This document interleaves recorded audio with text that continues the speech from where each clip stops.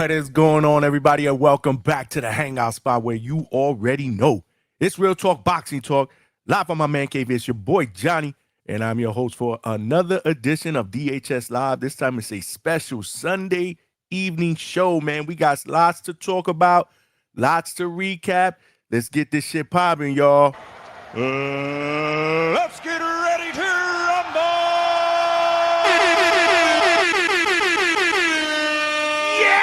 Yeah, what's good? DHS family, man. Salute with both hands, man.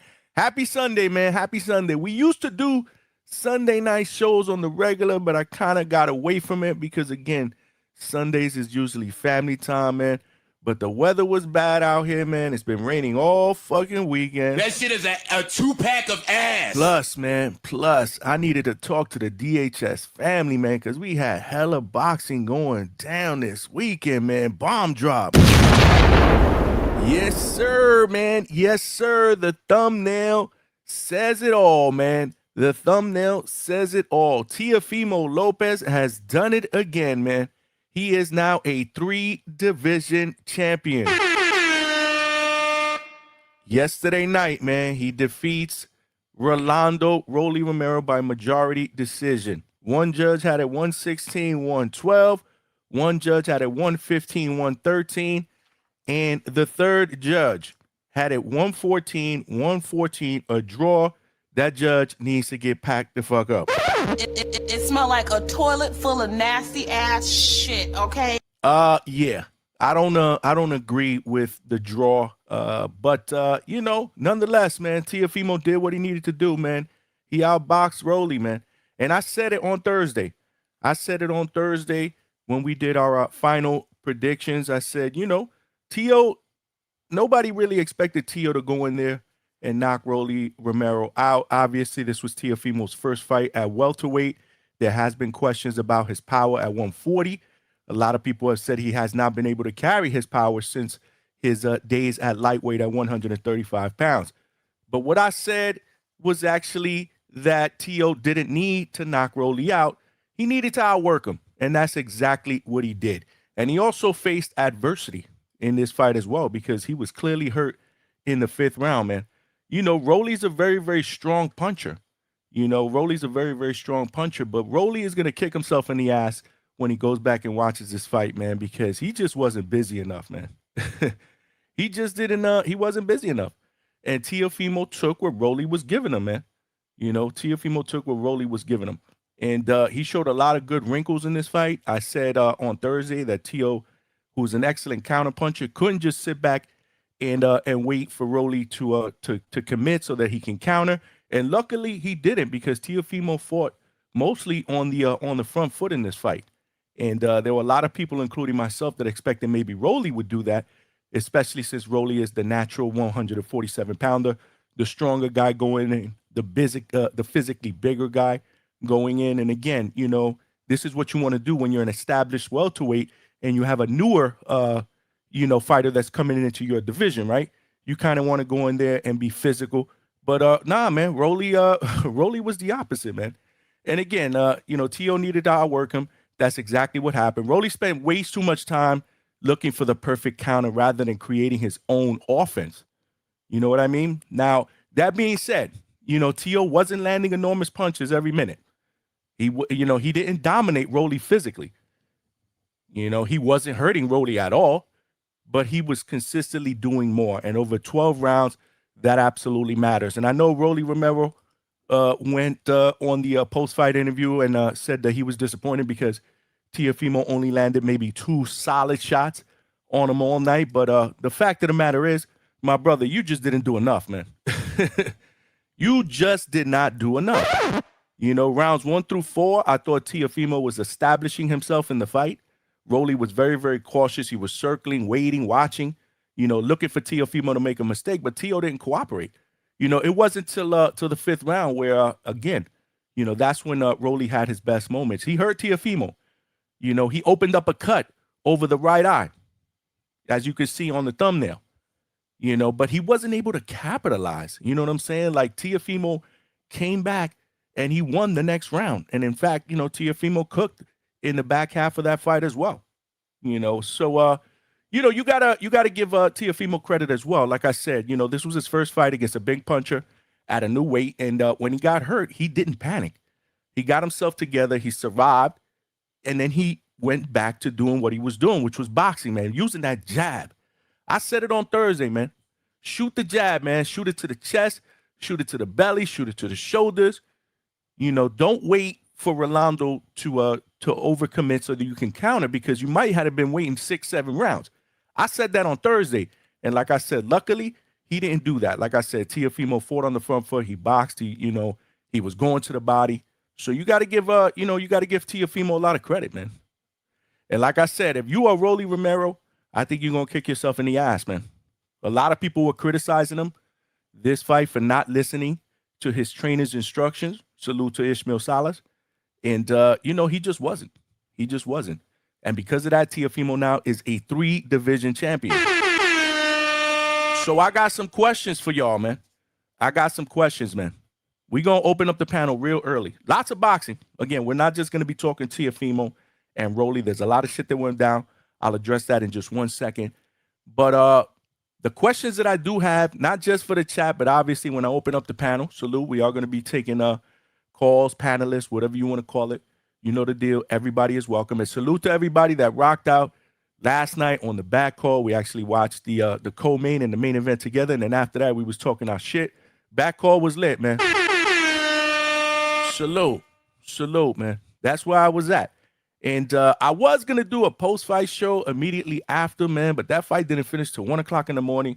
And honestly, I was enjoying the conversation in the back call, the back and forth in the back call. So I decided, you know what, let's just give it a go, on a Sunday evening. Salute to all of y'all that are rocking out. Like I said, I just decided to do this shit maybe, I don't know, a couple hours ago. So we're going to be talking about it. But the questions that I do have that I need answers to is, what did we learn about Teofimo Lopez at 147 pounds? And are there some questions? Because I have a question or two. What impressed you the most? Why Teo, in my opinion, and this is not really an answer. I want to know what everybody feels, how everybody feels about this, but why I believe Teo was the biggest winner of the night? And is he back, or did he just have the perfect opponent in front of him? And last but not least, the $1 million question. What is next for Teofimo Lopez? Now, there's a lot of options. Again, now he's a WBA champion. Does he go and unify against the likes of a Liam Parle? We do have a poll up. It is free. Make sure you guys vote in the poll. It'll help when we open up the panel, so that we can refer to the poll. And we can generate some more panel discussions once we get to the topic of who's potentially next for Teofimo Lopez. Does he wait for the Ryan Garcia and Conor Ben winner? Yeah! Will we finally get to see a Devin Haney fight, this time for a unification at welterweight? Yeah! Sign me up.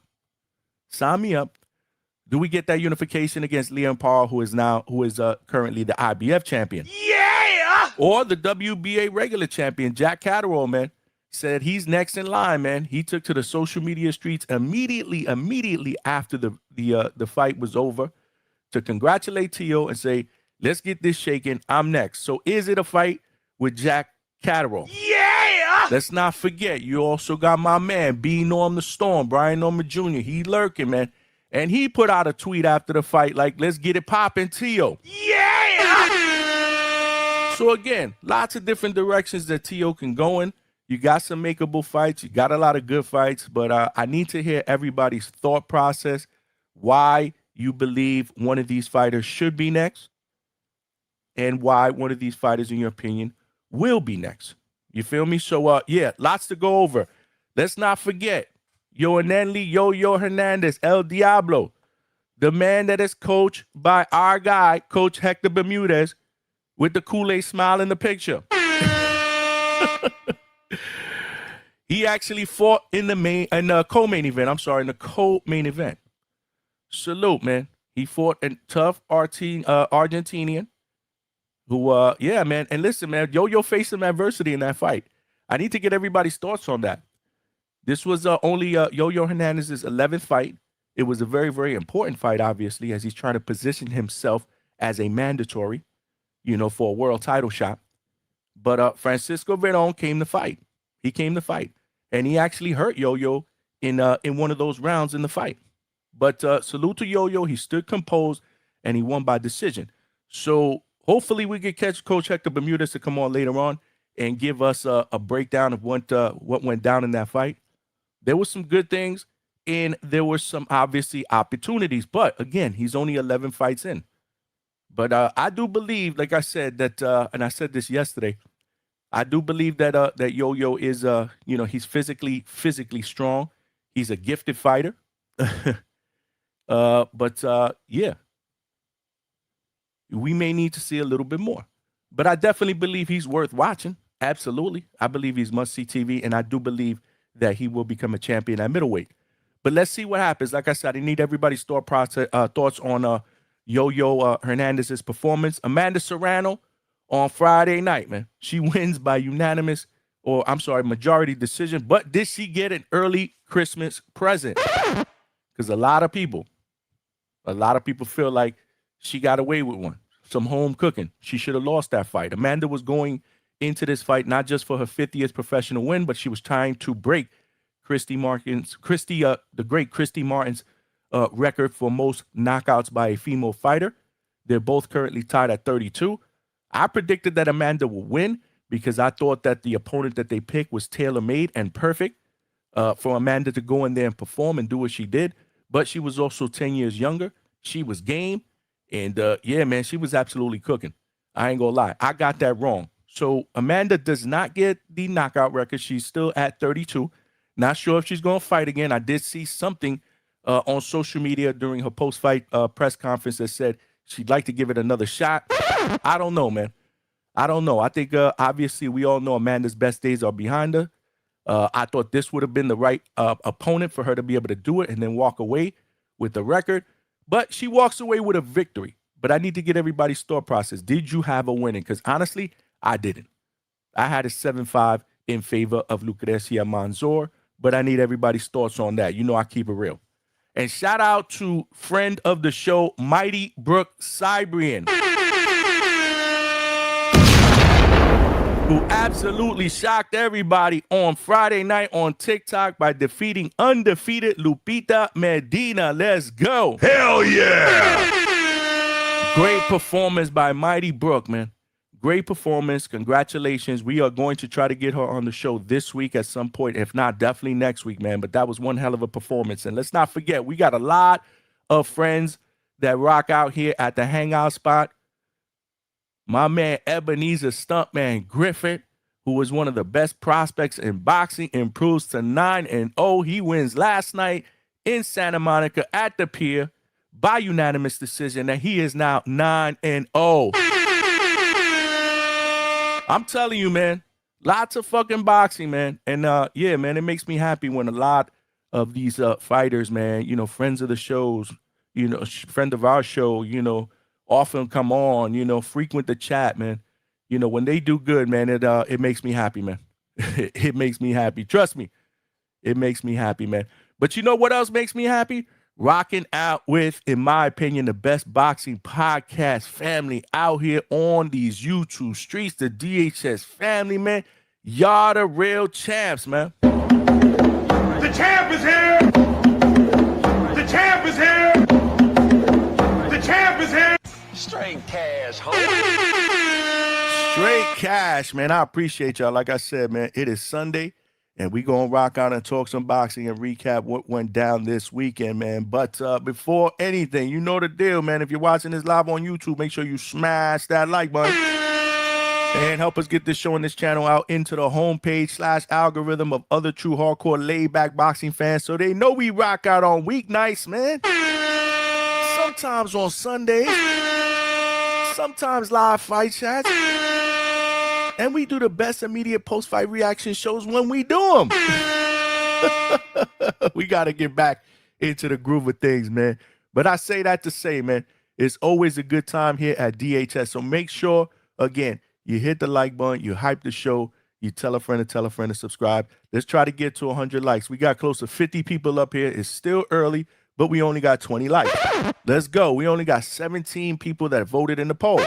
This is your way to participate, man, and voice your opinion on who you believe Teofimo should fight next, man. So definitely vote in the poll. I'll be checking up on that once we get close to 100 voters or we surpass 100 votes. So, yeah, let's get it popping. But, yeah, let's hit the like button, man. Make sure you do it on the way in, man, so you don't forget later on like certain people do. They know who they are. That shit is a 2-pack of ass. Yeah, man. Yeah, man. We also streaming live on X, man. So salute to my family on X, baby. Hell yeah. Yeah, make sure you guys on that platform share the show and, follow me on X. We are trying to build a DHS family over there. But if you want to rock out with the best chat out here on these YouTube streets, man, you got to come to the YouTube channel, man. And while you're here, if you have not subscribed, please do so because there are power in numbers, man. There are power in numbers. We are close to getting to our next goal, man. So help a brother out. Even if you are subscribed, you know the deal. Tell a friend to subscribe. Last but not least, come on, chat. Y'all the best, man. I need that energy. Y'all got to bring the energy. It's Sunday evening. Let's rock out, man. I need that energy Timboski style, man. Chad will jack your dog. Junk your dog, your dog. Jack. That's what we do, man. What's good with my bro Johnny from the Hangout Spot, baby? We out here, cuz. Always out here. And if you don't believe me, Google that shit, man. Go look up the history. Shit, don't everybody believe in Google? Go Google that shit. See what I'm talking about. You know what I'm talking about, man. You know it. You know it, man. You know it. So, yeah, definitely get your aprons on and cook, man. I know you guys saw all the fights over the weekend. I need everybody's feedback, man. I need to hear from everybody when we open up the panel, man. I need to hear what y'all saying in the chat, man. So make sure y'all bring that energy. But you know the deal. If you want to make sure that a question or a comment that you put in the chat gets read out here in these live YouTube streams, Super Chat is the best way to go. Someone send a super chat.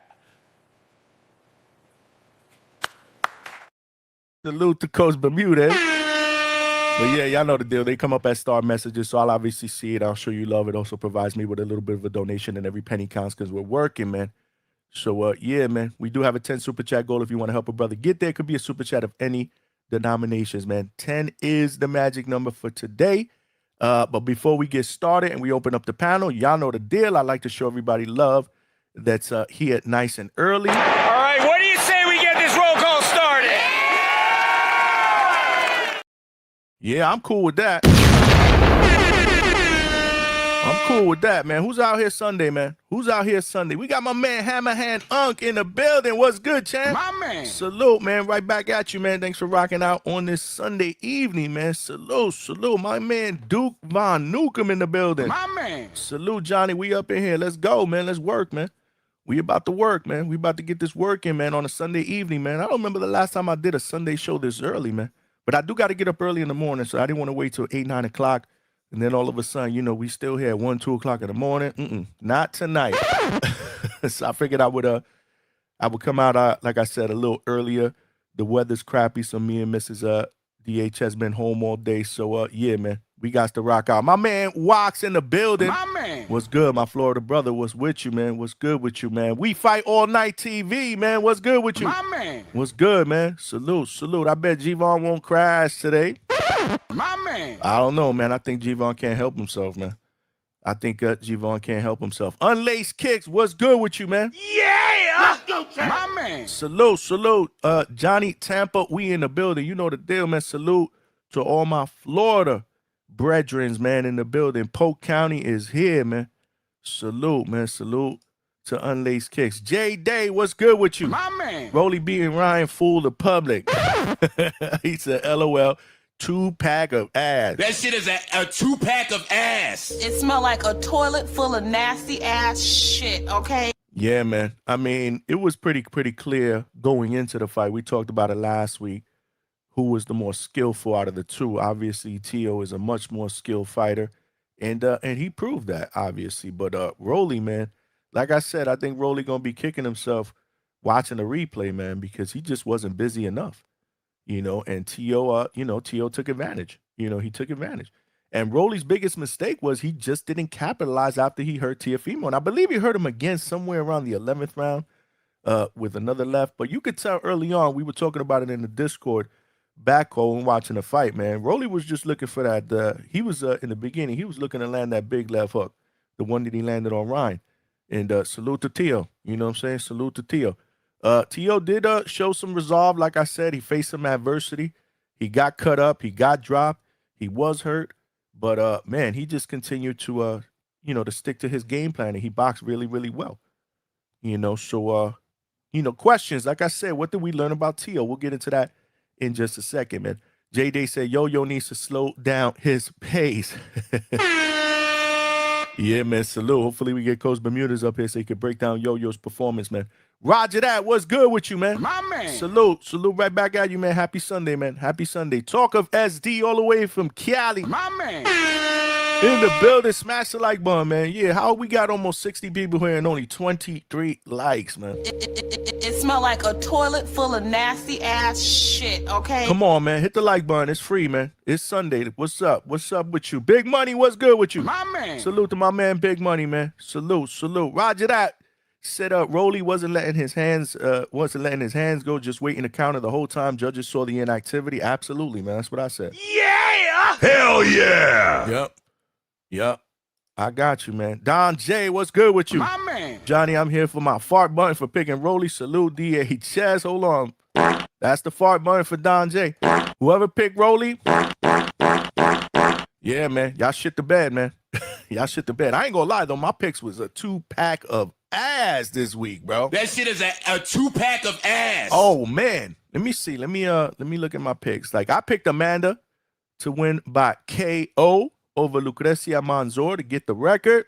That shit is a 2-pack of ass. Yeah, let me hit the fart button on that. She won, or did she not win? Whatever. She got the decision, but it certainly wasn't nowhere near a knockout. Avius Griffin, though, my guy, the underdog, Avius Griffin, bro, gets the stoppage, man. Shut your damn mouth. Wrong button, man. Wrong button. But my man Avius Griffin gets the stoppage over veteran Jackson Marinez. Let's talk about that as well, man. Salute. I can't believe I skipped over that, man. What is next for Avius Griffin? Mayeli Flores, man, former champion. I had her beating up Melissa Mortensen by decision. Where's the fart button? Yeah, I got that one wrong. I totally shit the bed in that one. I did get the TO decision right over Rolly. Yo-Yo, I had him stopping Veron. But that didn't happen. Yo-Yo did win, but that fight went the distance. And Victor Santillan by decision over Gary Antonio Russell. Yeah, I don't know why I did that. I don't know.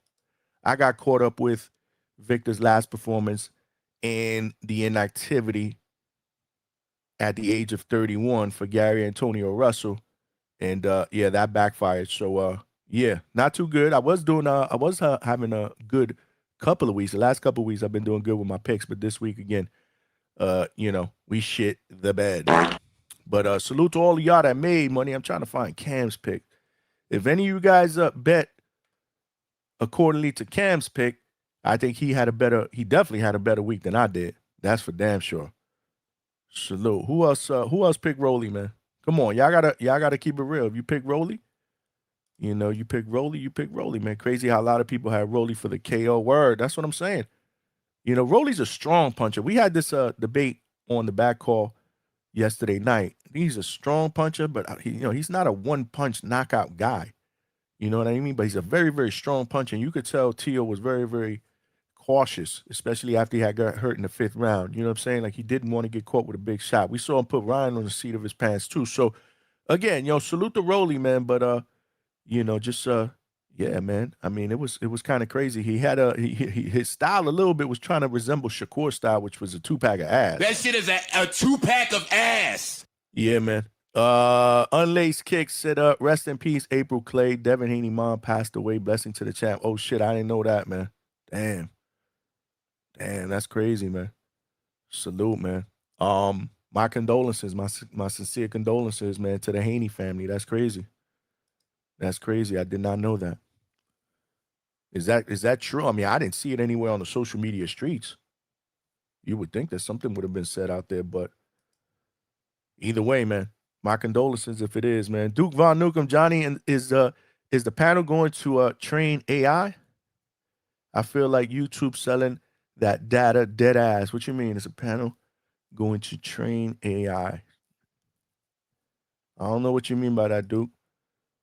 I don't know what you mean. Flexing and stepping, my guy. My man. What's good with you, man? Salute, man. Salute. Thanks for rocking out, man. Veron looked good, and for the first time at 160. That was another thing, man. This was Homeboy's first fight at 160, man. Yo-Yo, I mean, listen, man, Yo-Yo's still young. You can see the physical strength, you can see the talent. There were some good things that I believe that he did after rewatching it. One judge had it even, though. Yeah, he won by majority decision. One judge had it 95-95. Let me look that up real quick. Yeah, one judge had a 99-91 Hernandez, 98-92 Yo-Yo, obviously, and then one judge had it a draw. No, I don't believe that fight was a draw. I thought Yo-Yo clearly won the fight, but I was looking for a stoppage. So that in itself, the fan in me, was disappointed, when he didn't get the stoppage. But his physical strength immediately stood out right from the beginning when he was pressuring and walking down Veron. I would have preferred that he had walked him down more using the jab while he was walking him down. He was just walking him down high guard, and while he was doing that, Veron was letting off combinations. A lot of them were landing on glove, but again, he was the busier fighter. You know what I'm saying? Yo-Yo did attack the body, but salute to Veron, because one of the things that I would say is he refused to disappear. You know what I'm saying? He refused to disappear, and he wobbled Yo-Yo. He wobbled Yo-Yo in round number 5. That was clear. But this is boxing. You know what I'm saying? Again, this is boxing. So I don't put too much stock in that. Yo-Yo, didn't really seem to be physically hurt. He was wobbled, and he got caught, but he didn't seem physically hurt after that. It just gave him something, in my opinion, to think about. And I think he responded well. I think he responded well. He's just a bit, Yo-Yo wants to fight like a bully. He wants to be that strong, physically dominant middleweight that just walks you down and bullies you.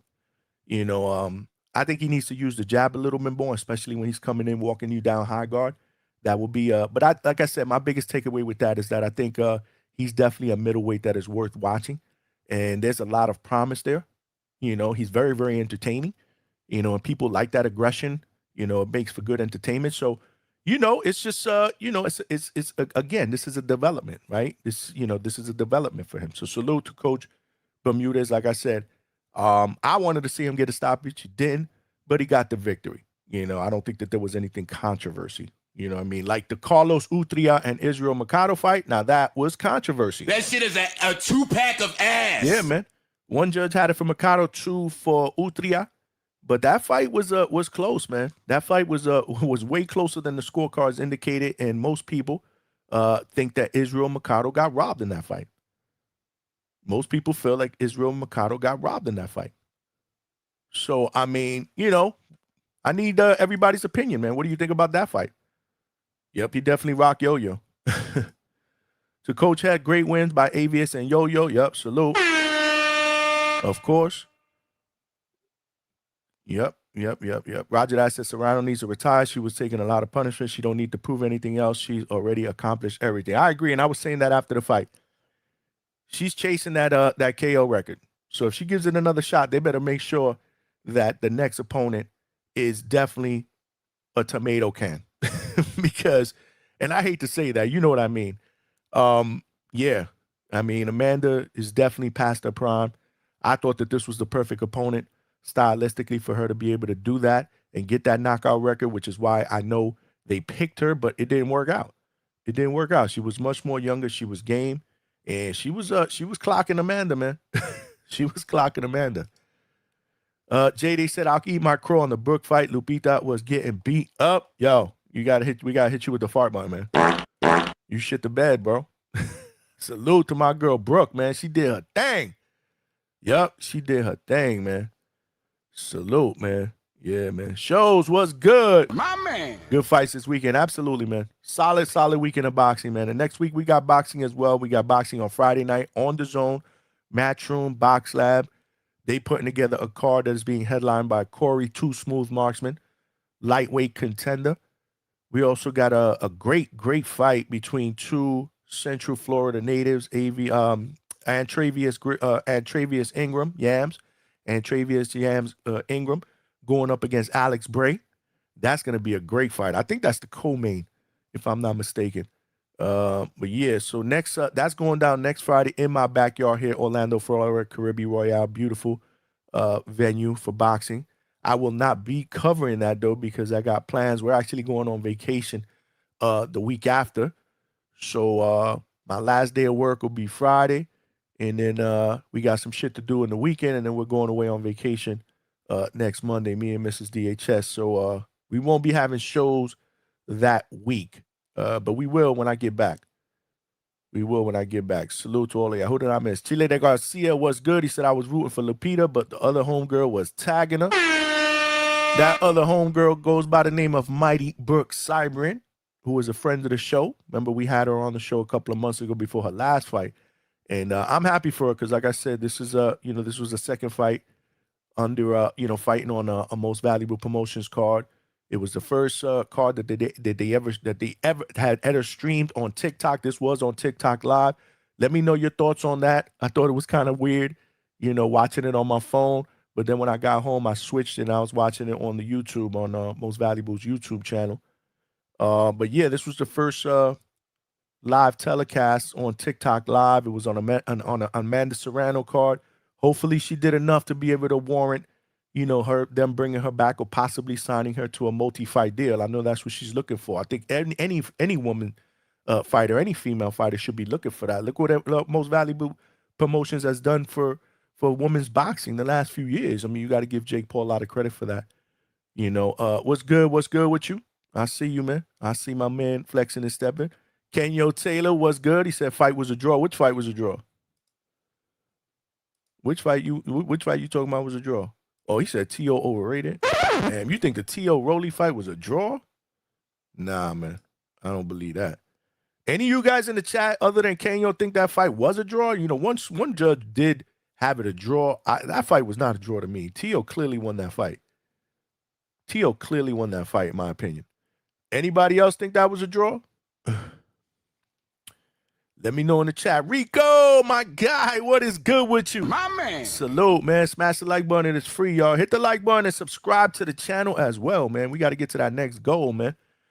Show said Rolly had it, then dropped the ball. Yeah, man. He had T.O. hurt, man. But T.O. showed dog, man. Just like my man Low Knows Boxing, the president of the Teofimo fan club in the building. What is good? He did show dog, man. T.O. did show dog, man. Denim Prince, what is good? It was the grandma. I heard rest in peace. Oh, okay, so it wasn't the mama, it was the grandma. But apparently somebody in Devin Haney's immediate family passed away. I didn't know about it. You guys are talking about it in the chat. Again, whoever it is, if it is true, my sincere condolences goes out to the Haney family. Yo-Yo not that good. Let's be real, say Yo-Yo not that good. I knew there was going to be a lot of people that were going to be critical of that performance. I mean, I was. I was. I was yelling at the TV in the beginning of that fight. Like, you walking this dude high guard was the jab. Why are you not walking him down with that high guard, letting that jab go? That strong, heavy jab. You know that you're the stronger, more physical fighter. Unlaced Kick said, if you Google April, oh, okay. So you guys, yeah, okay. I don't know. Regardless, my condolences. We fight all night. TV said T.O. looked good, but he has to become more defensively responsible. That scar tissue is adding up. Yeah, man, he get cut up very, very easy, man. You are not lying. We fight. You are not lying, man. What's good with you? Saludos, compa Juanito. Checking in from Riverside, California, man. Everybody in the chat, man. Where y'all from, man? Where y'all checking in from? Let me know in the chat. Castro, what's up? You said dumb ninjas want to sue Ryan. Come on, man. What y'all talking about, man? I don't know what y'all talking about here. But I'm not going to get involved in that.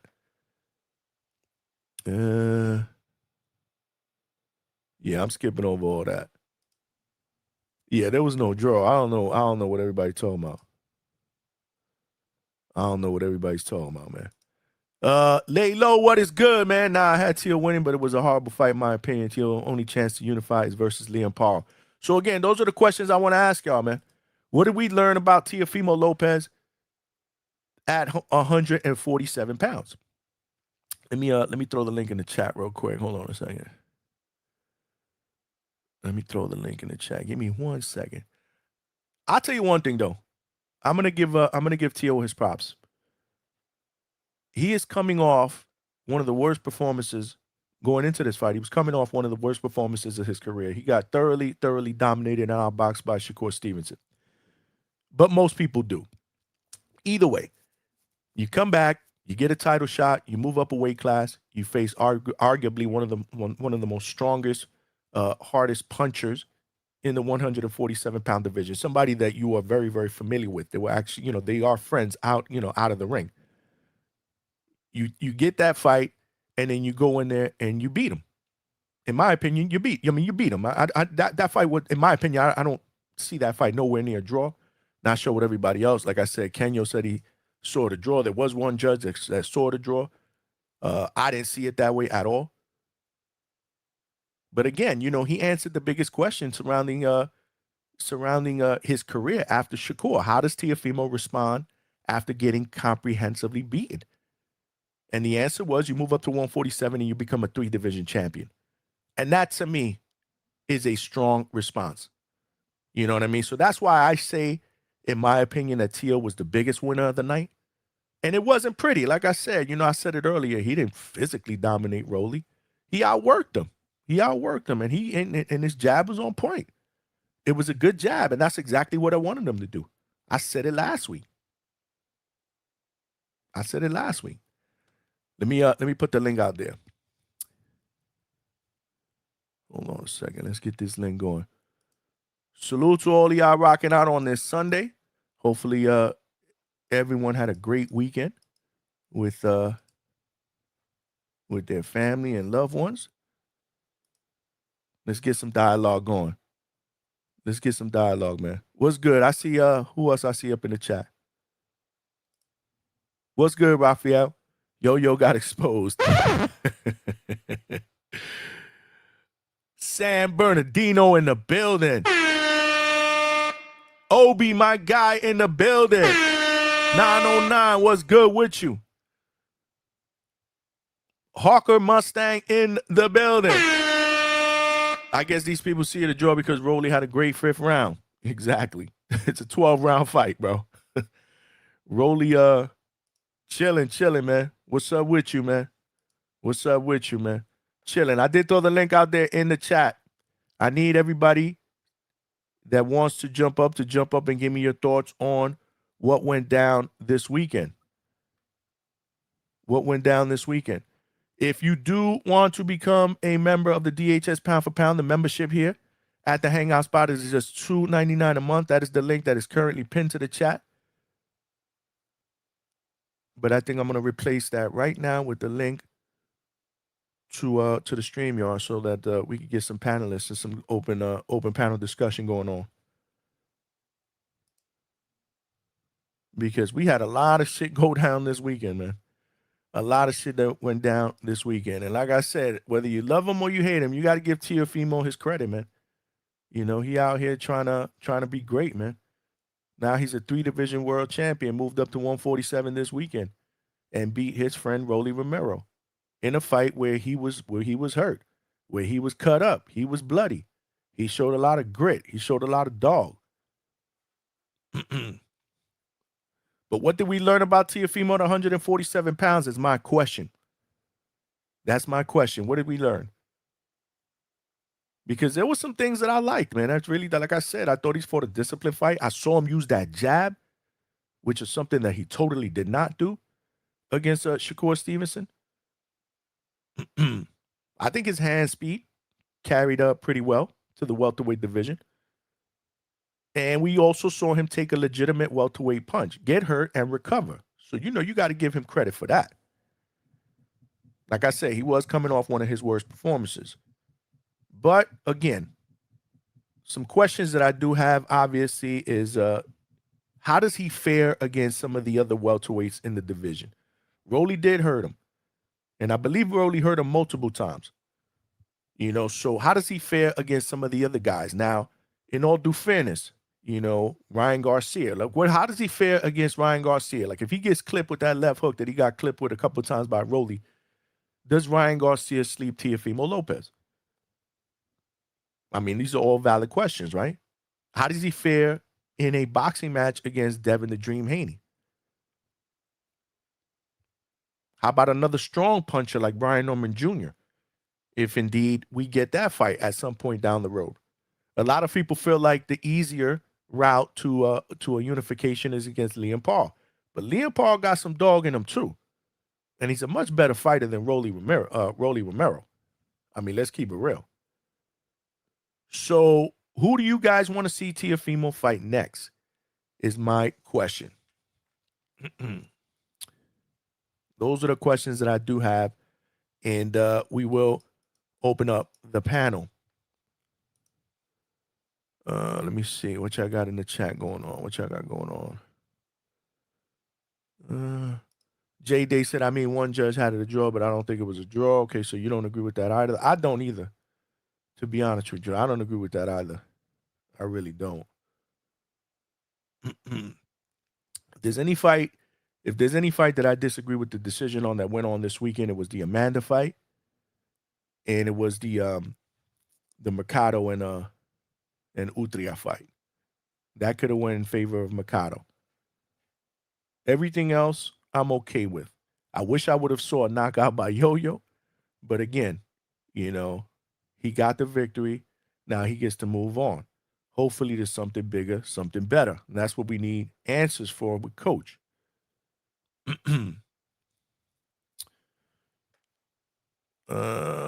Roger that says Slick Gordo showed up. He absolutely did. Looked good. He was moving. Giving each other love. Unlaced Kicks said, I'll take Norman versus Rolly. Okay. Well, hopefully Brian Norman Jr. gets a fight date soon. I know that's what he's waiting for. He's just waiting on a fight date. As soon as we know, man, and we're able to obviously share that, we'll share that for sure. Y'all know the deal. Salute. Brian Norman Sr. I saw Coach Brian Norman Sr. on Mill City earlier. Salute. I ain't seen him out on these YouTube streets in a minute. But, you know, Senior, man, he be out here talking this shit, man. We can't wait to get him back up here, man. We miss him up here. Yeah, a lot going on in the welterweight division. And obviously, Junior is positioned right in the middle, having now, I believe, in the rankings, last I checked, he is number 1 behind Devin Haney and number 2. Or he's ranked number 1, I'm sorry, in the WBO with obviously champion Devin Haney. And I believe he's number 2 in the Ring Magazine rating. Behind Devin Haney. He's also ranked number 3 in the WBC, and he's ranked number 7 in the WBA, and number 6 in the IBF. So he's ranked all across, the sanctioning bodies, man. So hopefully, and the goal for Junior is to get that welterweight, to get another welterweight strap back. That is his goal. Teo versus Norman or Teo versus Keyshawn, good fights. Okay. I hear that. Rafael said, Veron is a good fighter with an amateur pedigree. He's a former Olympian. No walkover. No, absolutely. No walkover at all. And he proved it. You know what I'm saying? He was game, man. He was very, very game. He refused to go away. And like I said, he even he checked Yo-Yo in round number 5. You know, staggered the knees a little bit. But Yo-Yo, he stood composed. But yeah, like I said, so Brian Norman is ranked across all the sanctioning bodies. So again, he's stuck right in the middle of what's going on in the welterweight division. So it'd be good one day to get Senior up in here so he could give us his take on the state of the division and where he sees Brian Norman Jr. ultimately ending up. But yeah, good stuff, man. I always like to see Senior out on these YouTube streets. He was on Mill City earlier. So salute to him. And salute to all of y'all rocking out. If you are watching this live on YouTube, please make sure you smash that like button. Help us get this show into the algorithm of other boxing fans so they know we rock out. And we could rock out. And we could rock out every day. Like I said, we usually don't do Sunday shows but I was home. I did want to talk about, Teofimo's performance and hopefully get some dialogue going from anyone that wants to jump in the panel. I did throw the link out there. We'll throw it out there again. But if you want to call in, here is the link. Yeah. That is the link. Bounced back and became a super champion. Castro said he bounced back and became a super champion. I see it. Hold on. Yep. I got you, bro. I got you. Salute. I just don't know what the hell y'all were talking about in the chat with that whole Devin Haney thing. Like,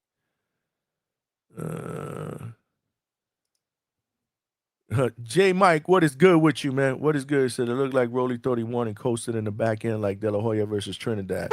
Maybe, but I don't know why. Like I said, Ishmael Salas was giving him some sound instructions, man, telling him to let his hands go.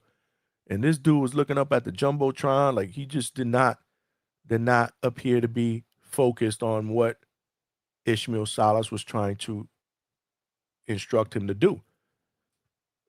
So yeah, man.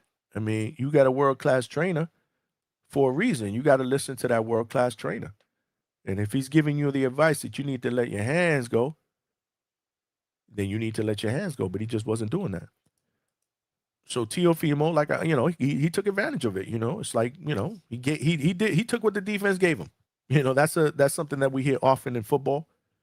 If the defense is giving you the middle, then you want to send some guys up the middle, and you want to base your passing game in the middle of the field. If they're letting you run the ball, that's what the defense is giving you. Then run the ball. Take what the defense gives you, and that's exactly what Teofimo did in this fight. He took advantage of what Rolly was doing, and what Rolly wasn't doing was staying busy. You know what I'm saying? But I do got to give Teofimo credit because his chin held up, man. He got hurt. He recovered. That's the most important thing. Rolly can punch. We all talked about it before this fight. And his chin held up, and he stood composed. Obviously, his conditioning, I don't think anybody has ever questioned Teo's conditioning, but moving up another weight class, he filled out very, very well. So no major indication that the welterweight division kind of, compromised any stamina. He looked pretty decent, in the latter parts of the fight as well. The later rounds didn't really look physically tired, even though he was hurt a couple of times. He kept his composure, like I said, remained disciplined on the plan. And the jabs, man. I believe CompuBox had him landing 62 jabs, which is a career high for him. That's encouraging, man.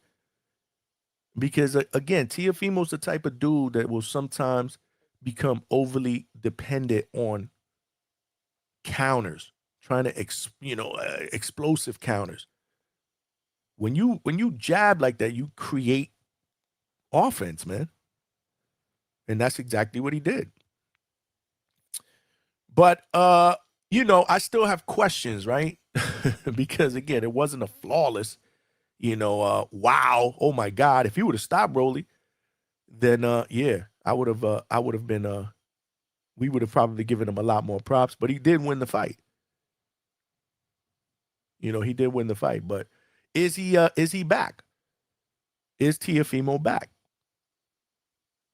Can he somehow be the man at welterweight? Like his dad did say on the Versace podcast, actually on a few different platforms leading up to the buildup, that he sees Teofimo becoming undisputed at welterweight in the next 2 years. Can he do that based on this performance that you saw on Saturday? Obviously, he can be hurt at 147. Rolly proved that he can be hurt at 147. So does that concern you? So again, some questions there, because there are some bigger welterweights that may present different problems. Rolly's powerful, but he's not a high volume pressure fighter. But I did like I said, I think his skill traveled up. His hand speed was pretty decent. His chin obviously held up. But nobody's ever going to say that Teofimo's power is going to be elite at 147 because it wasn't at 140. Let's keep it real. But yeah, nah, I don't think Rolly got robbed at all, man. I mean, again, just because you land a harder punch doesn't mean that that's going to carry over in your decision. That's a good question, Unlaced. That's a good question. Salute. Unlaced Kick said, Johnny, does this TO beat Power for the belt? That's a good question. I certainly think that he has the ability to be able to do it. I don't know if I would favor him over Devin Haney. I definitely wouldn't favor him over Devin Haney. The Ryan Garcia, that's an interesting one. Like I said, that's an interesting one. But we don't even know if Ryan Garcia is going to be Conor Ben. And salute. Obviously, that's the next big fight on the docket. That's going down September 12th.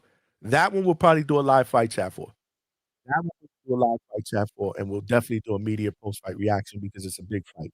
And I'll be coming back from vacation that week, so we'll actually be doing shows that week in lead up to September 12th.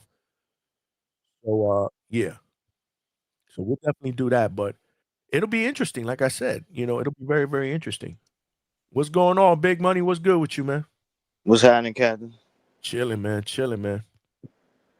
Yeah, so I see you talking about these fights. I didn't think you was actually going to pull up on Sunday. I was surprised. Yeah, I mean, I thought about it. Again, the weather's been pretty crappy. I think I told you guys about that. I think I told you about it. It is what it is. It's summertime here. It's hurricane season, so we get thunderstorms every day. The weekend was shot because of rain. So, we was just chilling here at home. I was like, you know what? I didn't go live last night. Fuck it. We'll do something early evening on Sunday and kick it for a little while. So, we here, baby. We here. Yeah, I hear you, man. I hear you. So, what'd you think overall for the weekend, the fights? Solid. I thought it was a solid weekend of boxing, man. I didn't get to watch all of the most valuable promotion fights. I did see some of them on my phone, on TikTok while we were having dinner, and he was doing a little shopping, so I kind of veered off somewhere else, had the fights on my phone. I mean, it was all right. And then we got a chance, obviously, to see the Amanda fight. That I was home for already. We jumped on the back call, and, they were talking their shit about that fight. And then, yesterday, like I said, it was okay. It was solid. I mean, nothing, nothing like, wow, ooh, wow. But, I thought the main event was all right. What about you? I remember texting you because I was getting a little pissed there with that damn TikTok, because at the time when I first put it on, Yep, it had that vertical screen. You had people chatting and sending fucking emojis and shit. They reduced the picture of the fight to like half of the screen of your phone, and then they had another picture of the people that they had there announcing it ringside, or commentating ringside, and they had like girls from TikTok, all kind of stupid shit that I did not think was becoming of a boxing match, and it was annoying trying to watch that shit like that. And I was like, what the fuck?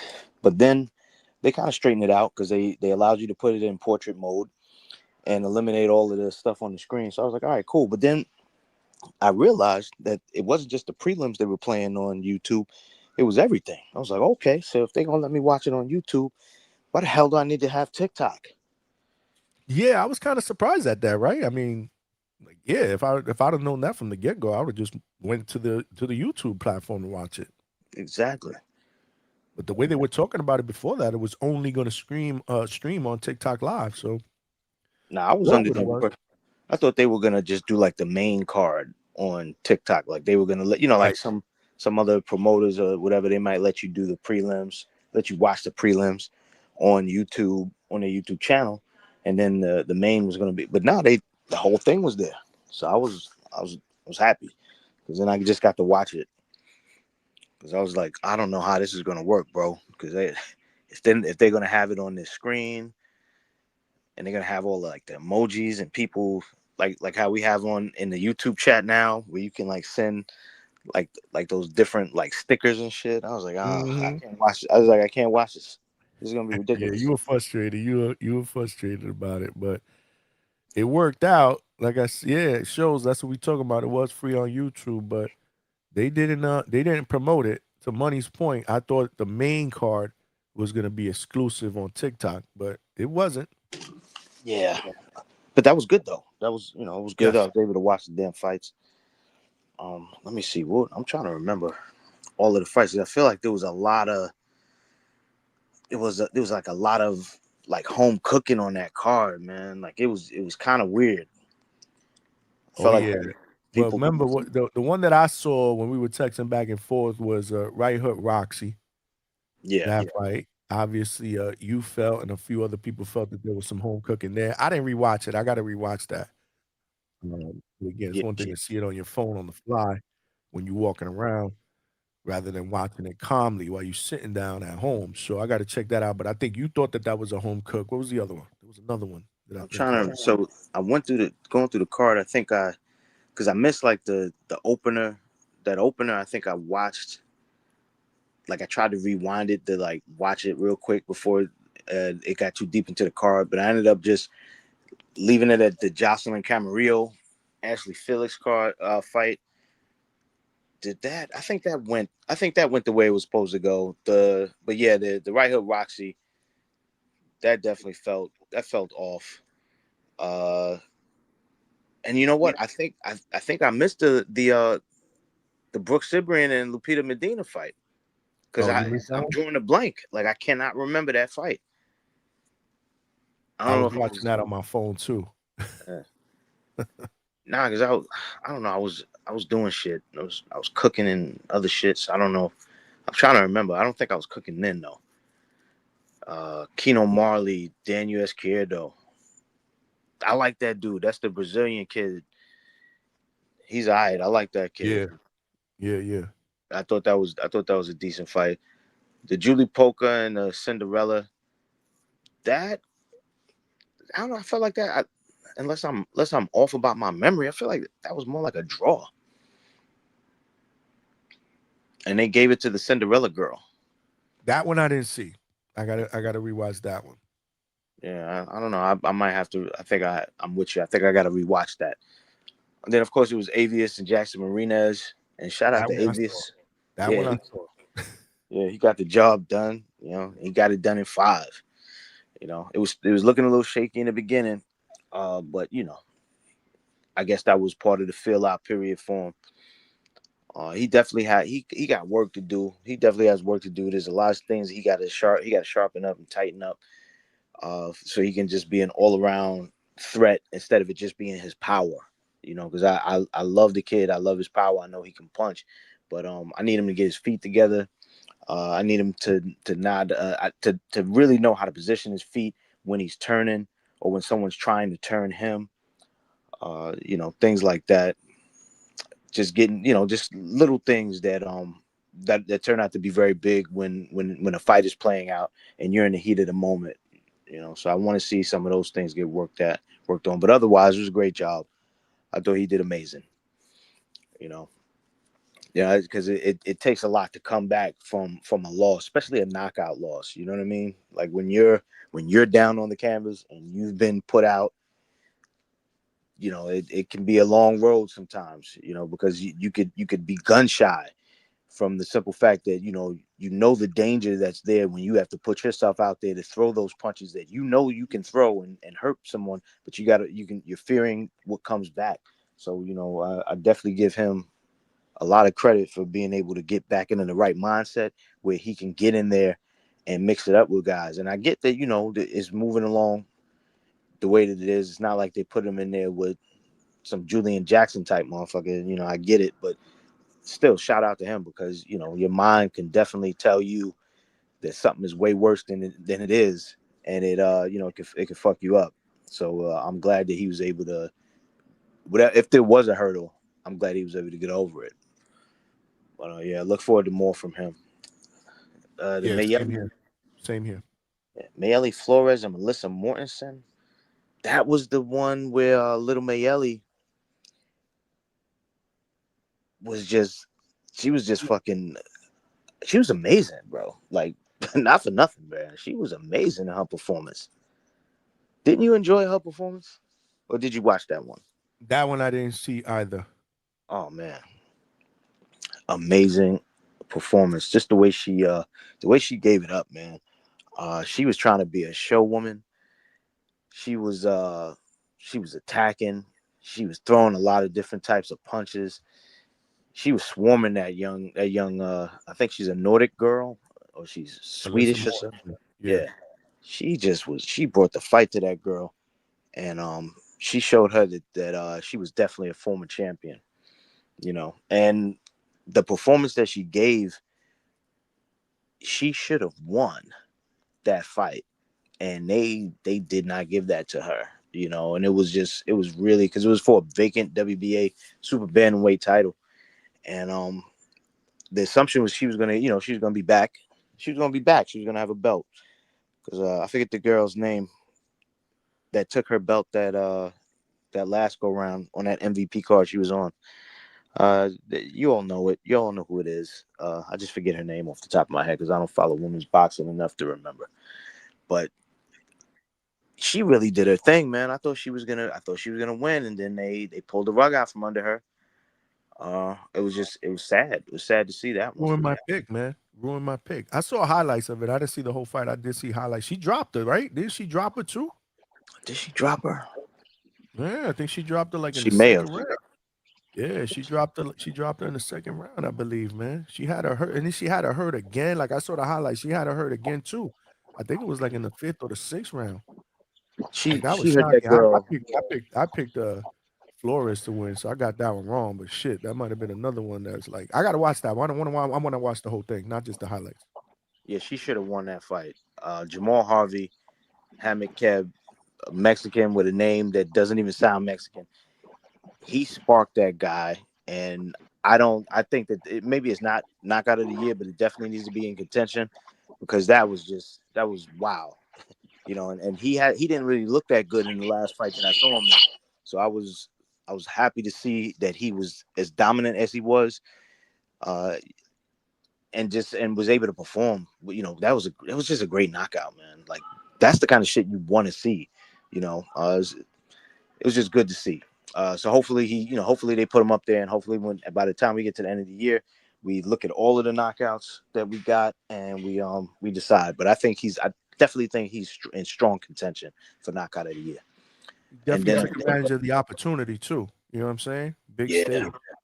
Right there, that just where it needed to be. And then on TikTok, as much as I was complaining about the format and trying to watch it, yeah, man, it's big. It's big to be on TikTok. You know, they were the first card, you know, for the people that watch, for all the casuals or people who weren't even casual that were introduced to boxing. You know, just by and large, where they were able to watch a full card, or you know, tune in and out, peek in and out at a card. I thought that was good, you know, because that was one of those things that even if you didn't see it, it's gonna be reposted a billion times on a platform like TikTok, and then that's just going to spread over to all of the other social media platforms, and he's going to get out there. His name is just going to get bigger and bigger. So I thought that was, you know, good on him that he made such a good account of himself. And then lastly, the Amanda Serrano and the Lucrecia Manzur. We know what that was.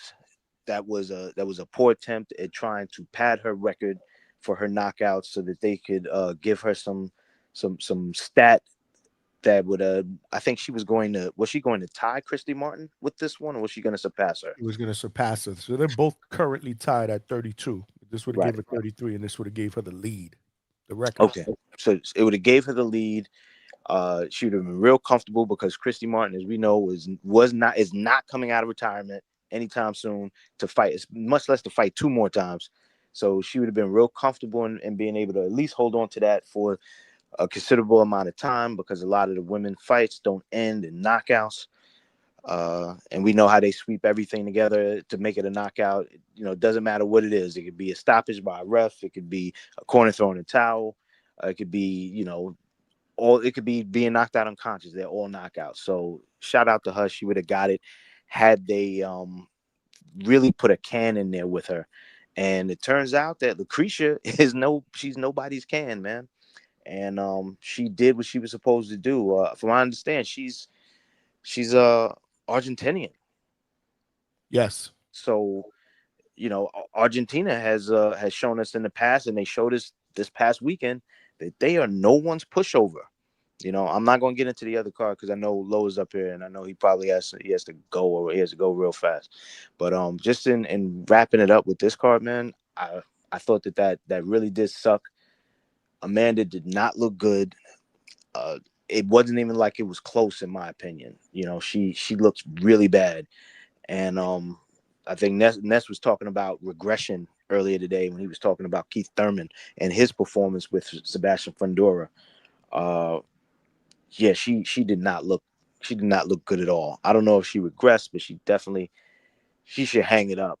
She should get on to ushering in other women into the sport, trying to help them in whatever way she can, whether it be advice, whether it be, speaking up for them so they get signed to MVP, or just whatever else that she can possibly do, helping amateur women. That's probably the best place that she can serve women's boxing, in the amateurs, not here on the professional level. These women, to a degree, have already made it. They're here at the dance.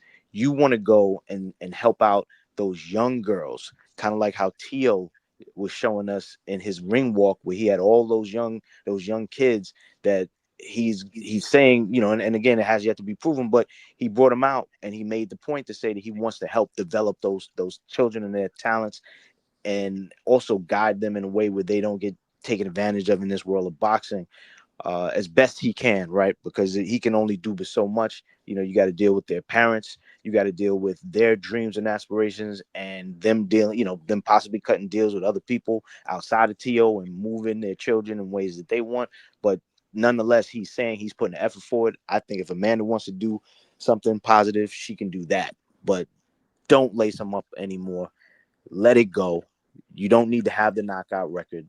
You did pretty good for yourself. Move on. I couldn't agree more with you. But right here, I'm looking at a quote, right? So I got an email that has Amanda Serrano quotes. It's a recap email, what went down yesterday at the presser. And when they asked her what's next for her, she said, "We still got that 33rd knockout. I got one more fight. If I don't get it, then I'm glad that I tied with Christy Martin." So it looks like she's going to give it another go. Oh man! Now you know what? Now I want to get on my hater shit. I hope whoever they get in there sparks her the fuck out.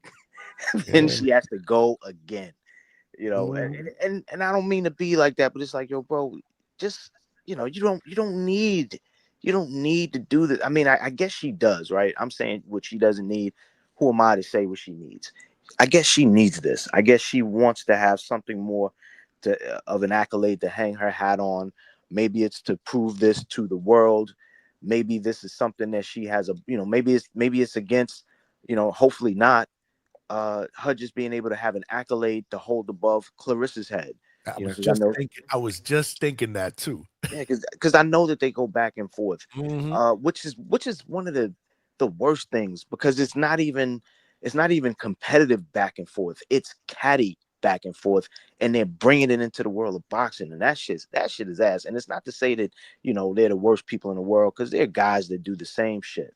But when the all eyes are on her because of the position she's in, because MVP, because Jake Paul, because she is Amanda Serrano, and if you're just doing this, trying to get this knockout record, not because you think that you have it in you to accomplish more and to reach and succeed to new heights in your own personal professional career, but you're doing this so that you can say na na na boo boo to fucking Clarissa Shields, that's ass. And that's probably not going to help you get what you want. You know what I'm saying? Because you're way too focused on being able to go back and forth with this other girl who really, she's not worth your time, not because something's wrong with her, but because as an athlete, the only person you should be competing with is yourself.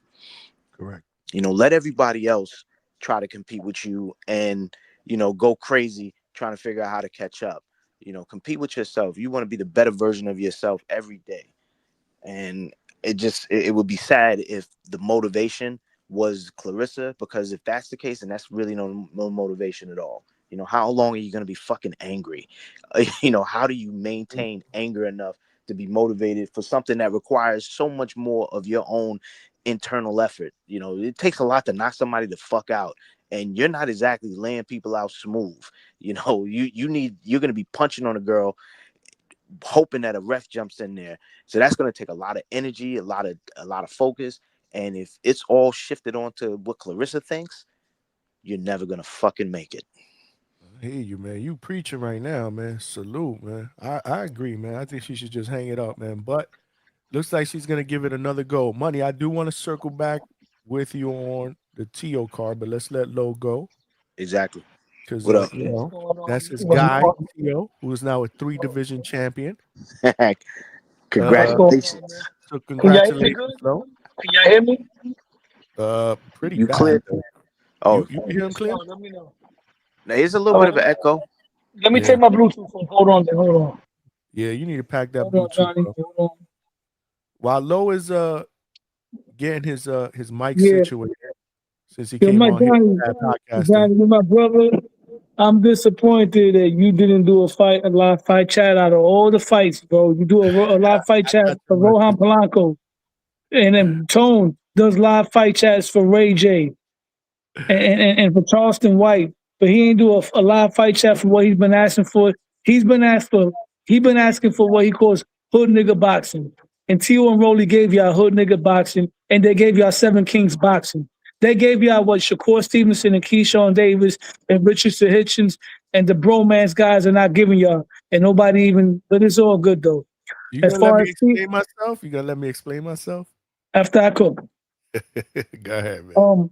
As far as Tio's performance, was it his best? Was it one of his best performances? Absolutely not. But when does Tio ever have a great performance when he's in there with a guy that's just looking to survive? Well, I'm not going to say looking to survive because Rolly did punch, but a guy that runs, right? But he did look better against a right-handed runner opposed to a southpaw runner, because what I did like was Tio was cutting the distance with the jab. I like how he added that Canelo-like right hook to the body, and he's going to need that against guys that move around from the conventional stance. Like if he ever fights a Devin Haney or Hitchens or somebody like that, he's going to need that right hook to the body to slow them down. He didn't look as sharp as usual, maybe because of the loss. His first fight back, let's not forget when Devin came back from his loss to Ryan Garcia or that controversial situation, he looked like a shot fighter as well against Ramirez. And then we see what he did with Brian Norman Jr. Tio didn't look sharp, but I'm glad he got this fight under his belt. What I'm really proud of my champ is that he showed dog. He showed a good solid chin. This guy was cracked by a big puncher at 147 pounds, arguably went down, and he got himself together. He showed a lot of craftiness and how he was able to survive. He remained very calm during that moment when Rolly was swarming on him. And then you seen he bit down like a dog and was telling him, yeah, nigga, that shit ain't hurt me. And he started walking Rolly down. It kind of reminded me of when Floyd got rocked against Sugar Shane Mosley. He had that will. So Tio showed so far out of the Seven Kings, the ones that have shown certified dog in the ring when hurt is Tio and Debo so far. The other one, Ryan Garcia, where he got clipped by the Rolly hook, he put his hands in his pocket, right? When he got hit by Javante Davis to the body, he went on his knee and decided not to get up. When Shakur faced against a big puncher in De Los Santos, we saw what he did. So far, Tio and Devin have shown the type of heart that the guys from the 80s and 90s have. I'm not saying the other guys don't have it, but they haven't been in that situation as extreme as Devin and Tio, where they've really rocked and they're really getting knocked down. You know what I'm saying? So I'm proud of Tio for that. As far as Rolly Romero goes, I feel like Rolly's been traumatized from the knockout loss to Tank, followed by the stoppage to Isak Cruz. He's become very cautious. He moves around a lot. He did a lot of excessive moving, but Rolly is still a dangerous opponent. Not anybody is just going to beat him like that. He showed a lot of power. He caught Teo with that good shot. And in the 8th round, when Rolly was trying to open up with him, Teo, we watched that round, Teo was sitting there and just countering everything he was doing. At first, I was disappointed with how Teo was getting caught with that check left hook a lot, right? And then he started putting his hand up and catching it. But I like the adjustment that he made when he started rolling underneath the check left hook. He was going under the check hook and then coming to the body with the counter shots. So that was a good adjustment from Teo right there. His dad did pretty good in the corner. I just didn't like how his dad was talking over the other trainer that they have, Milton. I didn't like that, you know what I'm saying? And as far as what I want to see next for Teo, me personally, I think he should go do the surgery that Gabe Rosado did. He should go and try to fix up his scar tissue, take care of that, and then come back and get a unification against either the winner of Ryan Garcia and Conor Benn, or try to take that belt from Liam Paro. You know what I'm saying? That's what I want to see next. But right now, I'm putting Teo back on the top 10 pound for pound, somewhere near the bottom, like at least number 9, because he was there before. When you're a proven fighter and you get a nice good win, you go back on the list. Because if you think about it, here's my pound for pound list, right? I got Inoue at 1. I got Usyk at 2. I got Benavidez at 3. I got Shakur at 4. I got Bam at 5. I got Bivol at 6. I got Devin at 7. I got Boots at 8. I got Teo 9. And I got Canelo. I'm sorry, I can't put Oscar Collazo and somebody else that somebody might put up there over Teo, who already has a resume of Vasyl Lomachenko, Josh Taylor, Richard Comey, Arnold Barboza, and now Rolly Romero. And let's not forget the highly avoided Sandor Martin. You know what I'm saying? So he got a real good resume, but I do feel like he does have to work on some things. I still don't like the consistent lead hand down. And I finally figured out where he got it from. I was watching an interview by his trainer, Milton McCrory. I think his name is Milton McCrory. That's his amateur trainer, and that's the guy that worked with him for the Barboza fight. He had an interview, and he stressed the importance of fighting with the lead hand down. He said you don't have to have the lead hand up. He said the best fighters in the world had the lead hand down. And he also trained Shannon Briggs, so that's where Teo gets that from. But I would like for Teo to start keeping his hand up more and make better, make better fundamental moves. There's a lot of stuff people are saying that Teo might have hit his ceiling right now. I think he can get better, but I think until he gets another trainer, this is probably the best Teo we're going to see unless he starts working on some new things, man. Because I'm not sure how he does against a guy that moves with skills like a Devin Haney, or if I was managing him, I would stay away from Richardson Hitchens, like the Black Plague. I would like to see him with Paro. Ryan Garcia is a 50-50 fight, very, very dangerous fight. After watching clips of Gervonta Davis taking apart Ryan Garcia and taking away Rolly Romero, I'm 1,000% convinced that Gervonta Davis is the best fighter from the Seven Kings. I wish he would come back and be focused, because I think he's the only one that could beat and stop Shakur Stevenson and that whole little circle of friends. So we need Gervonta back in boxing. That's Tone right there. Tone, I'm disappointed with you, bro. You do a live fight chat for Ray J. You do a live fight chat for Charleston White. But we gave y'all hood nigga boxing last night with Teo. You know what I'm saying? And you ain't do a live fight chat for that. Come on, bro. And once again, we gave you hood nigga boxing, right? It's as hood nigga boxing as possible. We had Mano in the building. You know what I mean? He brought them out.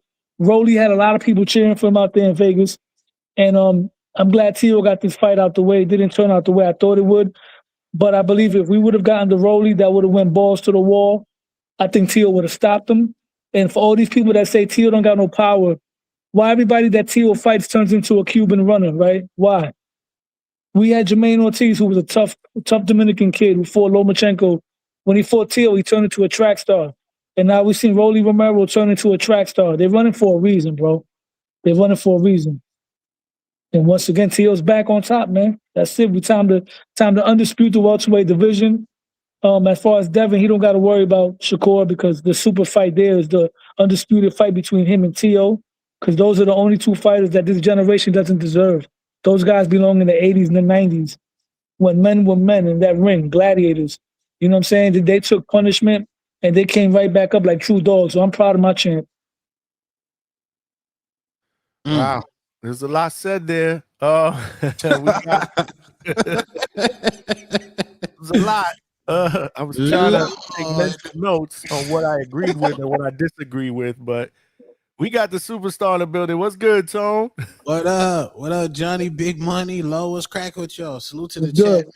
What up, Tom? What up, gang? First and foremost, we got to stop. Ryan Garcia got up against Luke Campbell. Please shut the fuck up.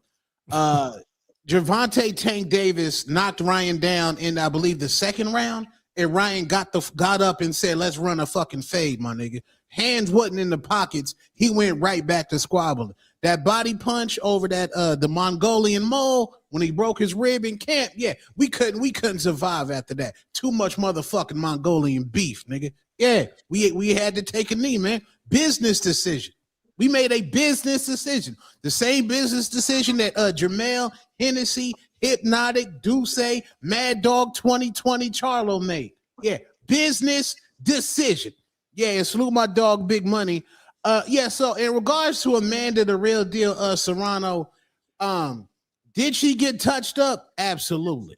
And I say that respectfully. But she fought a hungry young lion. I mean, the last hungry young lion that touched up somebody of Amanda's ill was Madrimov when he beat the shit out of Terrence Bud Crawford, when Terrence Bud Crawford went life and death with a hungry young lion. Yeah, them hungry young lions ain't no joke, my nigga. You know what I'm saying? This woman was 27 years old. Also, Johnny, you're a Jets fan. How many times has a rival team almost set a record on your Jets and your Jets said, "Hey, man, you ain't about to set that shit on us, nigga. Hey, man, I ain't laying down." Now, when in sports history, when you didn't heard all week that a motherfucker gonna set a record on you, you don't get up for that. You don't get up for that. Well, I mean, it's obvious she did, but Tone, stylistically, this was the perfect opponent for Amanda to be able to get the record against. She had lost 4 times and she had gotten stopped twice already. I know, but bro, young lion, Amanda 37, father time. Father time can't hit Amanda Serrano. She done went through actual wars. I mean, this ain't the Guat. This ain't somebody fighting a 42-year-old. This ain't somebody fighting a Franchon Cruz that was 39 that might have been smoking cigarettes. This ain't somebody that was fighting Kendrick Perkins who wasn't shit in that Boston Celtics series. This is a totally different situation here. And the thing is, if you were on TikTok and you were scrolling TikTok, you saw 2 women throwing blows, squabbling. Because Amanda Serrano had to squabble in them championship rounds, and there was prayers that they added those extra 2 rounds to the fight. This ain't the Guap, man, that's fighting a 42-year-old OnlyFans model with 7 fights.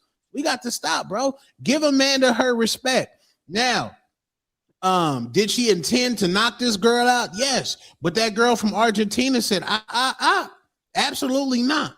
And that other person across the ring got 2 fists and gloves. Shit don't happen that way. Amanda Serrano, she respectfully, Father Time is catching up to her. She got to get on her Katie Taylor. She got to have that one last fight in Puerto Rico. I said it last week, man. Amanda, listen, what she's done in her career is, I mean, it's amazing, incredible. I mean, look, 50 wins, all these titles in different weight classes. I'm not even mad that she didn't get the knockout.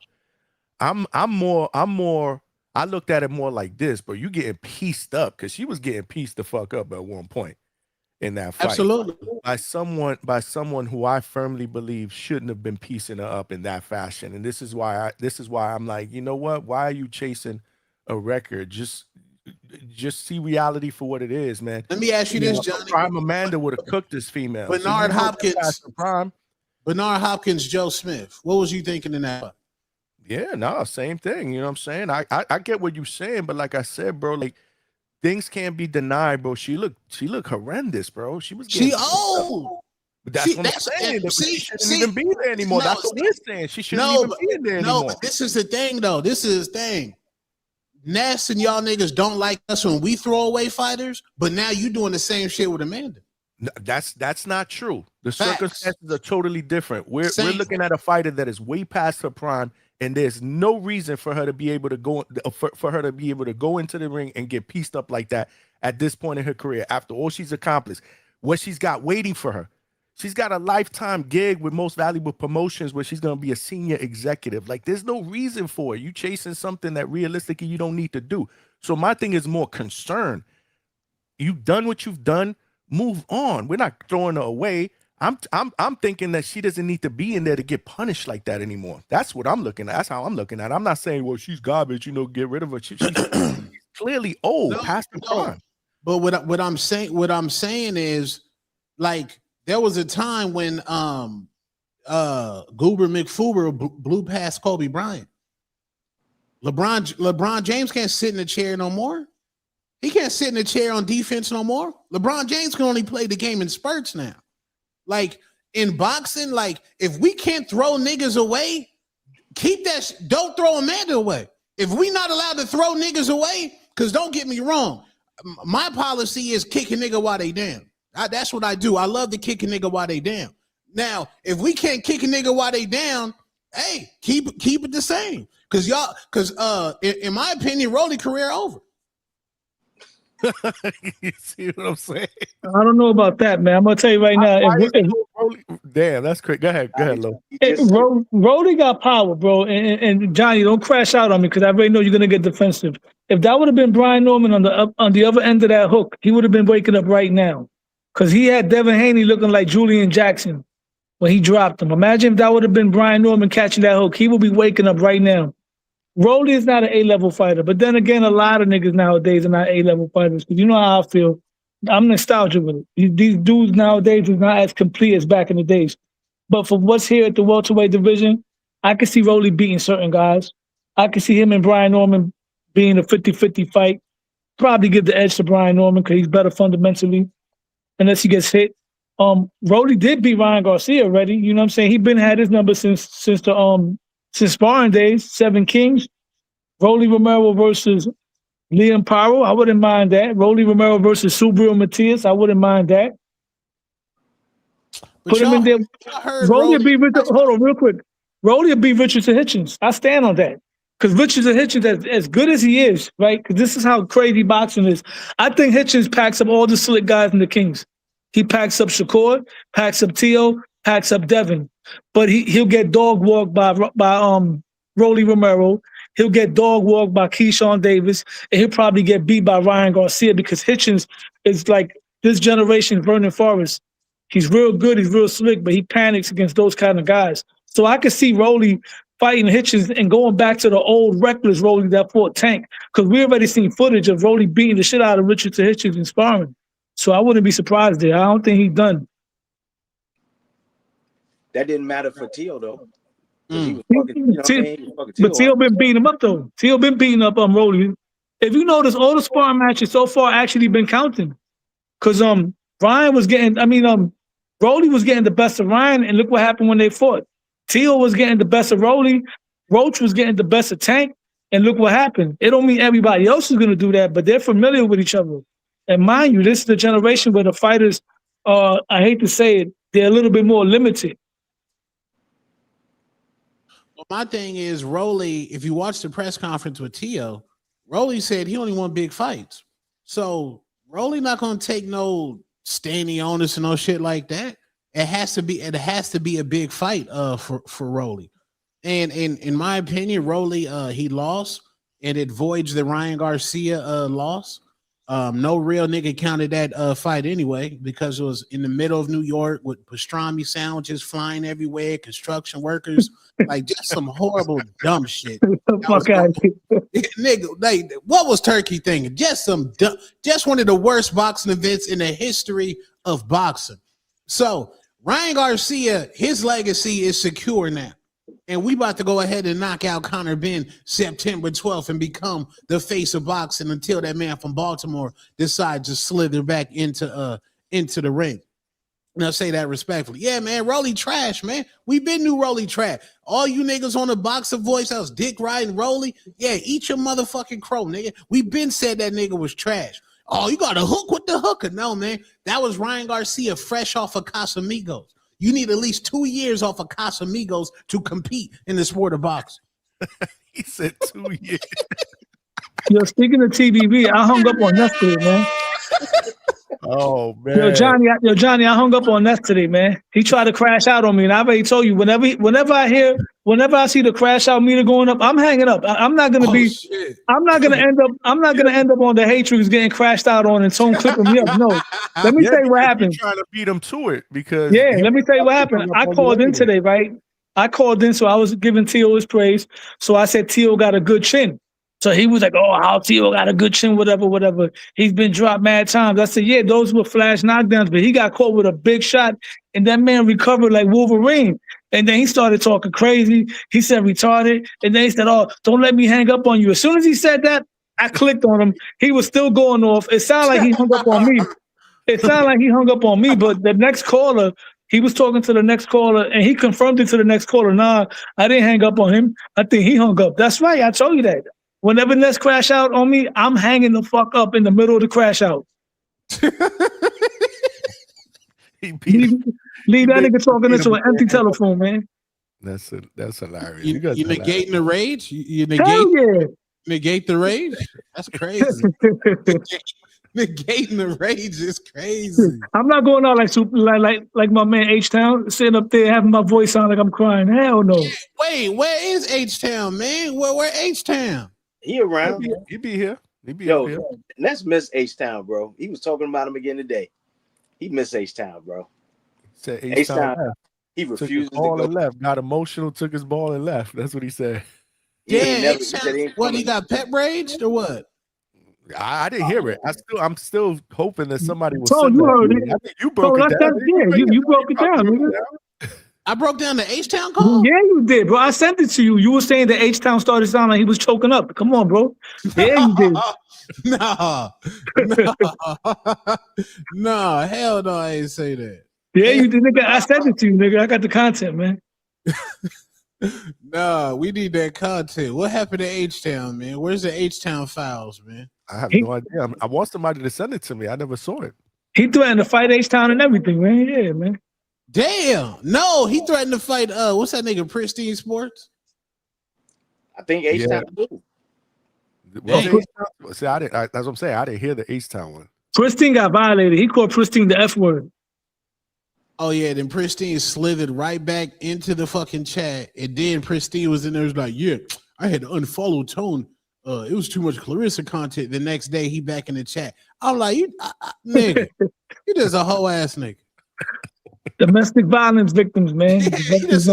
You just keep coming back to glutton of punishment. Hold on, man. I know this man is banned up here. Has anybody seen? Does round one still pod? Is he still pod? Does anybody know? Yeah. Round one actually did a good little live the other day. I was watching some of round one doing the Amanda Serrano joint. Yeah. Oh, okay. He got the gray hairs now too. Damn, he done got slandered into the graves. Lord, fucking Ness, man. Hey man, Yo Nelly, where Coach at? Hey man, Yo Nelly, hey man. Yo Nelly was out there looking mid, man. We need some answers. Where's Coach? Yeah, where Coach at? Man? Yo Nelly out there looking mid, man. You get main event. You get co-main. You get the co-main event, and you put up that pedestrian performance. Nah, man. Stock drop, gang. He got chin check too. He might pull up because earlier they was talking about him on TVV and he sat on the panel with Ness for a couple hours. Yeah. Oh, he did? Oh, okay. So Tone, what's your take on the Tio fight? I ain't hear you say nothing about that. What's going on? Bro, Tio the Takeover Lopez, a motherfucking dog. A motherfucking dog. When that man was taking them motherfucking crayon punches, and then he looked at Rolly and said, "Nah, you slow motherfucker. You got the kill." See, that's the shit I like. If you're not ready to die in the ring, I don't fuck with you. K. Scott, bitch, you was not ready to die against the Guap. You was not ready to die. Tio was ready to die, bro. I got to fuck with Tio off of that. He was ready to die, bro. When you get dropped like that and you get up and you start walking the other nigga down, nah, man. That's why Rolly packed up, because he got scared. He like, damn, nigga, I done hit you with the crayon and you still, yeah, nigga, I ain't Ryan Garcia, nigga. You think I'm Ryan, nigga? Bro, that's that Floyd shit. That's what Floyd did with Mosey. It looked the same way. Watch when Floyd got robbed by Mosey. He held on, he got his marbles together, and you see him talking to Mosey. Like, Teal started laughing. Like, he crazy. He started laughing with all the blood on his face. And I'm glad he did that because one of my homies kept telling me, yo, he's another Victor Ortiz. Wait till he gets hurt. He's gonna quit. No, that man is not no Victor Ortiz, bro. But more importantly, this version, he said crayon punches. That's crazy. This version of Tio, or how does he stack up against the rest of the welterweight division, in your opinion? Ryan, he gonna get put to sleep against Ryan. I'm sorry, man. This new version of Ryan, this the first time since 2003 Ryan has fought twice in a year, a normal boxing schedule. You're about to see the best version of Ryan Garcia September 12th, man. T.O., I love you, gang, but Ryan left hook is different, gang. It's different, gang. It's different. I think Ryan's left hook is faster. I don't know if it's harder because Tank could attest to that. Tank said that Rolly hit harder than all of them. I think Tio and Ryan, honestly, that's a 50-50 fight. It depends. If Ryan goes on the back foot and fights off the back foot, it could be a hard night for Tio because he struggles like that. But Tio will have to come forward with his jab and go to the body. And he can't just sit there and just try to catch the hook with the guard. He's going to have to get low and go under the hook the way he was doing mid-fight with Rolly. Go under the left hook and touch Ryan to the body the same way that Tank did. If he does that, he could win the fight. Or if he starts off boxing, that slick boxer Gordo, and let Ryan come forward and give away his height, then I can see Tio while boxing him.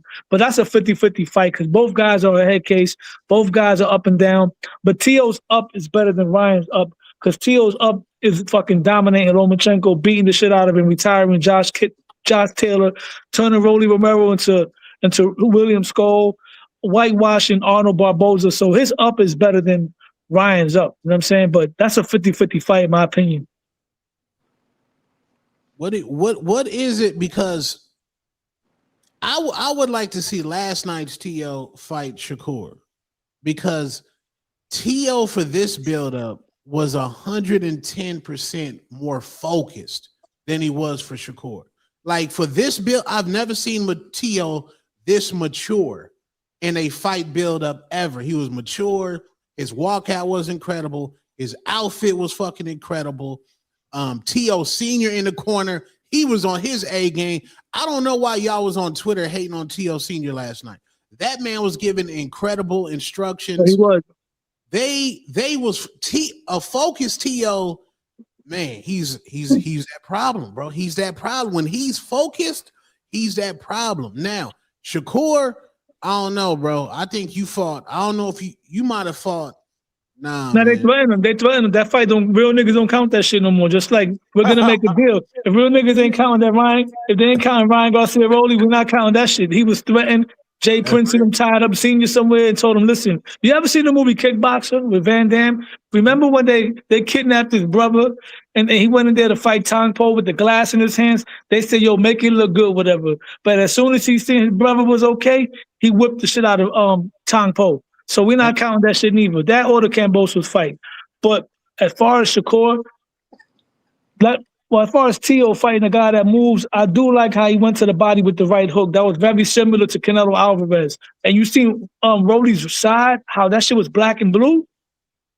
Yeah, and body shots on another level. Yeah, and I like how he was using his jab too. I like that. And now I'm confident in his chin. Like even if he gets hurt, he knows how to get out of it and survive. Kind of remind me a little bit of Boots. When Boots got hurt, Boots started getting into the matrix until he got his cobwebs cleared. That's what Tio did. Yeah, man. Tio undefeated, man.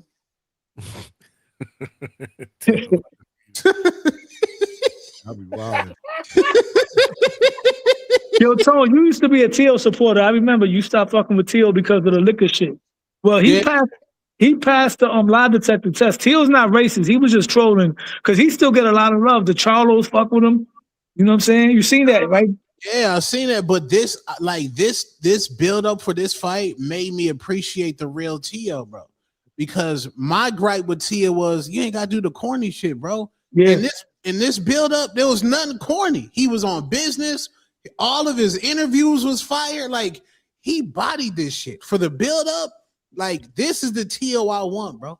The only corny shit he did was at the press conference when he started playing the Prince music. Other than that, and even his dad, like you said, his dad gave him good instructions. And my theory with Senior is Senior always sounds good when T.O.'s doing good. It's when things are going bad, he kind of unravels. So when he got hurt, I thought Senior was going to unravel. He was like, nah, this is what we wanted. He woke you up. And I'm like, okay, Senior held he held his composure. But like I said, what I didn't like is that he was occasionally talking over the other guy, Milton LaCroix. Yeah, man. I like it. T.O., you could tell T.O. is content with what's going on outside of his personal life as well, because his wife is pregnant. They're about to have another kid. You know, yeah. So again, man, my thing is if he is mentally composed, you know, that's what we question about T.O. You know, every fight we say the same thing. Which T.O. we gonna get? We gonna get mental, mental crash out T.O. We gonna get focused T.O. Every time we get focused T.O., you know, we get good performances, man. But yesterday was good. Yesterday was good. I don't know about one fucking judge had this shit a draw. That was a robbery. That was horrible. Sorry. Here's my thing, and salute my brother Punch Drunk Boxing. He had an incredible take last night, and I was watching him. Yeah, you a historian. Like when the four kings were squabbling each other, was those undefeated fights? Was there losses in between those guys? Like what was they? Was they all undefeated or what? I can tell you that right now. The four king things. I'm gonna give the real respect. It was really five kings. Wilfredo Benitez was the fifth king. He just never got a chance to fight Hagler. The first fight that set it off was between Sugar Ray Leonard and Wilfredo Benitez. Wilfredo Benitez was sleeping with Sugar Ray Leonard's sister at the time. That's a fact. Damn. And they were both undefeated. Sugar Ray was like 23 years old. Benitez was 21. After that, those two undefeated. Then Ray beat him.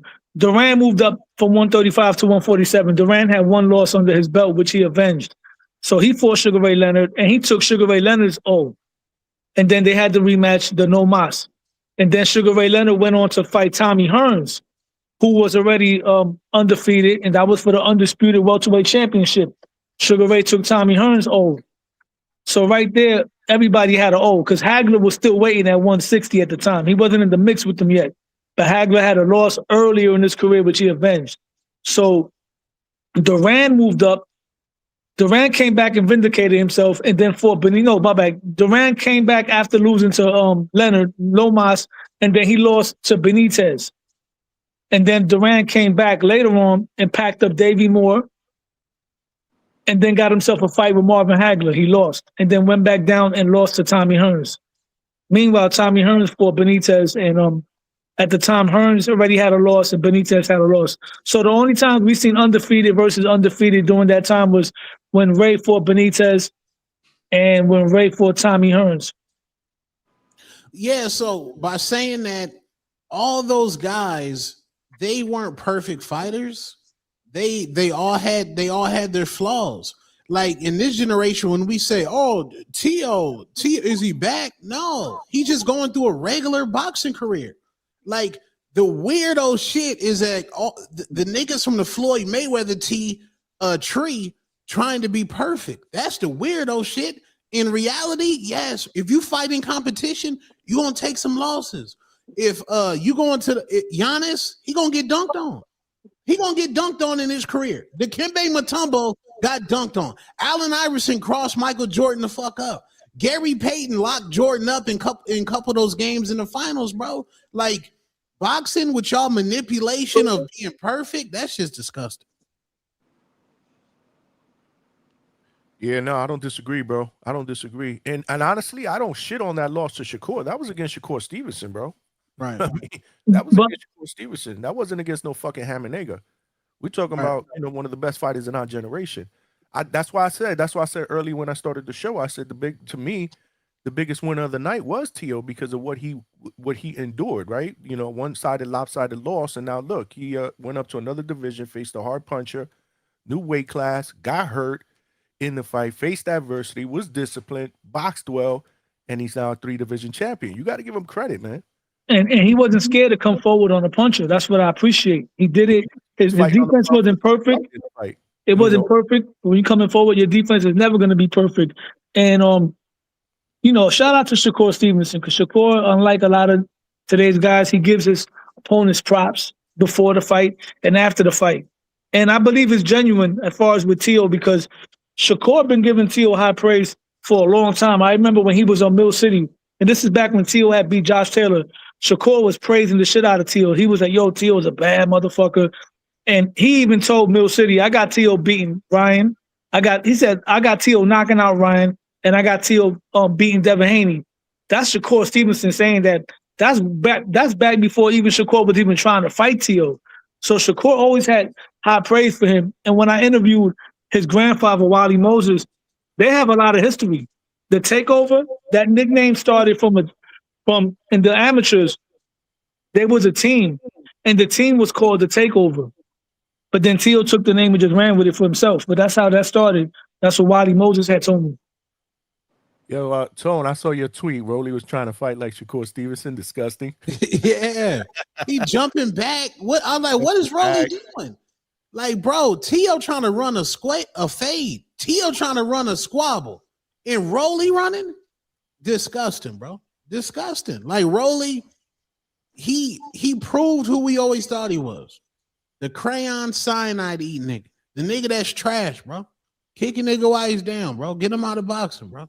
Teo Senior crashed out. Teo Senior crashed out on a reporter in the post-fight talking about, what the fuck you want us to do, bro? Guy was running, bro.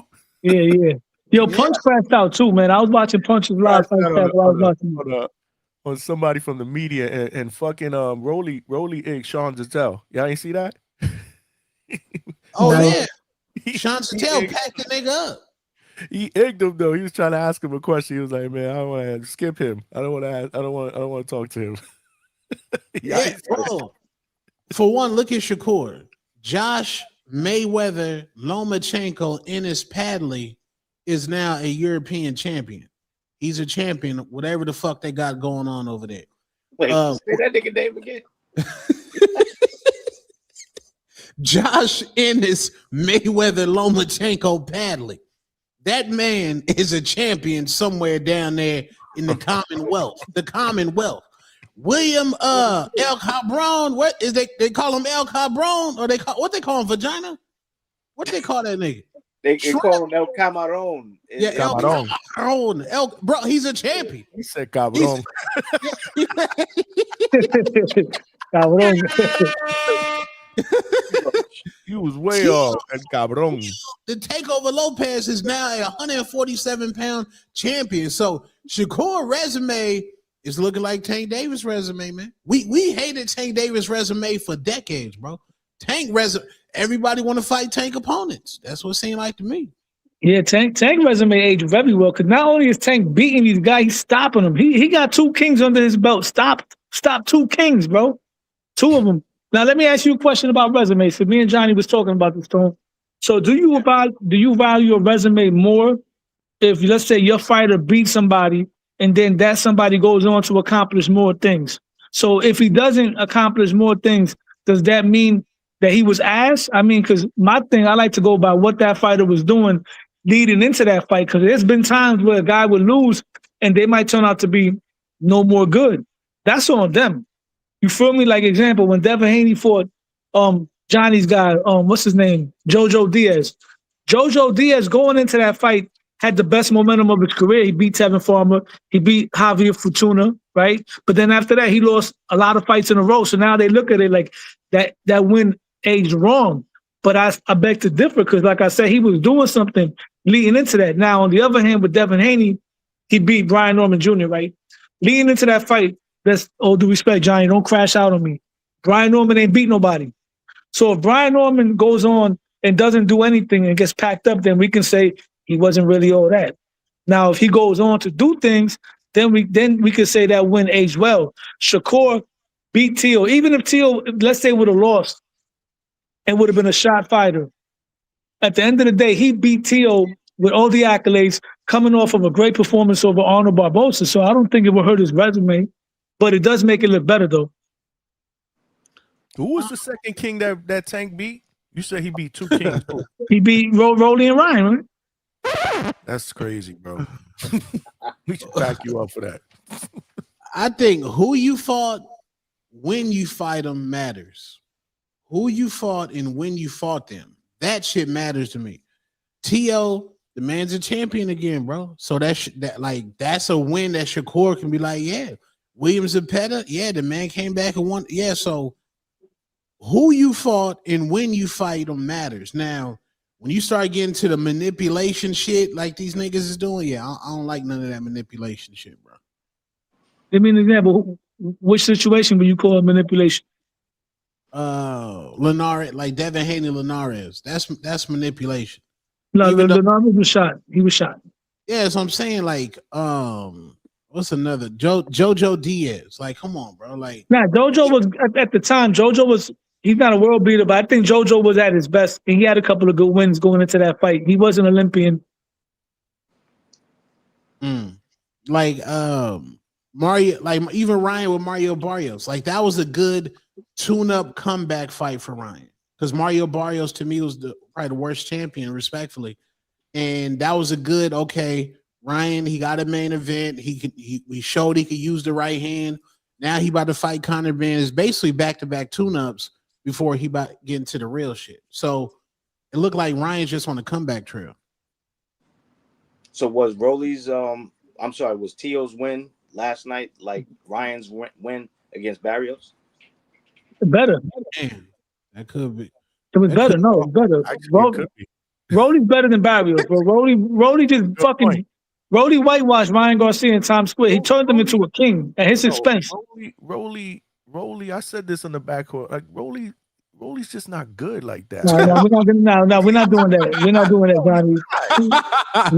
Rolly's a hell of a fighter, bro. He's a hell of a fighter. He's there for a reason. He's not the best, but he's a hell of a fighter, man. I got to give it to him. No, let Johnny cook, man. He's cook, just Johnny. He's just not good like that, Lo. But Johnny, didn't one of the other four kings get beat up by somebody's grandfather?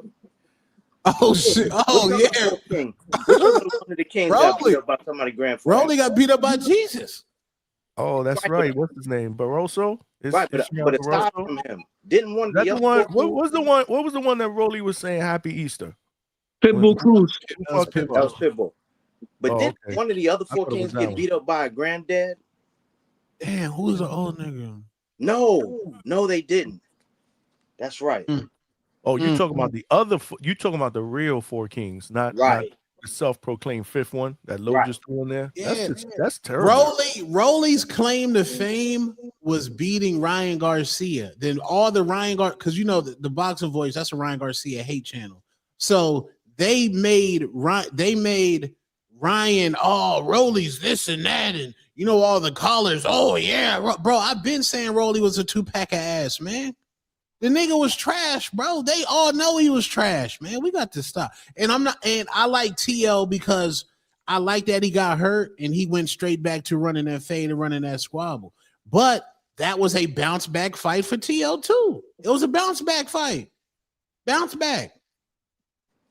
Say what it is. Rolly's a name, so he deserves a main event. He's a name.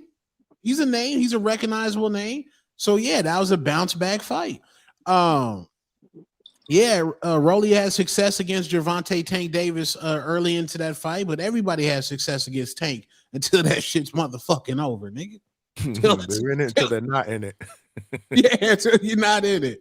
Yeah, so yeah, man. So he wouldn't even listen to the Silas, bro. He wouldn't listen to his trainers. Now he looked like he was staring into the sky.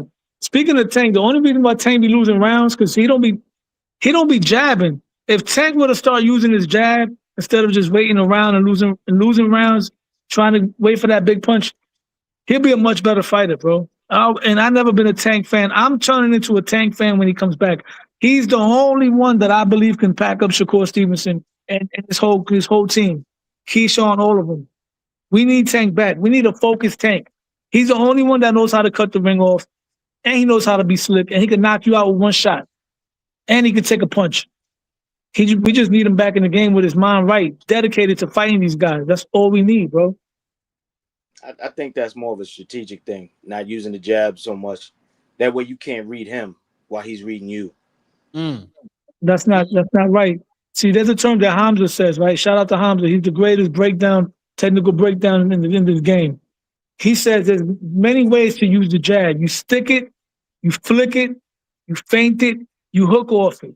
If you're throwing the same jab, Big Money, right, over and over, the spear jab over and over, yeah, the guy's going to time it. But if you're sticking the jab, and then you just flicking it out, feinting off it, hooking off of it, feinting it and coming with the right hand, feinting it and going up and then stabbing it down, you got to use the jab. So that's how Pernell Whitaker was. Pernell Whitaker is one of the slickest fighters of all time. And at that time, he was dubbed as boring, right? That's what they called him because he was fighting in the era with Chavez and Mike Tyson and Trinidad and De La Hoya. He was the guy that they called boring, like the way they called Devin and Shakur boring. But if you compare Pernell Whitaker with Devin and Shakur, Pernell was way more exciting because he had a high punch output. If he wasn't doing nothing else, he was fighting in a circle using that jab. And that's all everything you said is correct. But we talking about Tank Davis, somebody who doesn't have a high output of punches. And I think that's purposeful.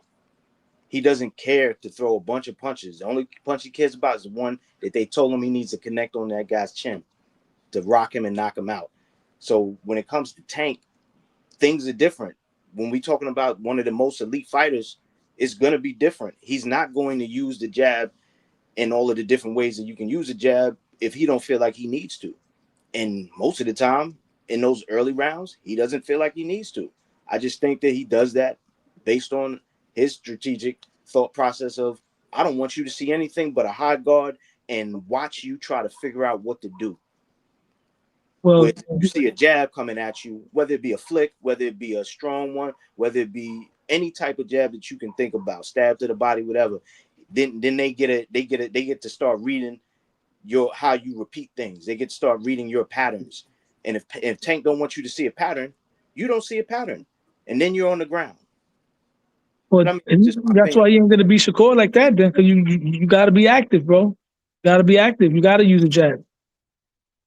Got to use a jab. You could feint the jab. You got to use it. Well, there's no way around it. The man ain't never said he's gonna step in the ring with him, so I don't know that we're gonna see anything like that. But if we look, I want to see it. If they decide to get in the ring, I want to see it. That's disgusting if they don't fight each other, and I truly don't believe they will anymore. I think the ship sailed. Hopefully, I'm wrong, but yeah, that's terrible. I think those fights are all still makeable because we've seen these fights get pushed off for years in the past. I can't imagine that there's no world where it just completely doesn't happen. Is it trending in the way where it does, where it's not going to happen? Sure, it is trending like that. But I'm going to leave the door open. You know what I'm saying? I ain't just going to say it's over. I'm going to leave the door open. But yeah. Yeah, man. If I'm Tank Davis, man, let's get the Liam Paro fight, bro. Let's get all the kings with belts, man. Tank, Liam Paro, PBC. No Limit got a lot of plugs with the PBC. Do y'all think Liam Paro can beat Tank Davis? I don't know. Liam Paro ain't gonna do what he just did, where he's looking for the most amount of bread. I mean, if Keyshawn, if the number could get up to $3 million for Keyshawn, and I'm a belt holder at 147, I'm definitely wanting more than that. I don't give a fuck what number it is. It better be more than 3. That's where we start. And the floor is above 3. And if you talking about Tank Davis, you think Liam Paro gonna settle for $3 million? 4? He ain't gonna settle for none of that shit. He gonna want to get cashed the fuck out. No, he ain't getting all. He's not getting more than $3 million. It don't work that way. $3 million is more than he's ever seen. Bro, you over here talking like these motherfuckers ain't priced themselves out of fighting Devin Haney. What you think they gonna do when it comes to Tank? It's Tank. It comes with more. Yeah, but with Tank also comes more clout. They're not gonna be more reasonable when it comes to the money. They gonna want more money. It's Tank. Is that you really think they're gonna be like, nah, you know what? $3 million is cool. I'd rather take the prestige. With Tank. So I didn't even know that. So they sent Pyro an offer and he turned it down? I don't think they sent Pyro an offer, but I think he in that interview that he was talking about, he was mentioning the fact that Keyshawn, who he said never did nothing. Now I don't, and I'm gonna go with Ness on this. I don't know if he was taking a shot because Keyshawn never defended his belt when he had a belt, or if he truly just doesn't know that Keyshawn earned a belt at one point in his career. But he said that guy who never did nothing, they were offering him $3 million. Now you got to read between the lines. He's not, because he said, I'm bringing something to the table, meaning his belt. If a guy's talking like that, he's not saying, yeah, you can give me $3 million, I'll take it. He just said Keyshawn was crazy for not taking it because he's never done anything. And I'm bringing something to the table. So that man wants more money. There's no doubt he's going to want more money. But again, to answer your question, I don't know that they sent him an offer for $3 million or anything, and he's turned it down. But I know he definitely wants more than that. Ain't no way in the fuck he's gonna say I'm good with $3 million. Not if he thinks Keyshawn ain't worth shit and got a $3 million offer. He's definitely gonna want more. He's a belt holder, and he's also someone who Devin wants to fight because he wants the belt. And he's in Australia. That's another thing. Yeah, but the Australia thing, Devin may travel or they may make him travel. But either way, if they would have put enough money together for him to take that fight above that north of $3 million.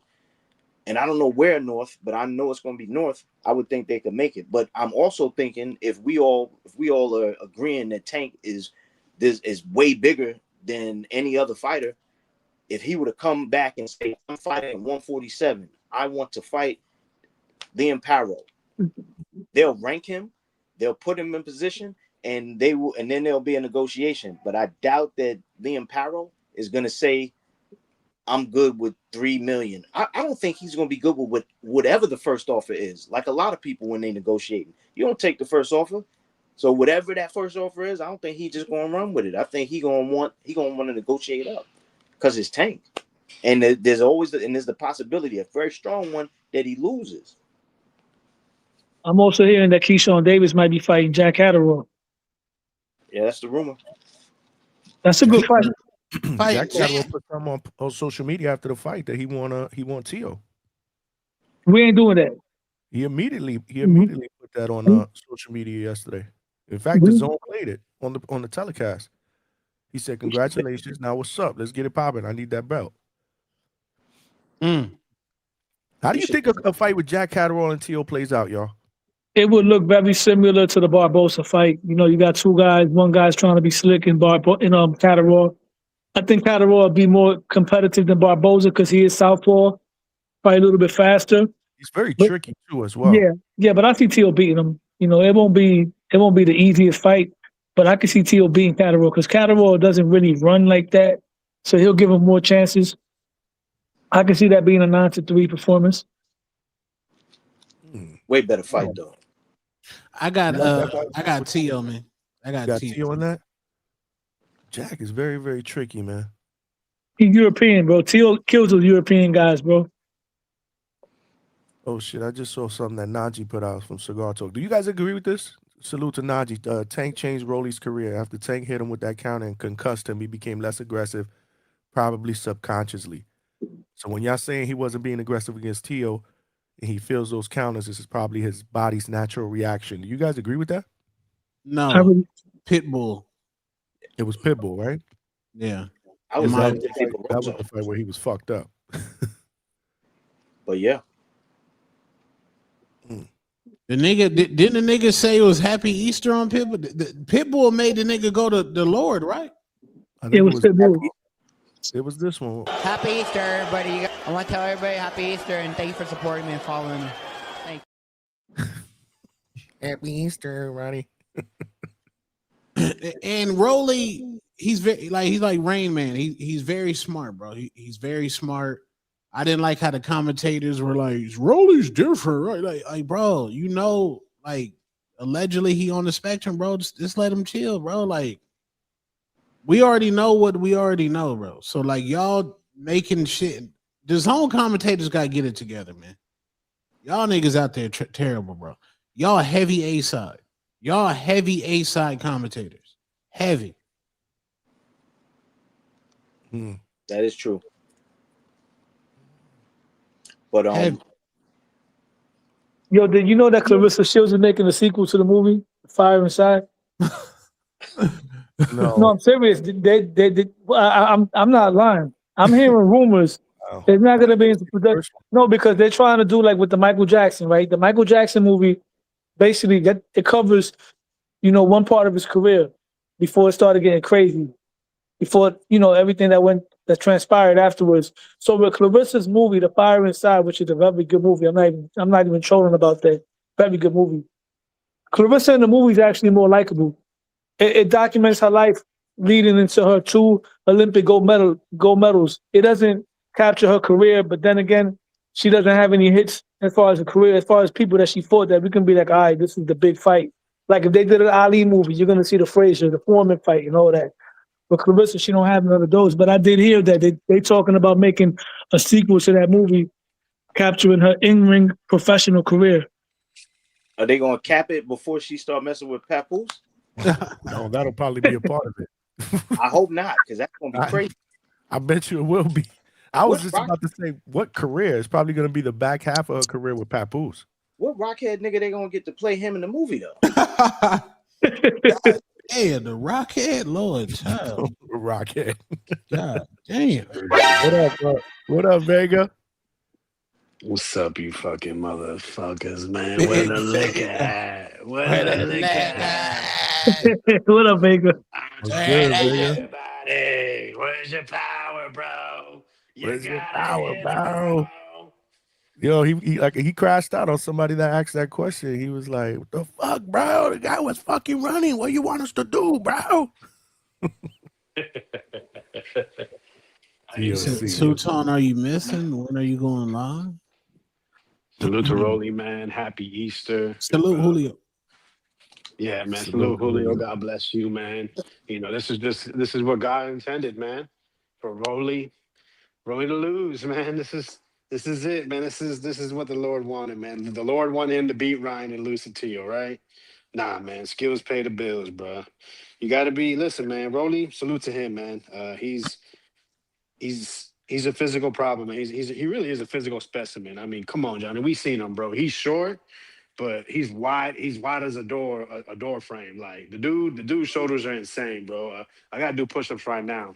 Just recognizing how huge his shoulders are. I mean, his shoulders are bigger than his head. Like no, real talk. But it's not that he sucks. It's just that he's not good, and it's okay. He's just not good. That's what I said. He's just not good. He's just not good, and he's not trash. He's just not good. Listen, when you watch that fight, and salute to Salas, because I feel before the fight started, I said, I don't need a jab from Tio. I need Tio to use his footwork, draw Rolly in, and he did the exact opposite. Everyone kept talking about how this man can't walk forward. He can't cut the ring off. You know what I'm saying? He's the worst that's coming forward. And he just beat, they say champions matter, right? Well, he just beat the defending champion coming forward, which everyone said he couldn't do. So, I mean, it's so narrative based. It's so funny. At the end of the day, Teofimo has proven once again that he can move up weight classes and beat these belt holders. So I'm not saying he's a Hall of Famer. I think if you look at it, he definitely could get in there. 3 divisions, 2-time lineal. That's very, very. It's very glossy, and it's something that a lot of guys can never say they've accomplished. And he's done it multiple times. And I think he is very talented. Wait, sorry, Vega. Breaking news. Before I even get into this, prayers to the Devin Haney family and Bill Haney. The word is that Devin Haney did go ahead and lose his moms. So prayers to the Haney family and everybody out there that have lost a mom as well. Now put that to the side. Gervonta Tank Davis has made a post that said, crazy how Buddy talked about my mom only for his mom to check out a few weeks later. Now post that in Salah. Wow. That's wrong. Now I know that's wrong. But if that was my favorite fighter, like that's the mentality. But that's wrong though. That's my fighter, bro. But no, that's crazy, bro. We got to, hey, man. Bud said you got to talk shit about him. I get maybe the same thing with Haney, man. Now they got to fight, get it back in blood. But that's disgusting. Yeah. But that's what happens, bro, when you live on That is social media, and that's social media. What's it called? Like etiquette, let's say. Honestly, because it's a lack of. You know, you can say whatever you want, and people are they're gonna hate you, or they're gonna like Tone's pointing out, they're gonna praise it. That's my fighter. Yo, Tank is different. Yeah. He posted No on holds Twitter. barred, no prisoners. No, that's Tank. Tank ain't got the burner no more. He posted this on the gram. I screenshot it before he deleted it. Oh, that's getting deleted. Like, that's crazy. Dad, where Stock Chasers at, man? Hey, man, if Devin don't fight Tank, bro. Yeah, that's a hell of a thing to say about somebody. You know what I'm saying? But hey, man, he crossed the line, man. He crossed the line. You don't do that, man. Yo, shout out to Stock, man. I've been talking to Stock lately a lot on the phone. Stock is officially part of the TO8. No more 7. He's part of the TO8. He's part of the TO fans right now, man. They're serious until he fights Devin Haney. yeah, man. Salute to Teo, man, a Florida brethren. We didn't get to see Gordo last night, but you saw a winner. That I think that can't be taken away. It's pretty hilarious. We mentioned TBV earlier. How many people just can't deal with being wrong? Bro, I'm wrong all the time. Anybody's wrong. We all get wrong picks. We don't have to make up that Rolly won that fight. Like, let's be serious. Like, you got to hit the other guy more. Did Rolly land the best punches of the fight? Absolutely. But it's not. We don't say, who landed the best 7 out of 10 punches? I think it's round by round. And Teal basically swept that second half. And I'm going to be real with you. Rolly, it's really what a lot of it has to do with the lack of what Rolly was doing, which was keep on him what he was successful with the left hook, right? Timing him, punching with him, he stops. So it's funny when people say Teal got no power, when that's literally the number one reason why you stop throwing is because of the power, or he was hurt. The only thing that looked like it was hurt was his confidence. Well, you know what? Not really his confidence, but he was just hurt. He was just hurt that he lost. Let's talk about it. He's a bad loser. Every time he's lost, he comes up with excuses. It's always something. We've seen the Tank thing all the time. Oh, he was winning. It was ridiculous. It was just one punch. You were getting set up the whole time, partner. Like you did, and you failed to recognize that. And it's because not that you suck. It's just that you're not that good. Now we got this Teo situation, right? Where he's saying like, oh, Teo only hit me with 2 right hands. No, sir. He was hitting you with right hands to the body. I think they counted. I'm not really big on CompuBox, but they counted like 56, 59. I mean, so I'm sure a lot of those were right hands. So it wasn't just 2, partner. You know what I'm saying? And again, it's round by round. You don't have to be hurt in a boxing match to lose. Like this obsession with power, that's. I'm sorry. I guess I'm just as hardcore, but it's a boxing match. That's what they call it. It's like literally, like that's what it's called. It's a boxing match. Like it'll tell you match 1, match 2, match 3. You know what I'm saying? And of course, who don't like aggression and knockouts and people getting bloodied? Teal got bloody, yeah, but it's still scored round by round. It's not scored about total damage. And Teal basically he dominated based on the amount of rounds he won. I wouldn't say he dominated the story of the fight, but definitely the amount of rounds he won. I had it 9-3. I guess he had 8-4. Rolly, I thought he was up 3-2, and I gave him no rounds after that. Some people had it. Some people had it the other way for Teo. I think it was like a 10th round. Maybe he could have gave him. Yeah, man. I want to see better from Teo. I'm not gonna lie to you. I think he could have did better, but I think it was obvious he was getting hurt by punches, and so he knew he had to be careful. He had to be smart. He had to use what he's learned since he was a little boy here in Florida, winning 8 straight state titles. 8 straight of them, being on the national level, competing for Olympic spots for 2 different countries. And I think that's what he used, his smarts, his IQ. And that's where Rolly lacked. He was able to follow the game plan, but he wasn't able to utilize his IQ to win the match. And I thought it was a decent fight. I thought it was a decent card. I've heard people say they didn't like it, but I disagree. It exceeded my expectations. That's where we got to But you keep it said low, you didn't man. like the card. No, I didn't like the card before on paper, but it exceeded what I expected, and that's why I like to keep my expectations low. That's why I don't believe in boogeymen. Shout out to Yo-Yo. That's why I don't think, oh my God, this guy's 14-0 with 12 stoppages. He's just gonna beat everybody out, beat everybody up. Shout out to Carlos Utria, and that's why I didn't watch the Gary Antonio Russell fight, because I just don't. It's not that he sucks. I just don't think he's very good. I gotta watch that Utria fight. I was cooking while that was on, so I missed a lot of it. You know who else was cooking? Israel Mercado. Yeah, the few times I seen it, he looked like he was doing the shit. I'll give him his props. I want to watch it though. Nah, salute Mercado, man. A guy of few words, but of many fists. I think he's a good example, not just for other fighters, but people within his own family. You can talk tough, but the best way to show it is inside that ring. And he may have gotten his second or third loss on his record, but I think what everyone has learned is if you get brought in Israel Mercado as one of the fights they offer you, you're going to be in for one hell of a fight, and you'll need the judges to bail you out, just like Carlos Utria was bailed out by two of those three judges. What makes it a robbery, because it was a competitive fight, it was close. What makes it a robbery is that there's not one planet in this solar system, there's not one planet in this galaxy, there's not one planet in this universe where you can say Carlos Utria won 7 rounds. That shows you it was pre-filled, just like the Rolly and Teo fight, where one judge I think gave him 4 or 5 rounds to start it off. That was ridiculous. They try to rob Teo. But yeah, same thing. Carlos Utria was given a gift by someone having that pre-filled to where Israel Mercado, no matter what, was going to have to stop that guy, because the handlers were not going to allow Israel Mercado to have his hand raised. But the good news, this is what people don't recognize. Carlos Utria missed weight. So they had promised Israel Mercado that he was going to get a fight on the next PBC card. And you know what they're going to do? They're going to feed him to a complete shark.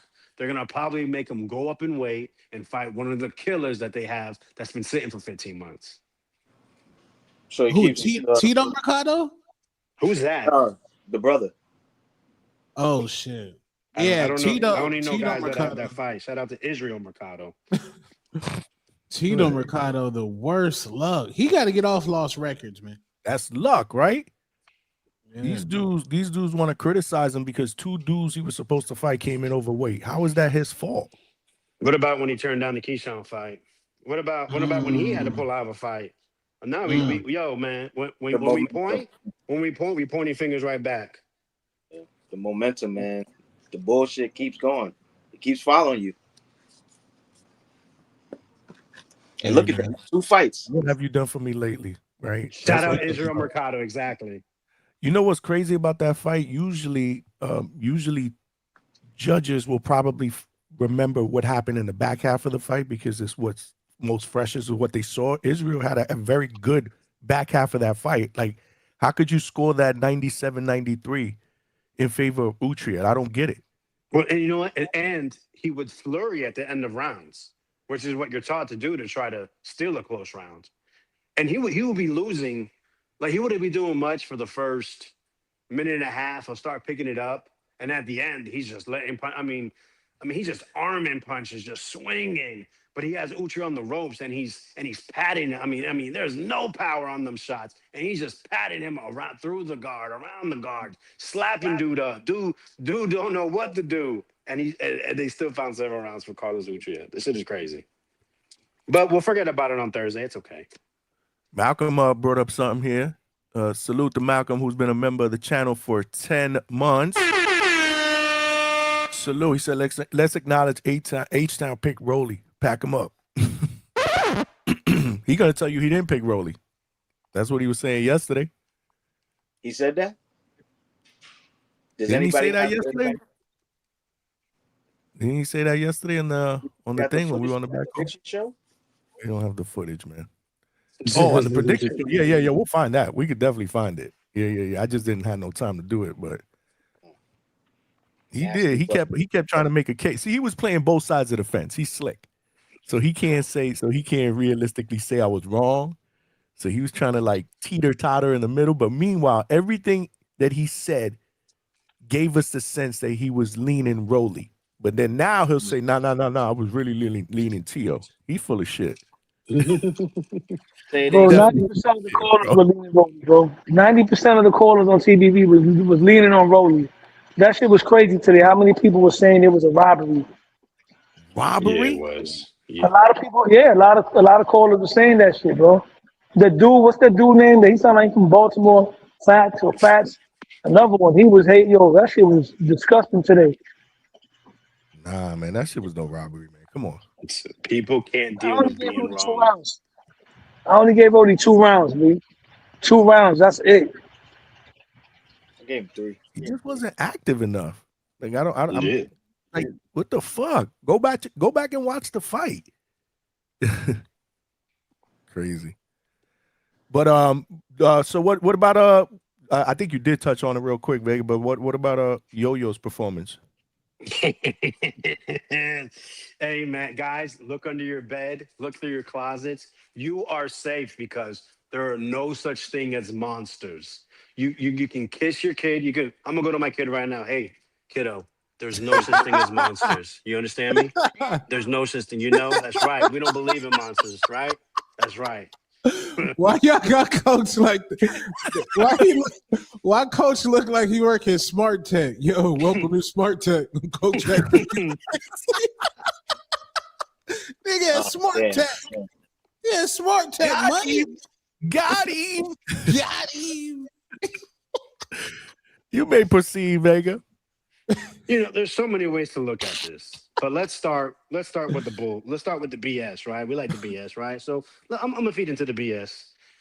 Yo, man, you can't tell me you're this big bad wolf and you look like a sad dog in the pound, man, when when a potential home comes up to your cage and they don't take you home, man. They you know what I'm saying? You over there, you're showing you big, you're showing you happy, you know what I'm saying? And then they walk away and it's just like, what happened? No, and that's what happened, man. He thought he could just punch on Homeboy and Homeboy was gonna fold. He thought that he can just go ahead and just blah, blah, blah. And the guy was going to take a knee or the guy was going to tell his corner no mas. But what does the guy do? Again, this is called boxing. The guy was boxing and you had Yo-Yo over here acting like it was bare knuckle and the guy was gonna cut up or bleed out and it never occurred. It just never occurred. Yo, listen, do I think Yo-Yo is extremely talented? I think even watching that fight, even though he wasn't sensational, that I was hoping. That's what I want. I want him. Listen, I want to be proven wrong. That's why I like to keep my expectations low. Because if I'm wrong, then it's great. Then it's amazing. I'd rather be wrong that someone's amazing than be wrong and someone's trash. David Morrell broke my heart, and I'll never be the same. But anyways, Veron, is he a bad fighter? Clearly not. Is he a great fighter? Clearly not. So in the case of this fight, Yo-Yo needs to understand that he's not a monster. He's not a demon. He is a professional boxer that can be one of the best fighters at division. And to show that is when one thing doesn't work, we have to change our angles. We have to change our game plan. We have to change our rhythm. We have to change things. We have to utilize different tools. If I can't stick my mother, I can't stick my fucking my screwdriver in somewhere. No, I need a fucking wrench. He didn't bust his wrench out. He thought he could just hammer through this guy. No, sir. That's not how it works. Not everyone is going to fold. Yeah, man. You know what? That's what Yo needs to do. He needs to pause that footage and take a look at it and say, God damn, man, I need to prove it every time I get in that ring, every round that I'm scheduled to beat a dude down. But to beat a guy down, it's not just power through him. Let's utilize the jab. Let's counter him. Let's walk him in the shots. You can't just, like I said, you can't just go V5 and just no, sir. You have all the talent in the world. Use the jab, open him up, and break him down, and beat the guy down. But instead, he thought that he can huff and he can puff and he could blow the wall down. And Veron showed you that he's a tough guy. he has quality, and not anyone's gonna come up in his house and take his food. No, sir, he's gonna fight for it. I thought Yo clearly won, but I think it was really good experience. I think he understands that, you know, he's not this unbeatable superhero. He's a regular human being that has to fight for his. Because if he's not fighting for his, if he's not doing everything he can, they're gonna give it to somebody else. Because they say it all the time. No one really cares for the Cubans. They don't have this huge fan base. You know, that's the thing, right? He has to be perfect, and it's not fair. It really isn't, because he's obviously super talented. But if you know that, if you're being told that, then you got to show it. Don't talk about it. Be about it. Some other guys that I aforementioned could take some notes. Yeah, I mean, I'm with you. I think that Yo-Yo thought he was going to get the guy to fight. The guy clearly didn't want to fight, which is different, because when he fought Raul Garcia on that Pro Box card, he was aggressive. He was coming forward, and he took everything away from that kid. Where that kid was he was dumb. He was flummoxed. He didn't know what to do.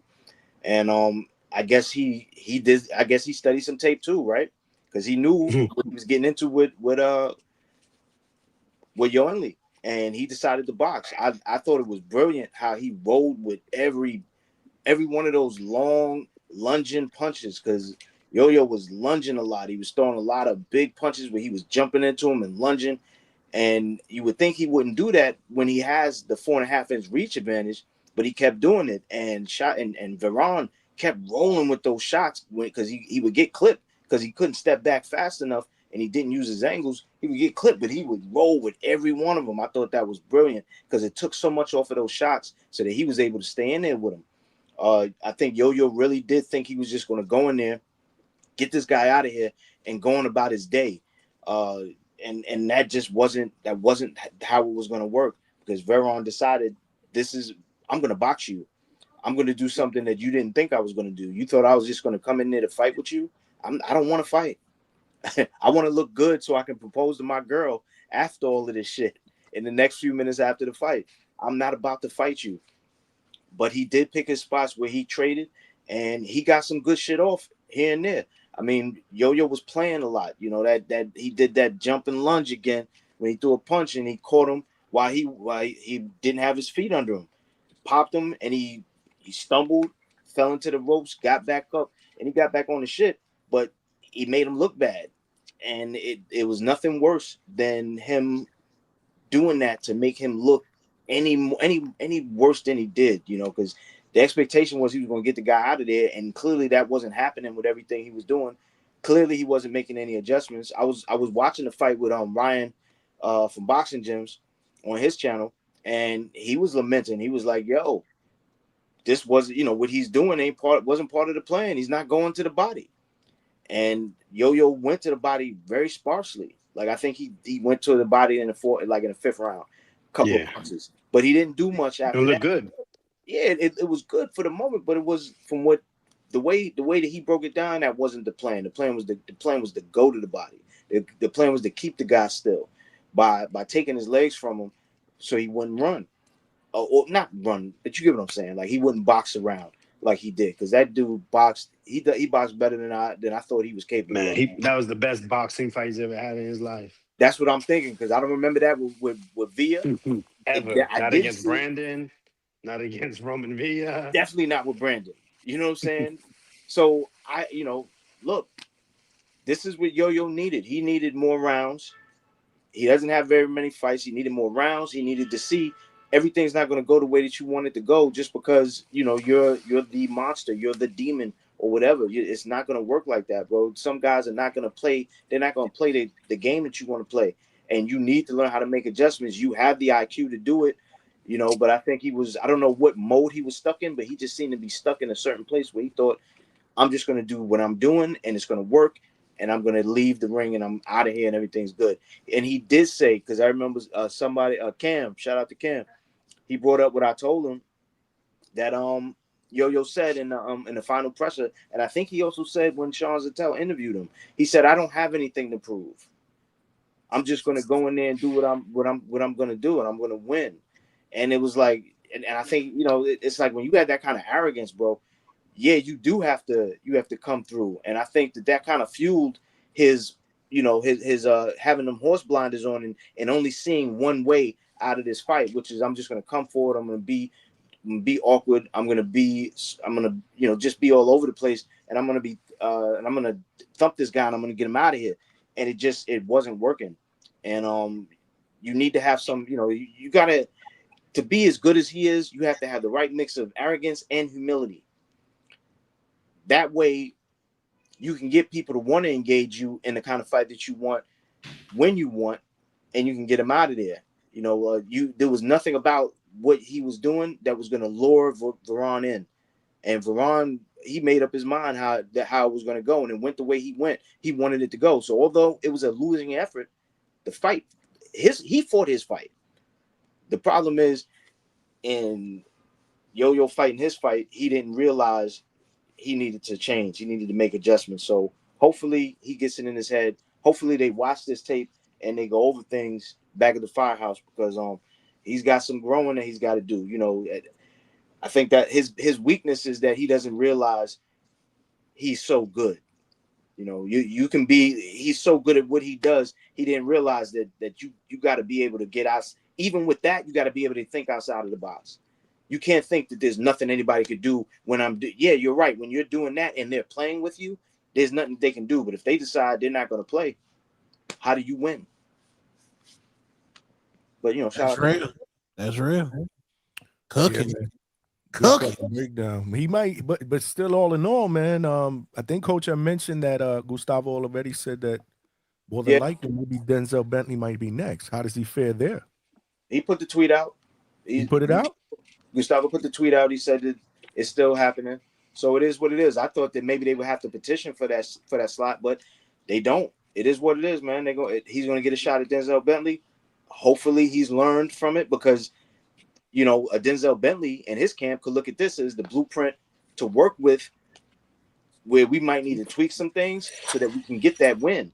You know what I'm saying? Because he looked vulnerable when he did that, and he leaped in to throw that shot, and Veron timed him, boop, and knocked him off balance, because he wasn't on his feet. If you watch that part back, he wasn't on his feet when he hit him. Yeah, that was perfect. Yeah. Now, if you think that you're going to be Peter Pan hopping all over the place and just punching me, and I'm not going to do it, and I learned that I can time you, because you are lengthy, you are, you know, long. You have to. It takes a lot to move like that, and you might be kind of quick, but you're not so fast that I can't catch you. And that's what he showed people. He ain't that fast that people can't catch him. It's not so much. It's not so scary anymore. You know, especially if you about your boxing and you can time a motherfucker. You know, we know timing beats speed, and timing also beats a motherfucker being aloof or thinking that he's being aloof. You know, it takes a lot to move that frame that he has around. You know what I'm saying? And he couldn't move it fast enough to get out of the way of that shot, because his hands were down when he threw that punch, and he clipped him. So, you know, hopefully they respect that. Yeah, for sure.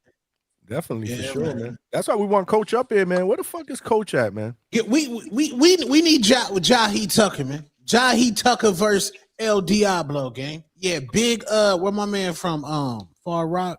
No, Jahi from I think he from Brooklyn? Long Island. Deer Park. Long Island. Long Island. Yeah. Jahi Tucker, Long Island, my young bull. Yeah, man, we need that. We need that fade now, man. We need that fade now, man. Jahi had a split. Then what was a split draw he had, bigger with Veron? Yeah. And we talking about a Jahi pre what's his name from the last fight? You know, before he beat Iudi. You know what I'm saying? This is at 54 when he fought Veron. Right. So we got a very different Jahi. You know what I'm saying? So you don't want to play with that fool. You don't want to play with that fool. You can't do that shit you did in the first 4 rounds with Veron with a Jahi. He will definitely piece you the fuck up. Mm-hmm. Yeah, that was a good performance against Daniel. That was the last one we saw him, right? When was that? Yes, sir. One? Yes, sir.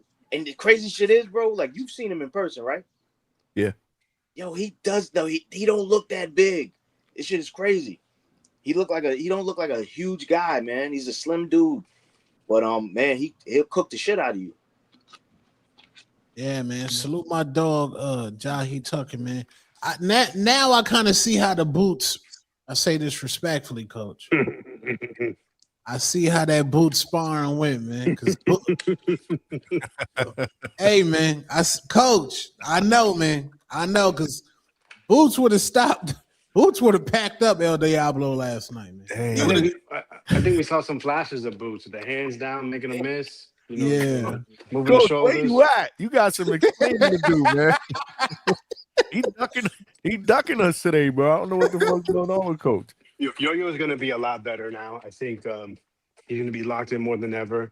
I think Denzel Bentley is going to receive the worst beating of his life once he steps in there with El Diablo, and then we'll start hearing how he's a monster again. That's my prediction. Yo, there's a big announcement coming this week, allegedly, and the Hangout Spot. Y'all have officially picked a side, so y'all gonna be on my. I've already made the decision for y'all. So yeah, man. Yeah, man. Yeah, what man. side we pick? Hold on. What side we this pick? home base. Hey, man, just wait for it. This home base, man. This official. This official. Hangout Spot is the I'm not even sure how to feel about that though. Who we pick? What side we pick? Hey, we on the orange side. If Tone on this side, it's the man. Hey, Hangout Spot, we on the side, man. I'm gonna go to nasty round. No, he might be hanging. No. We gonna get round one. Musty Marco got to stop, man. He got to stop, bro. Musty Marco. He got to stop podcasting. What, podcasting? No, Musty Marco got to take it serious, bro. He got the 90-man panel, bro. He got to stop with the 90-man panel, gang. He loves those guys. Yeah. Those are his boys. A giant chat group. They just all talking. They are. That's what they're doing. Like they're all just talking. You can't really understand anybody. I don't mean it in a bad way. I'm just no, I'm joking, but it'd be like 90 niggas on there, gang. Like 90. I'll be like, damn. You know, all them niggas quiet. I went there a couple of days ago. It wasn't so bad, but the thing was, they were talking about comedians when I got on there. I did my little Rolly Teal spill. I got a phone call, right? So I give my phone. I mean, my phone call was quick. I get off. Yo, they talking about two guys in the community fighting each other. I was like, I'm out of here. I'm gone. Yo, they sent me a clip. Somebody was cursing me out on there. What? Like, what the fuck did I do? It was Stock was on there. So it was Stock and Javon arguing with somebody on the panel, and I guess he was like, "Man, these motherfuckers come from Johnny's chat. Fuck you, fuck Johnny, fuck everybody over there." Some shit like that. Somebody sent me a clip. I was like, "Huh?" I was like, Lord have mercy. Damn. Salute K, hey, Stock, you was there. Stock, what's up, Stock? You was there. Stop. Hey, keep game, man. Listen, man, there's two things we bang on this side. That's the Hatrix and DHS. You feel me? Yes, all sir. day, every day. Yo, Tone, what up, man? You just disappeared. Hey, hold on, man. Listen, man. Let's not go into the Musty Marco dark crevices of YouTube. But hold on, let's talk about this. Let's talk about Slick Boxer Gordo. You feel me? Back with the big win. You feel me? I've been saying this shit. And at the end of the day, look, man, I just want this one thing to go out, right? Like, because what I find crazy is like, and you know, I don't know, but the double standards be crazy. Oh, inactivity's a big one, right? Inactivity was a big one with Errol Spence. But that was a situation where I said, I'm going down with the shit. You feel me? Errol Spence loses, fuck it. You know, I'm riding Errol Spence all the way. But you gotta know, and I'm not betting on Errol Spence. You understand? But man, what I'm trying to say, inactivity, bro, and that inactivity showed, and I just feel like it just was never spoken about enough, man, with this Rolly fight. It really wasn't, bro, and I just feel like maybe it's because nobody, you know, this reminded me of the Dev situation when he went into the Brian Norman Jr. fight. Oh, he's mentally cooked. Oh, he ain't right in the head. And that's the kind of like the same feeling I had with Tio. And look, and what I'm gonna say is this: I love me a good underdog story, bro. You feel me? So like Lo said, man, I'm the 8th Tio fan now, man. Now I'm on board. You feel me? You know, because we're gonna be mad at you, bro. Listen, man. At the end of the day, I like that underdog story. We were talking about a 3-division champ that then actually beat champions. And you know what's crazy, man? The delusion that I saw today on TBV was insane, bro. Delusion in the Discord. Delusion. Oh, it was a draw. Oh, Tio didn't win that fight. And it's like I was watching the fight. I was watching the fight yesterday. You know, not in person, but me and Vega, we was tapped in. Keem and a bunch of other people. And man, like it was obvious, right? Am I bugging? Am I bugging Vega or am I bugging? Nah, that fight wasn't no draw, bro. Tio won that fight. Yeah, it's pretty obvious Tio won, bro. Like I just don't get it. Yeah, we listen. Me and Vega, we just kept giving them rounds. And look, I gave a couple of rounds to Rolly to begin the fight, but then Tio took over, and then you know he did get hurt. And listen, that's what I kept saying. Rolly's a powerful dude, and he timed that shot, and basically that was his highlight of the fight when he. And you know what, man? Props to Tio for doing what champions do and jumping and bouncing back from that hit, bro. Because I thought he might have got flatlined. Like I said, damn, man, he got caught, man. It's a wrap. And he was able to bounce back and win every single round from 6 to 12. You know, real dog shit. So, yeah, man, at the end of the day, man, I'm proud of Tio. You know, I think, man, the hate is crazy. The hate is crazy. The delusion is crazy, bro. And then you know what happens? People make picks. I done heard 2 people eat crow today. I done heard 2 people eat crow today, bro. Just 2? And shout outs to Kenyo. Yeah, just 2. Shout outs to Kenyo. Kenyo's a real ninja. Feel me? Went ahead, send me that bread. So shout outs to Kenyo. That's an official dude. And yo, listen, man, at the end of the day, 147 is looking interesting. The only one that don't fit is Pato. Pato gotta get packed up. Tone, am I lying? Somebody gotta pack up Pato, bro. Get him out of here. Pack his ass up. Facts, man. Get Tank that belt. Get Tank that belt, man, because Devin and Tank just became one of the biggest fights in boxing. I mean, listen, I'm gonna tell you this, man, with that disrespect. You know, you give disrespect gonna come back around at the end of the day. But listen, I'm not gonna hold you, man. When Devin get right, prayers of him and his family, bro. You feel me? Like, I wouldn't be surprised we don't see him till 2027. But I feel bad for his next opponent. I could say that much. And I just feel like, bro, yeah, man, I want Tank, man. Hell yeah, I want that fight. Hell yeah, I want that fight. Hell yeah, bro. You get what I'm saying? Like, if Tank could get right, first of all, they said 2027. I want to see that fight. But yo, hold on, man. One more thing. Yo, Tone, you my guy, bro. But yo, Amanda, bro. Look, man, if I was managing Amanda, I would have never put it in there with an Argentinian, bro. Because the Argentinians are tough, bro. And that girl, bro, she gave Amanda hell. And I think if Amanda wants to break the record, like Johnny said earlier, go get a tomato can, man. I respect it. Go grab somebody off the street and knock them out, bro. Like, I'm okay with that. But you can't do that again. Because, yo, I personally think she lost that fight. I'm keeping it 100. That's how. Did y'all know that Amanda Serrano's last 3 opponents was Hungry Young Lions? Oh, that's facts, because that was a 23. I see. Yep. 23. Hansen, 28, and now Manzur, which was 27, and she defended them titles 3 times in the last 8 months. Meanwhile, the Guat is fighting 42, 39, cigarettes, and 42 OnlyFans. This is crazy. Yo, Virginia Slims. Oh my God. Now I see. Hold up. How old is Amanda again? Amanda 37. Hey man, She like fucking 40, bro. But yo, She how much, bro? how much time is she taking at 37? How much time is she gonna take before she knocks somebody else out? Bro, I'm not, bro. Yo, Shorty got 50 fights, man. I give her props for that. I give her props for dogging it out because she did fight. But go get a tomato can and get the record. I want her to get that record, man. She gonna represent, man. Latina broke the record, man. I want her to break that shit. But go grab a tomato can off the street. Do it.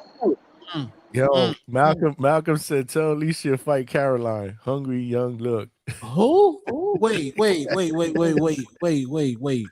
Caroline is fighting what, Saturday against somebody from America? Saturday. Yeah, this Saturday. Yeah, this USA up over. I don't know. We don't know who the hell Caroline is only relevant when I talk about her. That is facts. If I don't talk about her, nobody, or when she mentions Alicia's name. Hey man, September 24th, Fox Special Forces, Alicia the Bomb Gardner. Oh, yeah, man. We on Fox, man. Yeah, man. The bomb on Fox, man. Yeah, man. Next fight, September 24th? No, it's a TV show. No, TV show. No, TV show. Yeah, TV show. Yeah. Ludabella, the legend Ludabella, man. Salute. That's somebody who I have high regards to in boxing. The man said, Tone, what did he say? He said, obsessed and what did he say? Worship and creepy, because I posted an Alicia Baumgartner like little graphic. That's crazy. That's crazy. I can't even post graphics now. When did he say that? That was on yesterday. He said that yesterday. He said, "Come on, Tone, this is you worship it." I'm like, promoting? I'm trying to promote the fighter. Let me build my fighter. Yo, listen, I'm gonna say this, man. Tone back in them Twitter streets, you feel me? So it's about to get real musty, real diabolical, man, for the haters. You feel me? He back in them Twitter streets, man. Yeah, they trying to take my channel. Johnny, did you see that, Johnny? Oh, I heard what went down, but you got it back though, right? Yeah, they packed the nigga up on Guat night. On Guat night, I got packed up. What the hell happened though? Salute what did you do? Zeus Network, man. What you say? What you do? What you clip? Bro, okay. So the narrative is that the Guat bots was just reporting my shit back to back because I was just sitting there. We was violating niggas on the chat, but we wasn't like. But yeah, but what really happened is I recorded my phone, the Zeus Network fight with the sumo wrestlers, and the ass was out. And I said, "Damn, Guat, you done ruined boxing." And I posted that. So Twitter was like, "Oh, that's super violating copyright," and suspended me because they said I super copyright. Bro, I sent 24 appeals, bro. Wow. 24. And on the 25th, they said, "All right, man, get this nigga shit, man. Get this nigga shit."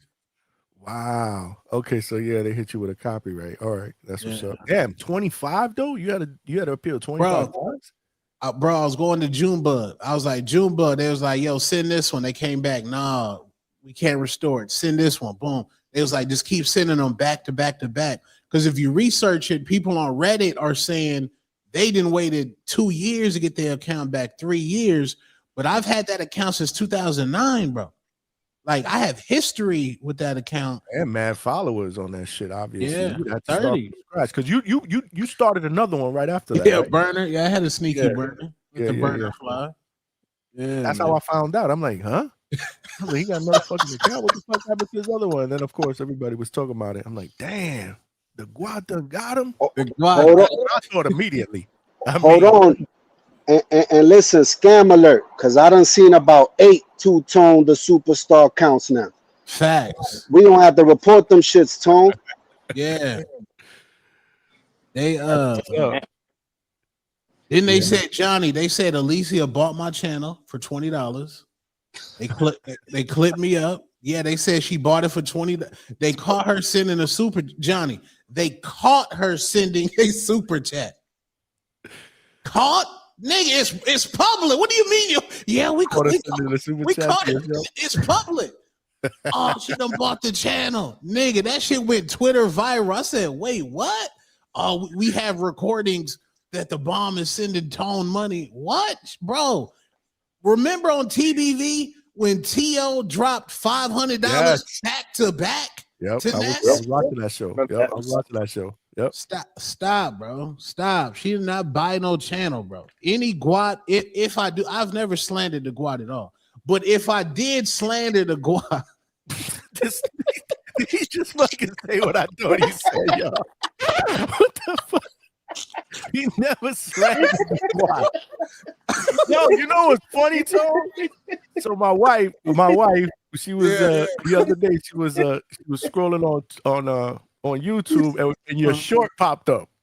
Oh shit! The one on the boxing voice with Ness when y'all was talking about ain't nobody hitting that. Yeah. And she jumped in. She's like, "Did you see this? Did you see this? You see the fucking toe fucking?" And I was like, "Babe, that's old." I was like, that shit was like 2 months ago. She just saw it. She was wild. She was like, "Oh my god!" Like, yo, man. Yeah, man. That shit is hilarious. He said he don't slander the guap. I never slandered the guap, man. Salute the guap, man. I never slandered the guap. Yeah, she ain't that ugly, bro. Chill out, man. That is crazy. That's crazy. No, man. I'm gonna leave her alone, bro. She out for revenge, bro. She wild. You gotta leave her alone, bro. Nah, you can't leave her alone. You gotta feed the streets, bro. Yeah, the streets. Fuck all that. Damn. The streets. I mean, you blowing up out here on these streets, man. Salute, man. I'm proud of you, man, for real. Appreciate it, broski. Two-tone the algorithm. The algorithm. Please say the algorithm. Yeah, man. She prayed to God. When somebody was like, Tone shit got cooked, she was like, thank God. I said, damn, what? Damn. Yeah, that was crazy. Come on, what? That's funny. She don't like you until y'all are talking to each other on camera. Then she sweet as pumpkin pie. Yeah. Yo, the guac gotta be. She gotta be thankful, man. She getting all this promotion. You feel me? Publicity is good publicity, man. I would love to be a fly on the wall when she's talking about Tone, though. I could only imagine the shit that she probably said to you about you, man. She talk about him like a dog, but as soon as she get in front of him, she all cheesing. Yeah. She all smile. She all teeth. Have you invited her? Have you invited her on the Hatrix? Yes, on Instagram. She won't accept. She won't accept. You're never gonna interview me. Listen, she don't accept, but she be in the chat though. She do. She be in there. That's Clay. Salute Clay. What's going on, Clay? Hey man, Clay had a Zuffa guy, not Zuffa, the Zone guy up on there. What's going on, man? You might violate that. That's my guy, Leon, man, Mike Leon. I know, but Clay Zuffa. That's Clay Zuffa. He said Clay. Yeah, that's my guy, Mike Leon. Salute to Mike Leon. But yeah, man. What else, Stock? What else? Talk to me, man. You ain't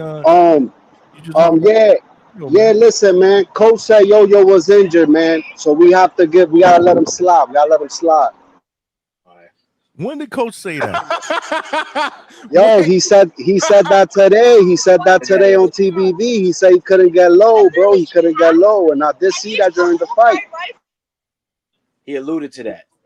He alluded. Oh man. Yeah. How he went on TBV and he's ducking us here? He need to come on here, man. I think he's on the move because he was in Vegas, bro. He's probably flying back and shit. Yeah. Because we ain't even see him in the chat. Usually we see him in the chat talking shit, but he's not even in the chat. But the way I feel is like we let a lot of other guys, people get injured, shit happens, and we give, Ryan with the hand. We also got Shakur with the hand. It happens. So I think we gotta let Yo-Yo live for this one, man. We gotta let Yo-Yo live. I'm gonna tell you something though, bro. The Yo-Yo slander was going crazy this weekend, and I ain't gonna forget that shit. I ain't gonna forget that.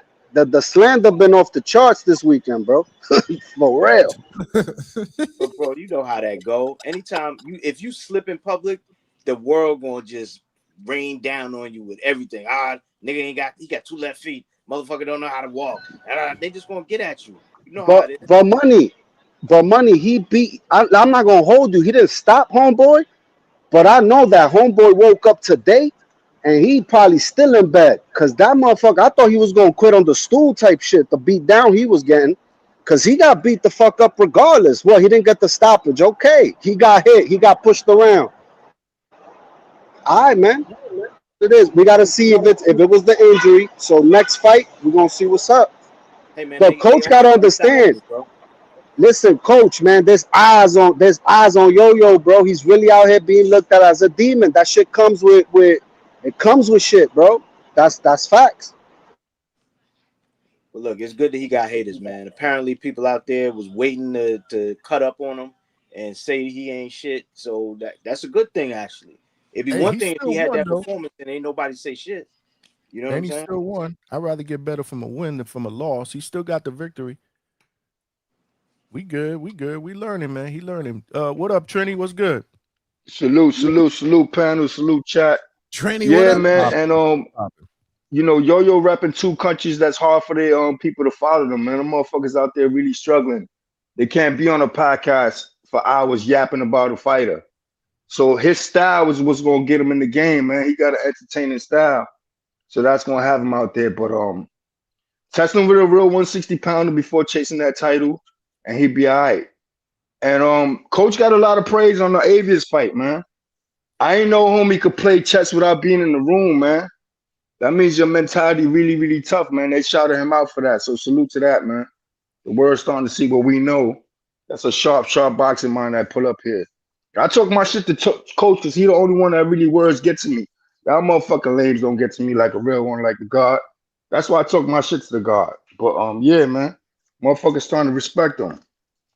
I got to get my crow for the fight, man. But technically not really, because Righteous Rody did carry homie. It is what it is. We know what it is.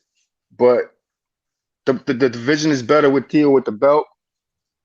All that going straight for the championships. I hope they let that go down.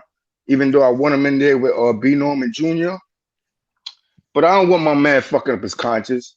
Young Jaguar fuck around, kill that dude in that ring, man. Real talk. It's just a difference, man. He ain't feel no real 147-pound power coming to get him yet. So hopefully he's not my guy doing it. But we're gonna see them belts change hands real quick. Shout out to Marco, man. Them motherfuckers hold it down over there. That's my second team, man. Word up, man. And they don't slander you, bro.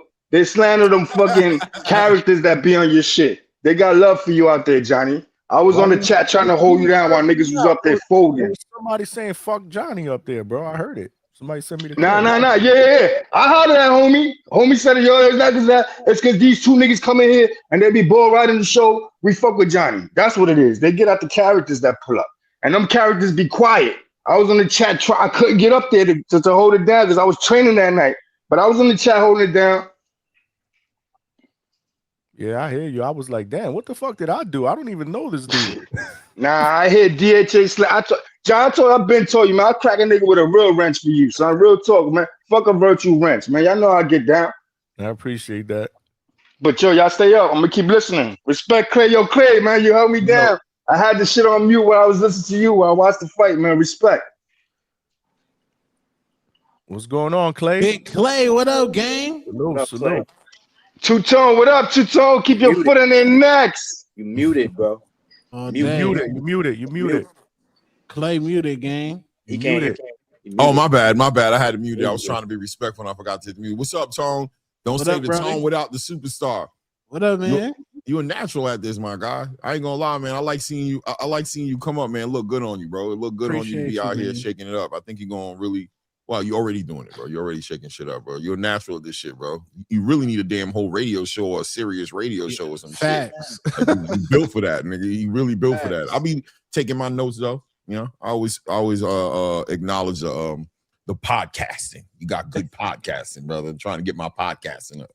No, you cooking over there, man. You and your afternoon show be lit. You and Ray. I be in the when I go to pick up one tone, I be just letting it fly in the car, man. Good. I be like, okay, this smooth vibes right here. Some boxing talk, man. No doubt, no doubt. Hey, don't be scared to send a message over like, man, you doing this good, but let me, you know what I mean? Do this though. Why don't you do that? You know what I mean? Get me together, bro. I got you. Straighten me up. What's good? What's good, Johnny? What's good? Big money. Chilling, bro. What's good? What's good? My guy Stock Chasers, man. What's good with your family? What up, Clay? Yo, what's good? What's good?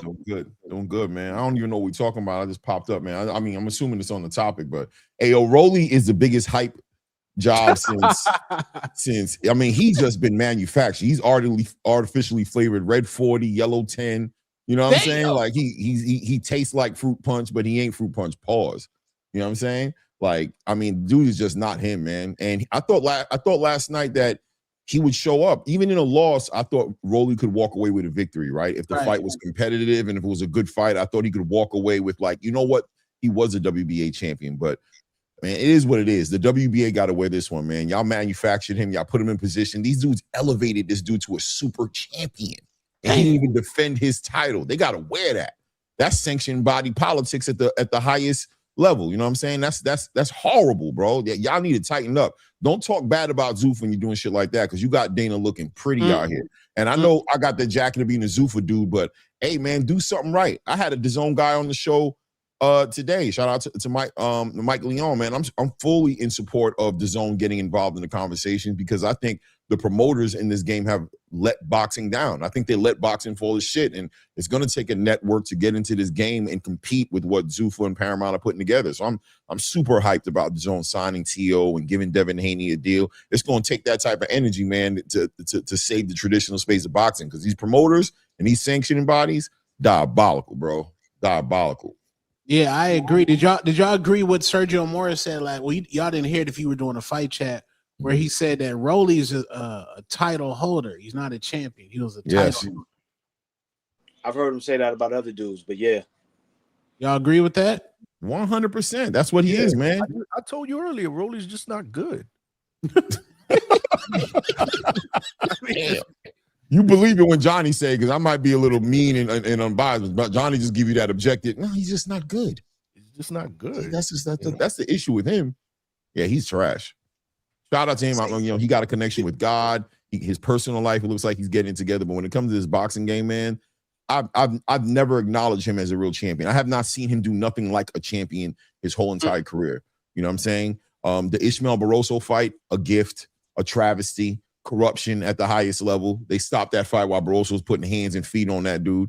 And then, you know, the way he became a champion on a disenchanted Ryan Garcia, right? A Ryan Garcia who just came off of a year suspension and was not, I was there for the weigh-in, and I was there for the whole event in New York. And when he took off his shirt, bro, at the weigh-in, the whole crowd started whispering quiet, like, what the fuck is it? He was flabby. He didn't look right. He was upset. You could tell that when the night ended the way it did for him, you saw it coming. Like when it ended and was like, you know what? It was one of those situations where you're like, you know what? That makes sense. That boy was looking crazy that whole entire week. So no, Rolly gets no respect for that victory, not more than he needs. I mean, I give him the win. You know, that's on Ryan if he didn't perform that way. But this Rolly fight was an opportunity. This T.O. fight was an opportunity for him. He dropped the ball in a major way, hands in his pocket on his bicycle all night. And now he's on this delusional run talking about he did what Shakur did, or when Shakur did it, when I do it. Really? That's what you thought? I was not thinking about Shakur when I was watching that fight, fellas. When I was watching that fight, Shakur never crossed my mind, not one time. Like, oh, you doing the Shakur thing? Never even thought about it. I was like, Shakur. I had to look up to the right and be like, what the? Oh, so that's what he called it when he was hopping out of there, getting all out of range and circling the ring. That was a Shakur thing? Nah, bro. I'm good on Rolly, man. I'm all right on Rolly. Rolly's good, man. Go ahead and retire, bro. You were talking about retiring before. Let's go ahead and do that, bro. Get him out of boxing, man. You know me. Kicking nigga while you down. Yo, look at that comment. Look at that comment. That's what's up. Rolly got robbed. Robbed of what? Explain what the robbery was? Like what rounds was he winning with? Bro, clearly, one judge had it fucking even, bro. Can you believe that? That shit sounded crazy. Corruption at the highest level. He did hurt T.O. twice. Once in the 5th and once in the 11th, I think, right? Yeah, where it was right at the end of the round where Teo got buzzed and Teo like shook his head and jumped up and down, tried to get his and the bell rang. Yeah, the bell rang. But Rolly was absolutely horrible last night. The man around for that. Yeah, he didn't come to fight, bro. He didn't come to run no squabble. Teo came to fight, bro. Teo was ready to die in there, and that's the shit. You did right, bro. Yeah. You're right. I gave Rolly the first round off the strength of just inactivity from Teofimo. I gave Rolly that first round just to be like, he's the champion. Nothing happened. I'll give it to the champion. And then, of course, I gave him the 5th round. After that, he didn't win no rounds. I had that a 10-2, 10 rounds to 2 for Teofimo. Easy. Yeah, I don't know. I don't know where people are coming out with this draw thing and whatnot. I mean, I mean, look, let me speak on that. That's the problem with the judges, bro. And I feel like, Clay, correct me if I'm wrong, it's happened a lot recently where we have 2 good cards that make sense, and then we're constantly getting an absolutely disgusting judge's card, like a random 3rd one that either has a draw or has the opposite person winning. And I'm noticing this trend, and then that's what causes these narratives, bro. Like, and I feel like that shouldn't, that whoever that judge is that had it a draw, bro, that we need to start invest. Like, this shit is just wrong. It's crooked. It's weird, bro. It don't make no sense. No one agrees with that fucking card. But then now you open up the door for all the Rolly people to be like, yeah, look, it was a draw. One of the judges said, like that's what they keep doing, bro. Yeah, man, it's disgusting. It's disgusting. They just gotta get better. They have to get better. I think there has to be some sort of like, these judges should be facing some scrutiny, even if it's in the back room. Like, sit down with like a judge tribunal, right? And let's watch this fight and score this. Show me, okay, so what rounds you give? Let's watch these fights together and show me how to judge, because it gets to a point to where you feel like sometimes it feels like they're not even watching the fight. Like, they just putting the scorecard on, like they're not even looking at the fight. Like, some of the stuff that I see happen is just like, how did you figure it out? There was a crazy decision on the card earlier that night with Carlos Utria and Israel Mercado, bro. I was like, what the fuck is this shit? How the hell did this happen? I mean, it was a competitive fight, but the scorecard was crazy. You know what I mean? The scorecard was crazy, man. And you see it over and over again. This lady, Patricia Morris, whatever her name is. Patricia, she needs to be looked at. Something, right? Yeah, I think I know. She needs to be looked at. She's doing crazy shit. Do you think that maybe the position of where they're sitting ringside has anything to do with, how they end up scoring the fight?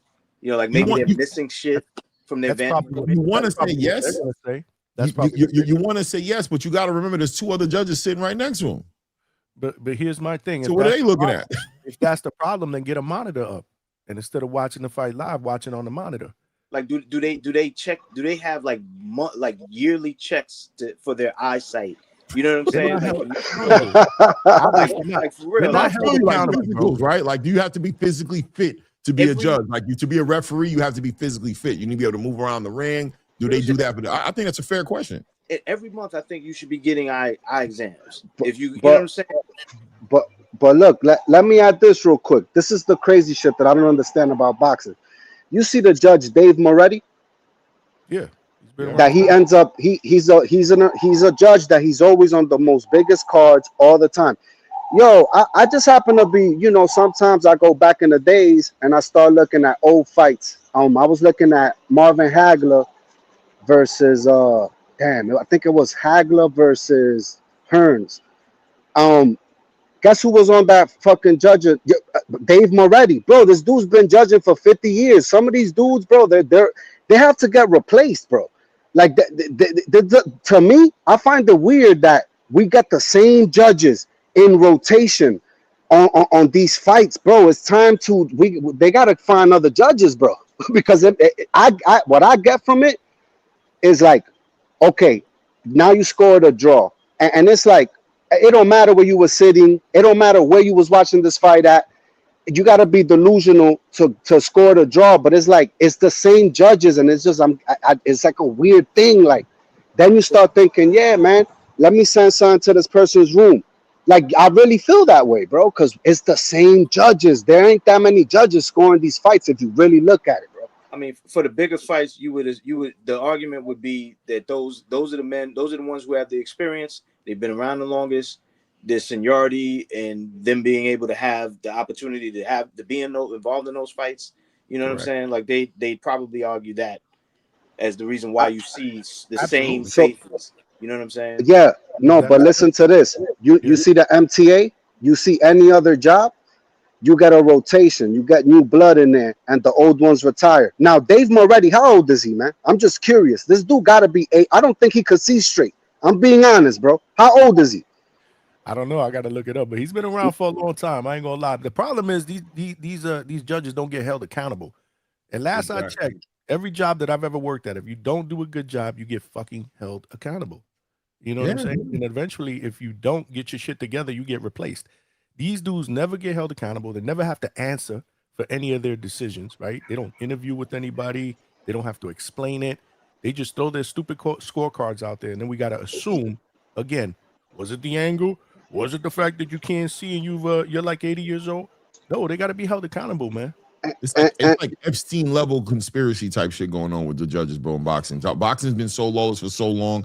It's Epstein level, bro. It's like, what's going on? Who's getting paid? Who has videotape of somebody's booty getting played with? Who's like, what's going on here? Like, why are these guys just able to do this with no type of repercussion, right? Like, it's like you're not even allowed to speak. These judges don't get interviews. They don't get up and, you know what I mean, speak on. They don't even, you know, I think judges should be allowed to be at press conferences and like sit down for like 30, 40 minutes with the press and be like, yeah, so what happened? Like, explain yourself, motherfucker. That's what I'm trying to tell you. Like, They don't have to explain themselves. You know what I'm saying? Like they don't do interviews, and apparently that's okay because none of them have talked about any of the shitty scorecards that they've put out there. Like it's just and then check this out. Then check this out. I saw a lot of slander for the open scoring in the Cepeda and Roach fight. A lot of slander, right? But if you notice, every other sport, because people trying to tell me now this ain't it's a sport. It's a sport. It's a dangerous sport. It can be a fatal sport, but it's a sport. It's a blood sport. But at the end of the day, all these other sports, they got reviews. You can review it. You could challenge. You can do this. You can do that. And for some reason, everybody was slandering the open scoring. And I'm like, look, it could be better. But I give props to WBC and Mauricio for even bringing it to the table because we need that type of openness in the scoring because then we get caught. Like, why should it be at the end of the fight? We got to hold our breath knowing that someone won, but they can get robbed. Like, why do people enjoy this shit? Like, I don't understand that part. Yeah. I think it's because the scoring is that's like the one element of the fight that we spend the least amount of time with. You know what I'm saying? Like, to your point, typically at the end of the fight, we hear the scores and then everybody moves on with their feelings about what they just heard. And even though people might question it, everything just moves on. There's no one's going to stop the show to be like, nah, let's talk, bring the judges in the fucking ring. We don't need to talk to the fighters. Let's bring the judges in the ring. Let's ask them some questions because they're sitting right there. You know what I'm saying? Bring them up. Let's talk to them. We don't get that. It's like they spend very little time on it and then they move on. With the open scoring, I think to a degree, I think that does make some accountability, put some accountability on the guys, the people scoring, because as you're looking at that shit, you get to see in real time who's the judge that's on some bullshit and who's the one that's seeing the fight pretty close. I mean, when I score fights and I'm watching along, sometimes I see when they put up Chris Manning's score, and by and large, Chris Manning's, I think he gets it right sometimes. Other times, I don't know what the fuck he's looking at, but at least it gives me some sort of gauge to know if I'm seeing things the way that they are, as opposed to like some dreamland or whatever. So it is refreshing to see the scores along the way. I just don't think it's something that that a lot of people are gonna put too much stock in. No pun intended. I don't think they're gonna put too much stock in it because it's always going to be either we see scores that make sense or we look at a robbery that we can't change. You know what I'm saying? Because it's not like these things end up being up for debate to change them. It's just us having our opinions, and it is whack. You know what I'm saying? Is whack, especially when we know that they got shit wrong. And especially when we know that there's never going to be any questioning or accountability to that judge as to what they did or said. There ain't going to be no star chamber where they're going to have judges judging the judge on what they did. It's just going to be she lost or he lost and he should have won. You know what I'm saying? I don't know. It is what it is. Rolly, I put that on the screen real quick. He thinks he got robbed. He clearly outboxed him. I cut him. I hurt him multiple times. I deserve a rematch. And then you got Josh Taylor in the chat. Josh Taylor commented and even said, "Man, I only scored 3 rounds for you, bro." Damn. And he's giving him rounds, bro. He definitely giving him some love, bro. You could have breezed it. You could have breezed that, but if you jumped in on him after the knockdown, but instead you stood back and let him steal it. That's what Josh Taylor's comments. But you say he only won 3 rounds. But listen to what opens the door to that. And if you guys think about it, I want you guys to start paying attention. There's always one fucking judge that is just on some other shit, bro. And it's happening now more than ever, bro. And it's like that's what causes these narratives. It opens the door to the bullshit. Look, add 5 judges, make it 2 to 3. Add 5. Like the thing about boxing is like, why it's just sometimes I feel like it's not moving forward, bro. Like there's so many opportunities, but people like holding their breath. And bro, anybody could get robbed, man. That to me is crazy that we gotta wait till the 12th round and then we get a draw, and then we get a 116, 110, 117, one. Like it's just crazy, bro. Like it's insane to me. Good dialogue. Yo, what up? Really good dialogue. What's up, H now? What up, Johnny? Hey, stock, you know, talking about being more futuristic and stuff like that. But if you go to that and say you go to like counting every punch and let a computer count it, then a lot of fights you think that somebody won lost, because you go back to the conquer box on a lot of these fights and the guy you think is winning, you know, is losing because they're not really counting who hit the hardest shot. They're just counting what shot landed clean, you know. So all shots are equal. So I mean, there's a lot of things in boxing that are going to be imperfect no matter what. You can't perfect it because either you're going to go by computer where it's just literal what's happening, or you're going to go by somebody's objective opinion on what's happening. My point is, this is my simple point. Boxing, it hasn't changed since it started. Every other sport is let's say you add a review. Like Tank, you review shit like that when Tank took that knee. Like, the action stops for a few minutes, but it's like, what we're like in mafia time still with this shit. Like it don't make sense to me, bro. I'm sorry. Like, you know how that what happened to Tank, right? You say you go back and review it. Say they go back and review it. They say, nah, that's a knockdown. You were down for this 10 seconds. You know, you're out. Fight's over. You know, you're on a knee for 10 seconds. You know how many people are gonna go crazy in that audience? You know they're gonna probably be fucking throwing shit in the ring. Fucking, how much money I lost? Fucking, I paid for this event. You stopped it on some bullshit. This ain't a soccer game, bro. This ain't basketball. You know, this is fighting. Like, there is no other game tomorrow, you know? You got to wait another 4 or 5 months. H-Town. But this is the problem. Guys like you like getting a draw on the third card when the other 2 judges had it so far apart. And not just the 2 judges, but every eyeball that laid eyes on this fight. And it's just like, why not look open scoring or just ways to advance the sport? This technology, bro. Why we still do? Look, first of all, CompuBox is just a person with a clicker, bro. They're doing the same shit we're doing at home. It's not like it's not AI. I don't know how you say guys like me. I mean, it's just imperfect. Life is imperfect. Stock. No matter how many people you put on there, how educated they are, they see different shit. And some people overvalue forward pressure. Some people overvalue defense. You know, it is what it is, man. What are you gonna do? You're gonna get 10 guys that have the same 3 guys every fight? Well, then that's why the accountability, in my opinion, comes in, right? You're judging them based on their performance. What you're looking for is consistency. So again, do these guys get graded? Do they get reviewed?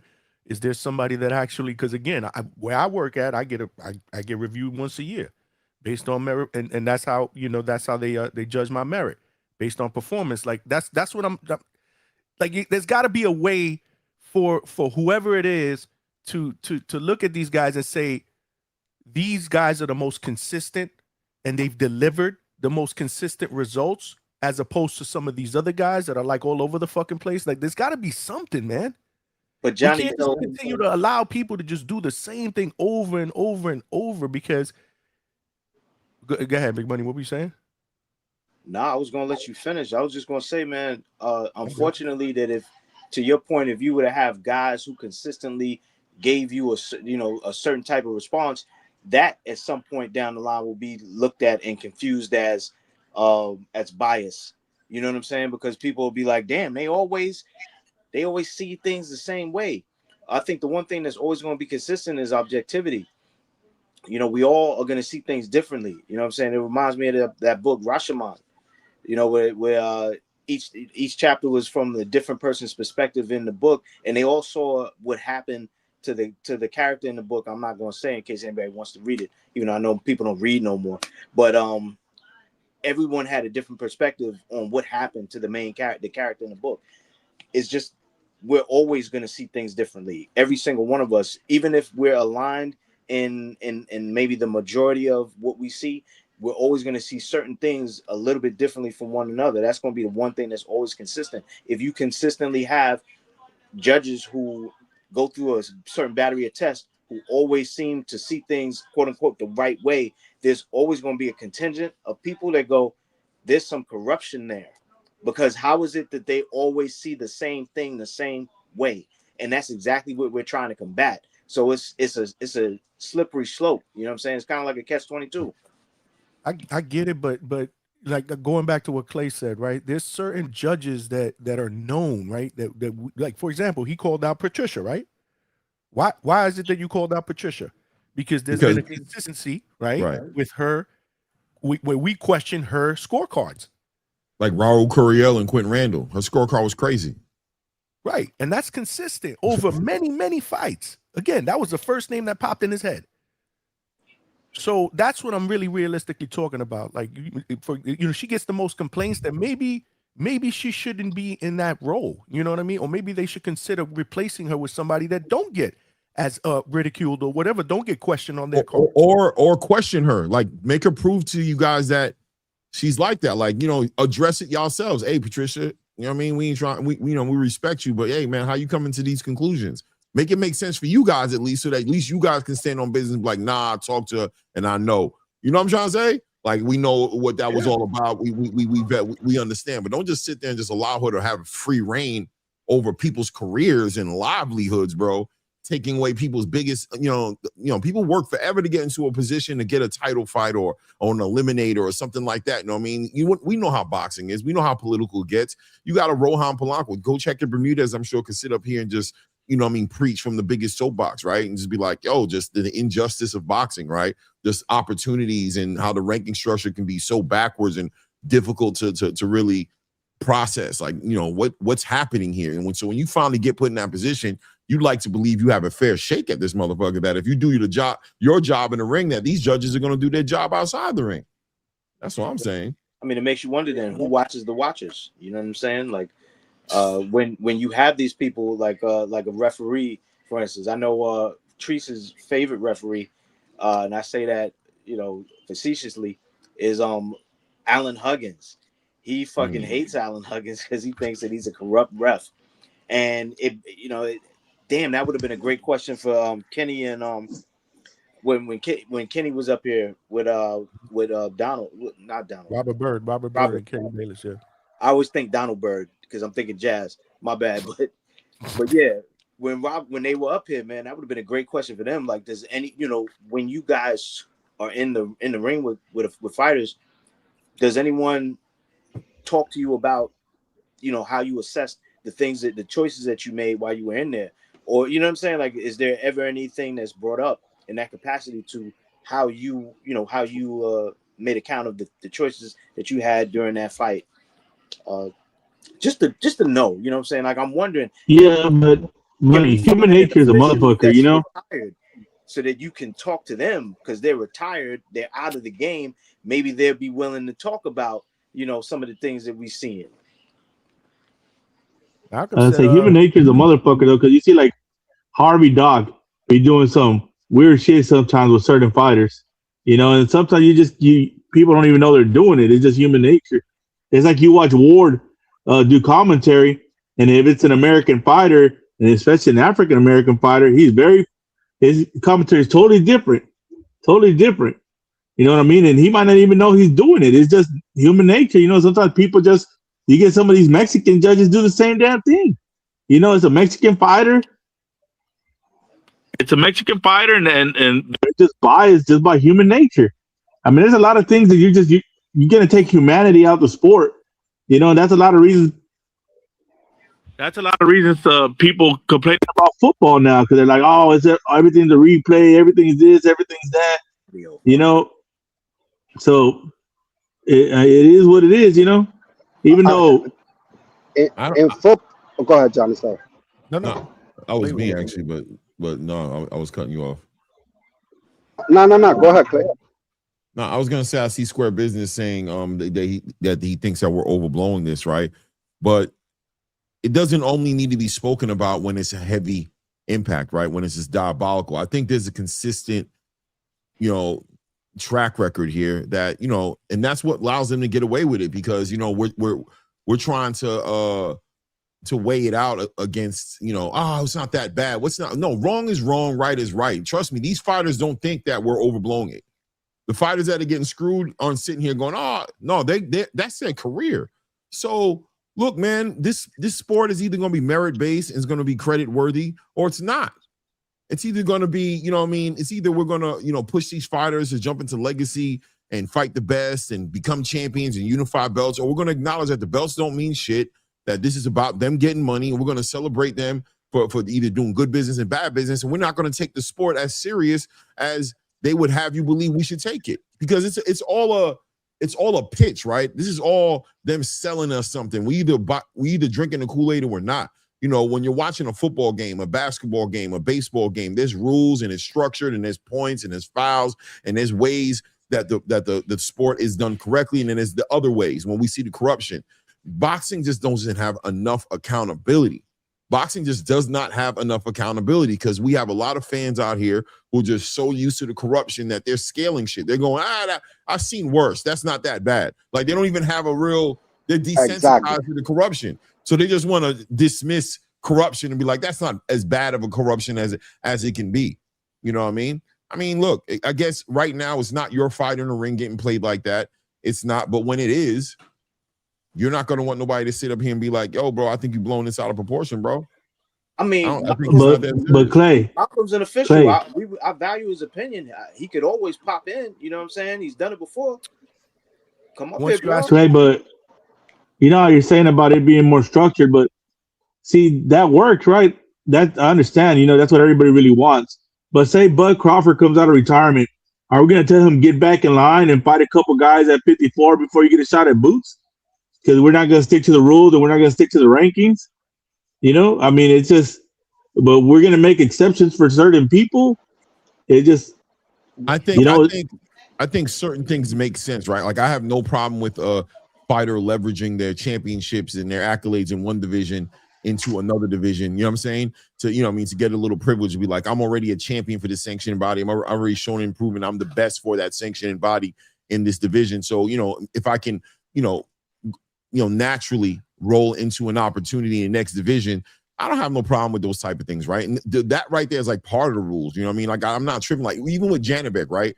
If Janibek didn't pop on a performance enhancement drug test, I wouldn't care that he got rolled into a mandatory for Hamza Shiraz. You know what I'm saying? It's the fact that he got suspended for less than 8 months, and he was supposed to be suspended for a year, and then on the back of a suspension, he gets rolled into a mandatory position, right? So everything has its little intangible attached to it that makes it fair or corrupt. You know what I'm saying? There's always, everything is not the same. You know what I mean? It's hard to treat everything equal.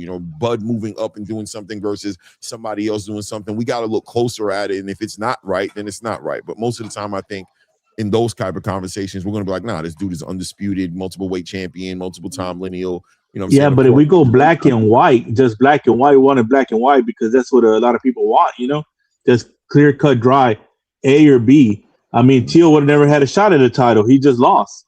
You know what I mean? Yeah, I he had to go back down, work your way back up. Yeah, no. You know.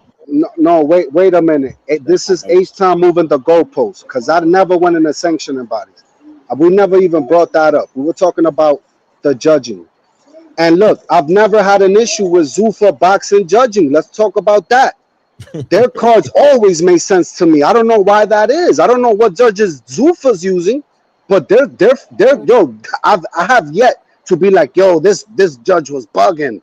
I have yet to have that problem with Zuffa. I'm keeping it 100, and I'm seeing the judges they're using. You know why, Stock Chasers? Because the money moving around in a traditional space of boxing is crazy. The sanctioning bodies getting percentages, promoters, when you see the WBA's relationship with the PBC, you see the WBO's relationship with Top Rank, you know what I'm saying? You see the WBC's relationship with Mexican fighters, so like Golden Boy and things of that nature. There's clearly, multiple sides of the streets in this space, and that's where the money gets moved around. And that's what's moving it. Whereas Zuffa is more controlled, structured for now, at least. You know what I'm saying? Is controlled and structured. Yeah, it's controlled and structured to where there's really no incentive for corruption yet. Whereas in a traditional space, there's plenty of incentive for corruption. There's plenty when you're getting a percentage of a purse. There's plenty of incentive there to make sure that a certain person that there's plenty of incentive to Roland Williams and Zepeda back into a championship fight after losing on that same belt. Fought for the WBC title, lost, and then rolled right back into a WBC championship. And Hadir Herrera just gets looked over as an interim champion and nobody says nothing. There's incentive there. There's money incentive there. You know what I mean? Rolly Romero and Ryan Garcia in that WBA title, that was a WBA trying to get in the Ryan Garcia business. They never saw Rolly Romero getting ready to make that upset happen. They saw a big fight getting ready to happen between Ryan Garcia and Devin Haney. They knew there was going to be a lot of money involved in it, and they put their belt into the conversation where it had no place in there. You already had a champion in the division by the name Jerron Boots Ennis. What in the world was there a regular? What in the world did that title need to be put into that fight? A fight that was supposed to be a stepping stone fight. Both fighters fighting for the first time at 147. It's money. The money is why it does what it does. And it's because, and that's the danger of the sanctioning fees.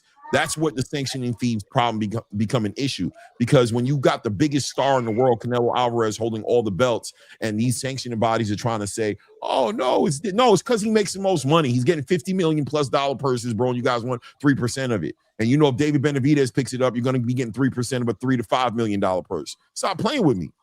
It's easy. 100%. 100%. I got a question for the panel. But first and foremost, I just want to shout out Attorney Bailey, man, with the generous cash app, my brother. I appreciate you, man. You know the deal. AB in the building, man. Salute. Appreciate you. Question for the panel. What about the option of retired fighters as judges? The reason I don't like that is we're going to turn into a prize fighting game again, and with the judges now. Yeah, imagine Bud scoring Shakur's card. But the reason why I say that is because these guys have been in the ring. Yeah, but they're boxers. They're former boxers. Not just because they were boxers does not mean that they are the know all and end all, or that they gave a fuck to know the ins and outs of how every aspect of boxing works. You know what I'm saying? Sure. Hey, imagine having Marquez and Canelo on judging. They don't like guys that move. I'm sure. And the guy's a mover in there. Listen, the problem is not going to work because they made too much money. They're not going to do it. And they're susceptible to corruption. I think fighters are susceptible to taking payola, bro. They're too used to getting paid. They're too jaded.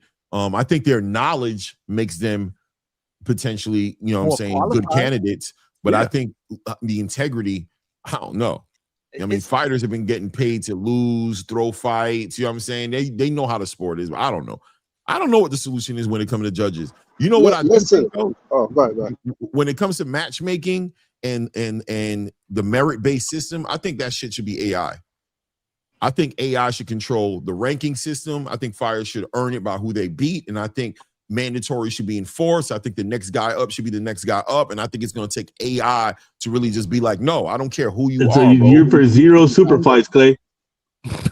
I don't know. You know what I mean? I don't know. I feel like there's an exception to every rule, right? Like it doesn't need to be black and white AI all the time, but I think for the most part, we need to find a way to bring boxing back to being an exclusive or 90%, 85+% merit-based system, right? Merit-based. Earn, eat what you kill. You beat that guy, you move up accordingly. When you become in a mandatory position, pressure starts to be applied to whoever's holding that title to defend that title against the mandatory. You only have to defend it against the mandatory like once a year, pretty much on the average. So you got the whole rest of the year to do stupid, super dumb, Dumbotron fights, right? You have all year long to fuck around and fuck off.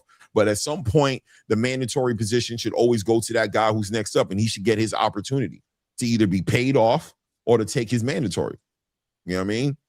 I think people should be able to do with it, but I just think we're in a fallen state, and I think people just ain't shit, bro. People just have no type of integrity. They stand on nothing for real, and we can't defend on human beings. You can't even depend on a person to make your Big Mac right. No less fucking, play with somebody's career. You don't know what is going on in the back. You don't know if the guy making your Big Mac might be putting a loogie in your sandwich because he got a bad day. There's no integrity. There's no line that won't be crossed. People are just fucked in the head, and we might need to put AI in certain portions of this sport to assure structure and ensure Rohan Polanco and a Yohan Lee Hernandez and, a Raul Curiel, a Hadir Herrera, that these guys get their opportunities, a Floyd Schofield Jr., that they don't sit here and fall victim to the politics of some fighter who's such a big star. He's above all rules and above all accountability, right? That's what I'm saying. Right, but this is an individual sport. You can't force anybody to do anything. These guys they're independent contractors. Right, but you can take their belts away from them. You can say, fine, you can do what you want, but there's rules with the belt. So if you don't do what you're supposed to do, we remove that from you. You can become a superstar without the belt. The belt is ours.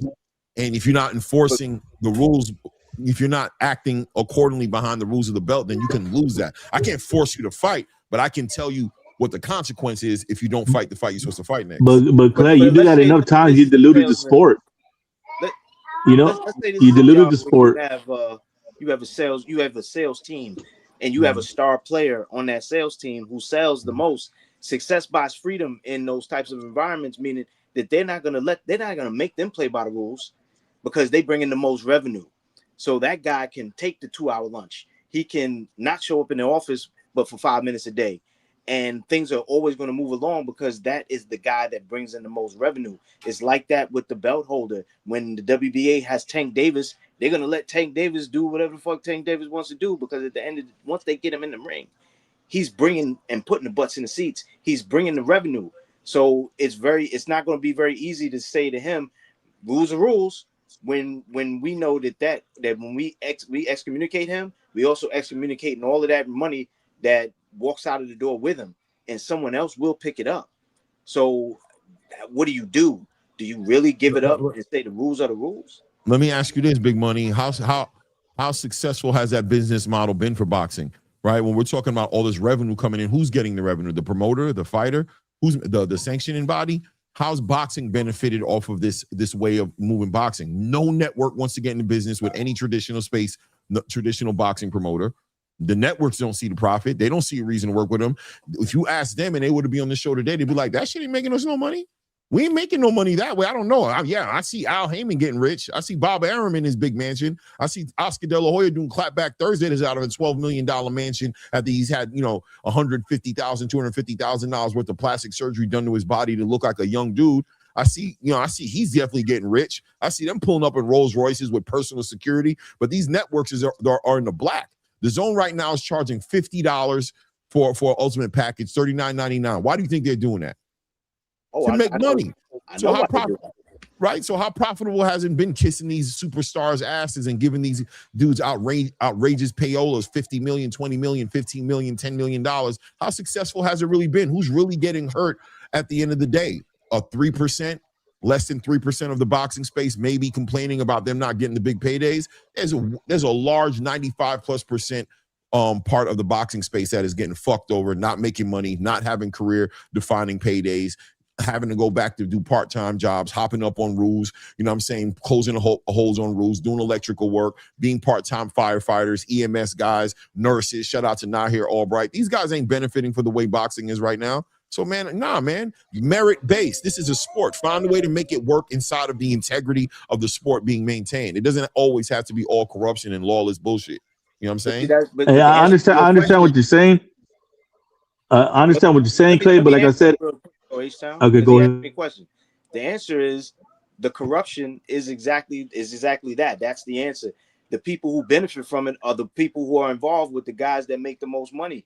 They don't care, and that's the whole point. We've been trying to figure out how do you get what's the antithesis to the Wild Wild West, because the Wild Wild West it benefits those who are the strong. That's who's surviving. Those are the people that are making the most money, and unfortunately, that is how it's been working. I don't now.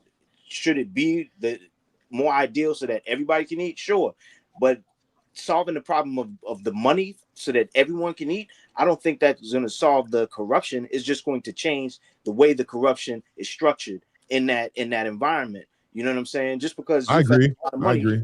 They you know what I'm saying? Like they solved that problem. I say at least force them to constantly change. That's my thing. Don't let them get so comfortable, because sometimes we get so caught up in what difference is it going to make. The difference is they're going to have to get smarter. They're going to have to become more creative. They're going to have to figure it out. Put the test on them. Put the pressure on them to be creative. We don't got to sit here and just accept it. You know what I mean? You know, that's why, you know, when it comes to the Zuffa conversation, I'm not all the way on board like everybody thinks I am. I'm just on board with challenge. Challenge the power. Confront the power. You know what I'm saying? Bring in the free market.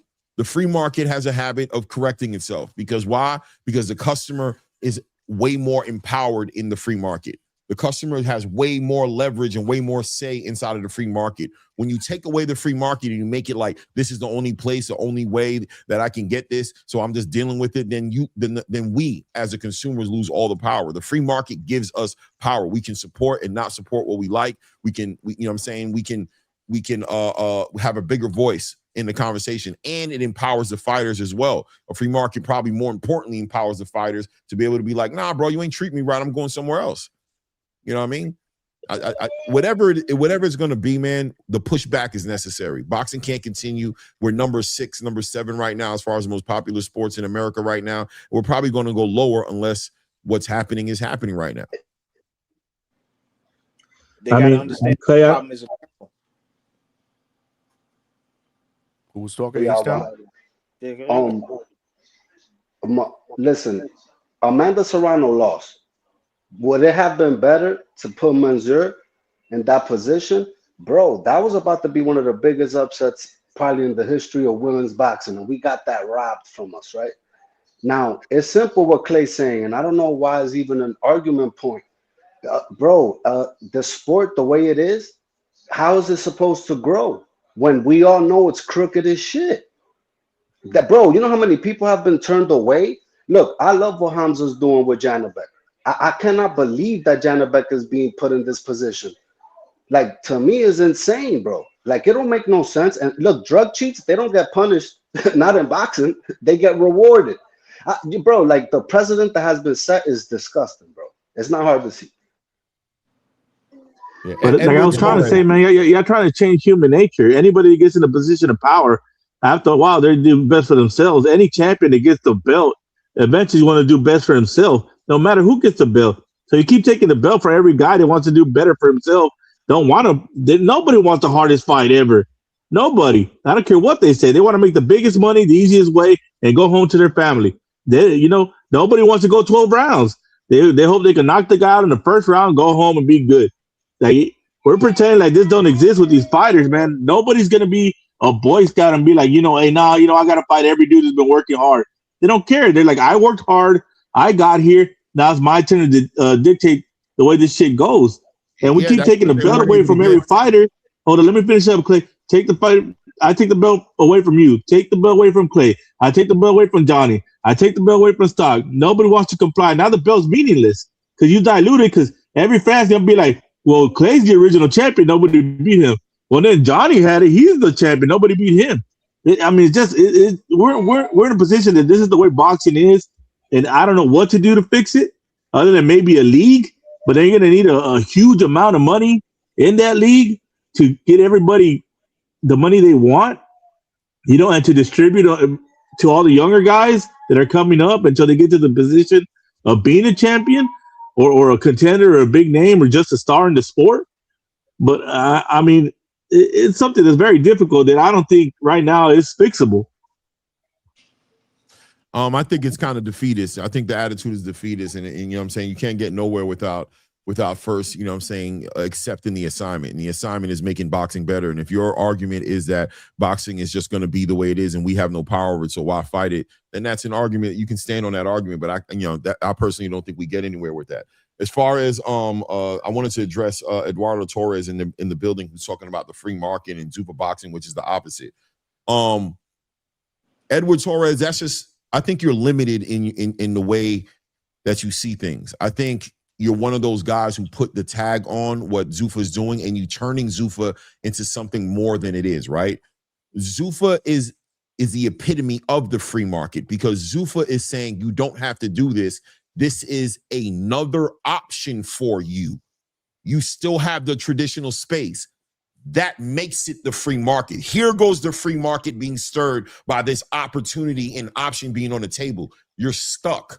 You're stuck, and you're having a hard time maneuvering and getting outside of your comfort zone in your tunnel vision view of your relationship with Dana White and what UFC's done with the fighters and what UFC's done as far as being the biggest organization. And I get that, right?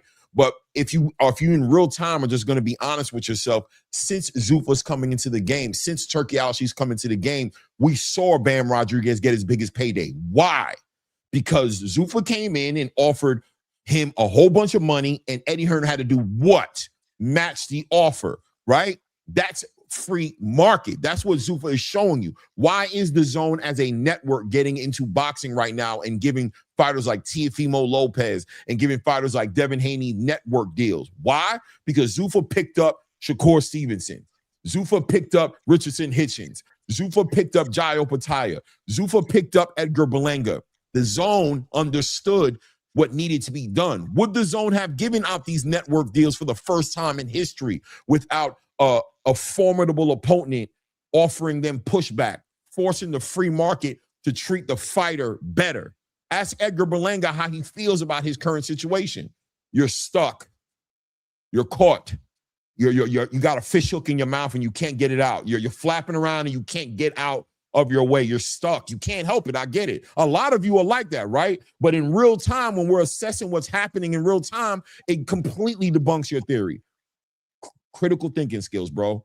Just relax, take a deep breath, and ask yourself, since Zuffa's been in the space, what have you seen the Zone do? Get better. Put the big fights. Do we get Xander Zayas versus Jerron Boots Ennis without the fear of the biggest fights being made somewhere else? I don't know, right? Does Oscar De La Hoya get a pushback when he tried to make the fight between Virgil Ortiz and Errol Spence? I don't know, right? Zuffa said, I'm not doing that. Y'all crazy. I mean, not Zuffa. The Zone said, I'm not doing that. Y'all crazy. We want that Jerron and his Virgil fight. Pushback, pushback, pushback. Why? Competition. Why? Free market. Welcome to the real world. Get out of Dana's asshole, bro. Get out of there, bro. Get up out that motherfucker, bro. Stop. And look at the sport in general and figure out if it's helping the sport in real time or if it's not. Stop getting caught up. You stuck. Take it out your mouth, bro. You can do better than that. You ain't got to always look like that guy. Oh, yo, Clay Cook, yo, that's great facts. The hook and the fish analogy. Great facts. He's caught up. He's flapping around. He can't think for himself. He's stuck. He can't get out of there. You know what I mean? It's always some other shit. Oh, he's supporting Zuffa, the guys who don't believe in no free market. Meanwhile, literally the free market is in real time. Damn, but Clay crashed out on VHS. Yeah, bro. Classic. The second time he crashes out on here. It is what it is. Bro, because you know what it is. Now he's going into Muhammad Ali, fought for fighters. Get out of here. I don't even know which one sparked this. I can't even Edward find Torres, it. Bro. He's stuck. He's caught up. Listen. To me, it's the hate. Oh, I see. And yo, dudes, you know what it is, Clay? Look, respectfully, man. IQ's a real thing. That's why they have a test. And not everybody has a certain level of IQ to understand what's going on, bro. They think in the box. They don't think outside the box, bro. Like this is a real thing. It happens, bro. I'm not saying I'm the sharpest tool in the toolbox, but how can I hate on Zuffa, man? I'm getting boxing for $13 a month. Like what? I don't give a damn about Dana, but the fights just be lit. I've never understood the people that hate on Zuffa. Like we're boxing fans. Like we should be applauding. You know, more. I mean, I don't even know what to say. Like I don't know what to say. Bro, it's the small-minded. Now we gang banging networks apparently. Not they gang banging networks, bro. That's exactly what's going on. Even the whole Zuffa Clay thing, I don't push back on it because I don't got time. Like I'm too busy going another direction, right? I'm doing the other thing, right? So I don't give a shit, right? I'm not Zuffa Clay, bro. I do more. I cover the zone fights more than any of you motherfuckers. You know what I'm saying? Who's sitting out here calling me Zuffa Clay? I'm on here covering these fights, calling these fights every single Saturday, putting in the pain, bro. You know what I'm saying? Doing what I got to do. You think I got time to defend that type of nonsense? No, but I don't care because if the idea of it is to shame me into not supporting what Zuffa is doing, almost 50 years old, bro. Grown-ass man as a son, grown-ass women for daughters. What do you think you're really doing?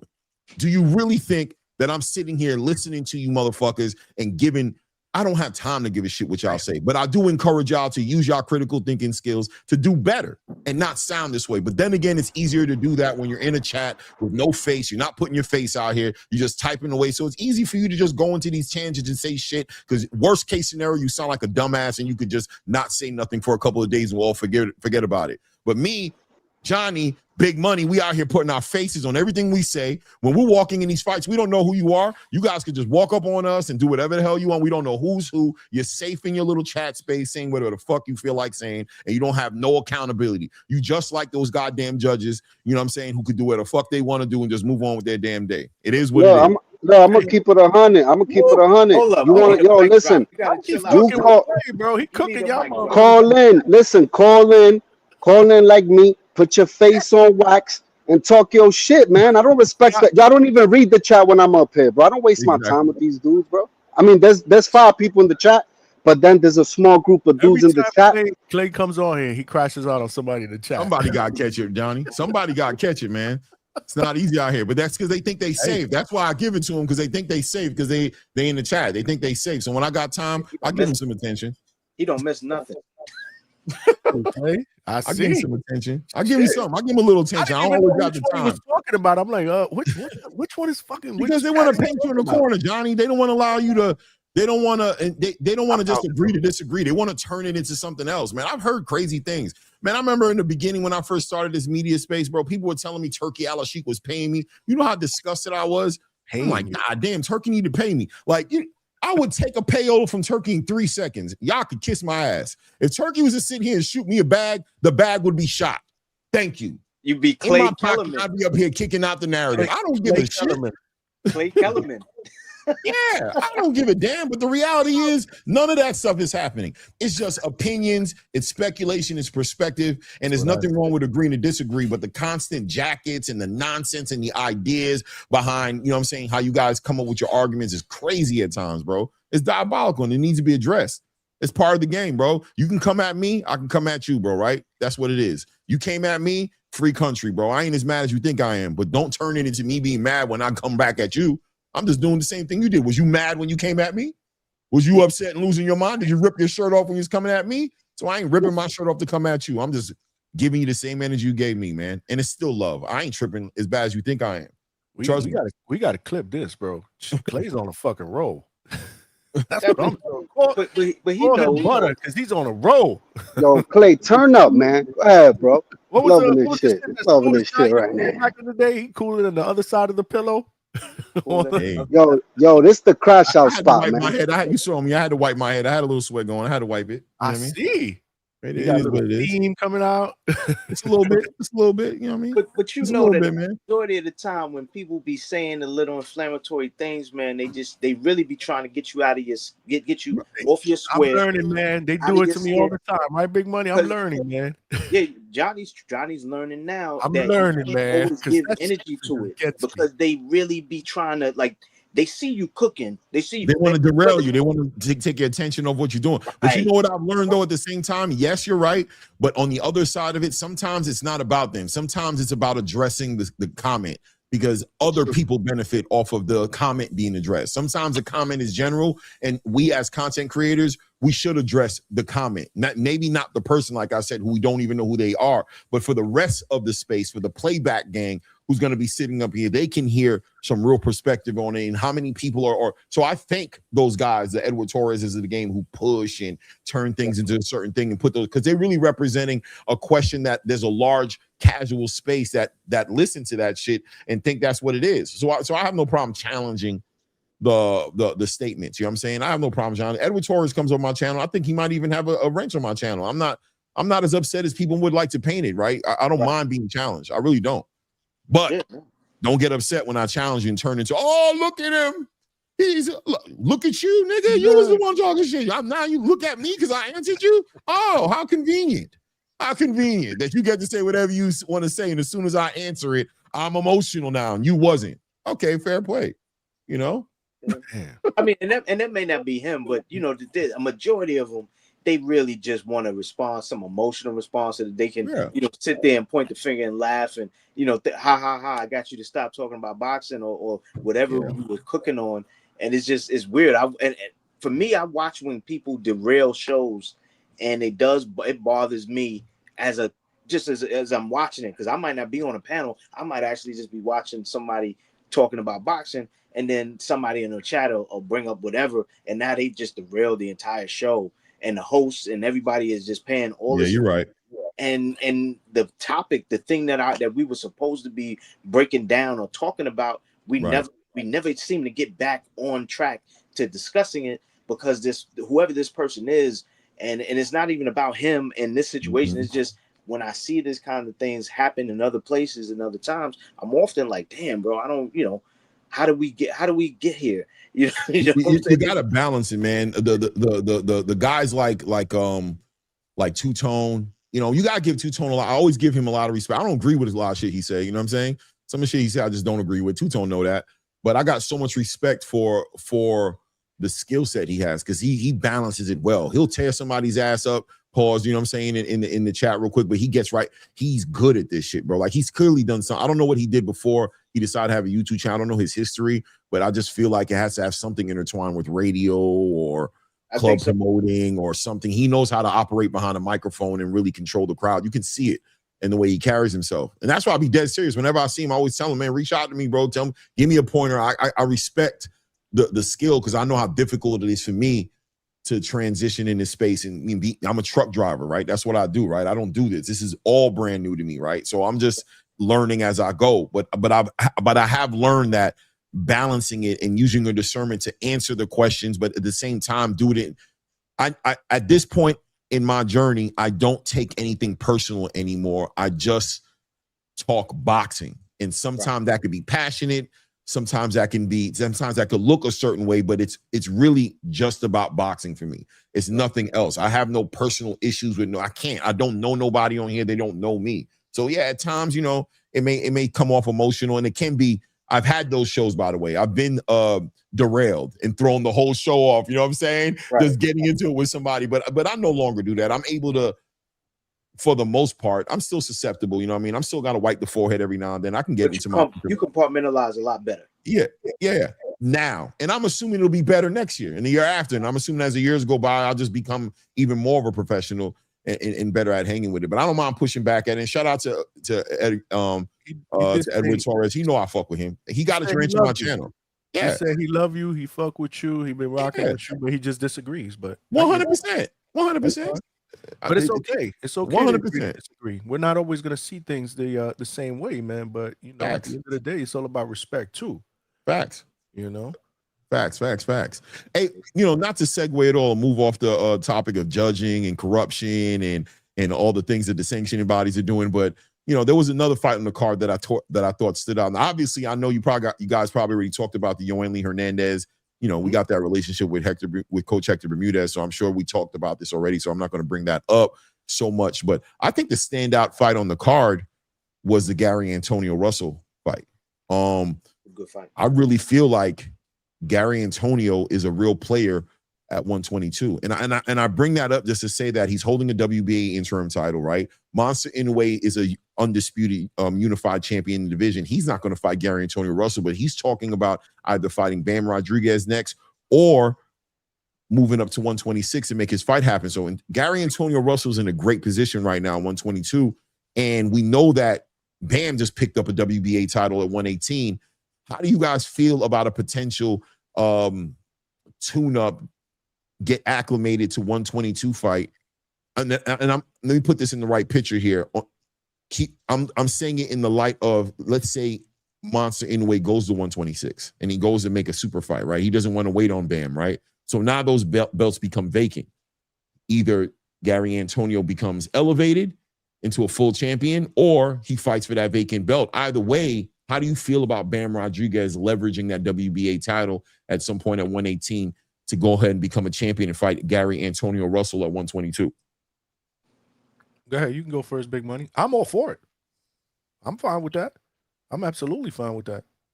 I mean, I watch it. I wouldn't have a problem with it. Like I don't see any reason for me to champion it or have an issue with it. It's a fight. Both of those guys they look pretty good to me. I know I'm a little more familiar with Bam than I am with than Gary Antonio. I think the one time I saw him fight before last night was a loss a couple of years ago. So right. You know what I'm saying? So I'm not very familiar with him, but from what I saw last night, he looks pretty damn good. If I had to base watching that fight off of what I know of the two, I feel like I'm like, nah, he's gonna get cooked, and I don't know if I want to see it. But I think he can be competitive. Even when I made my prediction about that fight last night, I thought he would be competitive enough because Santillan, in my opinion, throws a lot of wide hooks and punches. He gets into a thing where he is just coming forward trying to take your head off, swinging for the fences, and he didn't disappoint last night either. And I thought that Gary Antonio could outbox him, and he did. I think the biggest problem for him, in my opinion, is power. You know what I'm saying? Like I like that he can box, and Malcolm says this all the time. He goes, yeah, the Russell brothers, they have this amateur style where it's all about points. But in this the hurt business. You're gonna have to hurt somebody. I like that he got that knockdown. That was more cumulative by the time he got it in the top of the 12th. But to stay competitive, man, you're gonna have to hurt some of these motherfuckers, man, because they may be willing to let you do pull a move or do something where your boxing skills outshine them in the moment. But they got enough pop where all they needed to do is place that glove on you, and now you picking yourself up and ref is waving it off. You know what I'm saying? So I also think it's never a bad thing, especially at the lower weight classes when you're fighting somebody that has some name recognition as well. You know what I mean? So if Bam's gonna move up, what do we always say about the lower weight classes, right? The name recognition just isn't there. The Russell, there's some name recognition there. He's moving up to fight a Russell brother, which I consider one of the best bloodlines in boxing. Oh shit, yo, who is he fighting? Oh, he's moving up to fight. Oh, one of the Garys. Okay. One of the Garys. Yeah. So again, fighting him, moving up. I don't think that's a bad idea. I think it'll be a good challenge. I personally, obviously, I would lean towards Bam. Me too. That's what I would do. But again, I think it's a very, very interesting fight. He looked good yesterday, and that's coming off a year layoff. And they're solidified now, aren't they? And like I said, this name solidified. The Russell brothers, like they're hell yeah. The American group of American brothers in boxing. Now they're all been champions. The bloodline is out of control. I mean, it's crazy. Gary Russell Jr. held that WBC title so long, took that loss against Lomachenko. Outside of that, and Mark Masayo, he took a loss there, but he's a dominant. He just a respected brand. The Russell brand is just a respected brand. The same thing with Gary Antoine Russell. He took a loss against Alberto Puello, but came back and beat the brakes off of Rayo. You know what I'm saying? And took that WBA title off of him. And now I would say there's an argument there to say that he's a dark horse, the boogeyman of the 140-pound division right now. I don't know too many people who are just jumping out to fight Gary Antoine Russell right now. It's hard for him to get a unification or a big fight. They look at him like a dangerous fighter. Remember, up until Alberto Puello, he had a 100% knockout ratio. Yeah. He knocked every single person out up until that loss against Alberto Puello, which was a controversial loss. I think, I gave Puello his respect, and I didn't think it was like a robbery or anything like that, but it was a close fight. You know what I'm saying? Like it could have went the other way as well. So, the Russell brand is solidified. is certified, you know what I'm saying, is stamped, you know what I mean, their brand. And I think, look, Gary Antonio, what you talked about with the power, I agree, but I think that it makes it even a better fight for Bam to come up into 122 to get in the ring with somebody who's not a big puncher. Because if he picks, I think the bigger goal for Bam would be to pick up the title, right? Grab that WBA title division and get into unifications. You know, you got Junto Nakatani there, worst case scenario, right? Like if Monster Inoue were to move on and that fight weren't to happen, you still got Junto who holds some credibility and, you know, makes up for a big fight as well. You know what I mean? But, I mean, that on the back end of Monster Inoue not making the fight happen with Bam at 122, right? Like, if he doesn't wait on Bam, if he decides to go to 126 and decides, you know, I got like 1 or 2 fights left in me, let me try to aim for that, 6th division. I don't know what division it would be for him to become a champion in, you know what I'm saying? And let's make it for the history books. Let's make it a big payday and let's take it home. Let's take our ball and go home, and leaving Bam with, you know, like, what do I do next? Gary Antonio Russell. Get on that Russell train, bro. Let's make that happen. I think that fight's interesting, and I think the American space would love it. I like your thought process. I do. Yeah. Absolutely. I like that. We could definitely make that happen, man. Oh, they should. Well, they should make that happen. Right. I wish we could make that happen. Maybe all the fights would be happening if we would make it happen, right? I wish we could. Give a call. But I mean, other than that, like I said, you know, we did talk about Yo-Yo, you know, a little. What y'all? I didn't hear about what y'all said about you. Real quick, I won't even like. What y'all think? Yo-Yo's getting killed out here, right? They killing my guy. Yo, I didn't think it was that bad. They destroying Yo-Yo, bro. They want Yo-Yo. I mean, but you know, it's like the greats get the scrutiny, right? The greats get the scrutiny, right? We saw Jerron Boots Ennis go through it. You know what I'm saying? But those most goddamn Argentinians, bro, they always there trying to upset and fuck up some shit. They did it to Jamel Charlo. Marcus Modano put fucking Floyd Mayweather through hell. It's like they always in the middle of this shit. Gustavo Lemos made Richardson Hitchin look crazy. Like, these Argentinians are just difficult fighters to fight against, man. I don't know, man. I think Yoann needs a little grace, man. You know what it is? And again, I say this all the time. I'd rather get criticized after a win than a loss. He won the fight. I don't think there's any question that he didn't win the fight, even though, again, there was one judge that scored it even. Crazy. Yeah, here we go with the judging thing again. But it's you know, and we've said, and I think Vega alluded to that. Vega spoke about that or whatever. It's more, I think he's getting that criticism because of the nickname attached to who he is, El Diablo. El Diablo. El Diablo. You know, he you could tell. I mean, Yo-Yo is almost like, I call him the middleweight bully. Mm-hmm. He wants to go in there, he wants to bully people. Like, even I kind of saw that too when we were watching the fight and we were talking about it. I was like, man, the way he's coming out that second round, it's almost like, you know what? I don't give a shit who this dude is. I'm gonna come in there and I'm gonna do what I need to do, and I'm gonna go in high guard. I'm gonna let him hit me a couple of times, and then when I'm ready to take him out, I'm gonna take him out. Mm-hmm. I didn't like that. I really didn't like that. If you're gonna come in high guard, work off that strong jab. I mean, he's very, very physically strong. Mm-hmm. You know what I'm saying? So in that aspect, I think that's why he's getting criticized, so to speak. Like, he's getting a little bit of hate, but it's okay. It's okay. The man only had 11. What is this? His 11th fight? This is his 11th professional fight, man. 11th professional fight, and you know, like I said, it's a learning experience. He's number 2 on the Ring Magazine rankings, right? He's number 2 on the top 10 list. So I mean, look, man, the guys, and like I said yesterday, and I said earlier today when I did my show earlier today, I said, you know, there's a possibility that I might be having a hard time being objective here. Maybe my relationship with Coach Hector Bermudez is you know, blurring the vision a little bit, and maybe the fact that I found out that Yoann Hernandez is half Haitian. I'm like, oh shit, you half Haitian? Oh Manzur, it's over with, bro. It's over, man. That's my guy. You know what I'm saying? Right. That's my guy now. You know what I'm saying?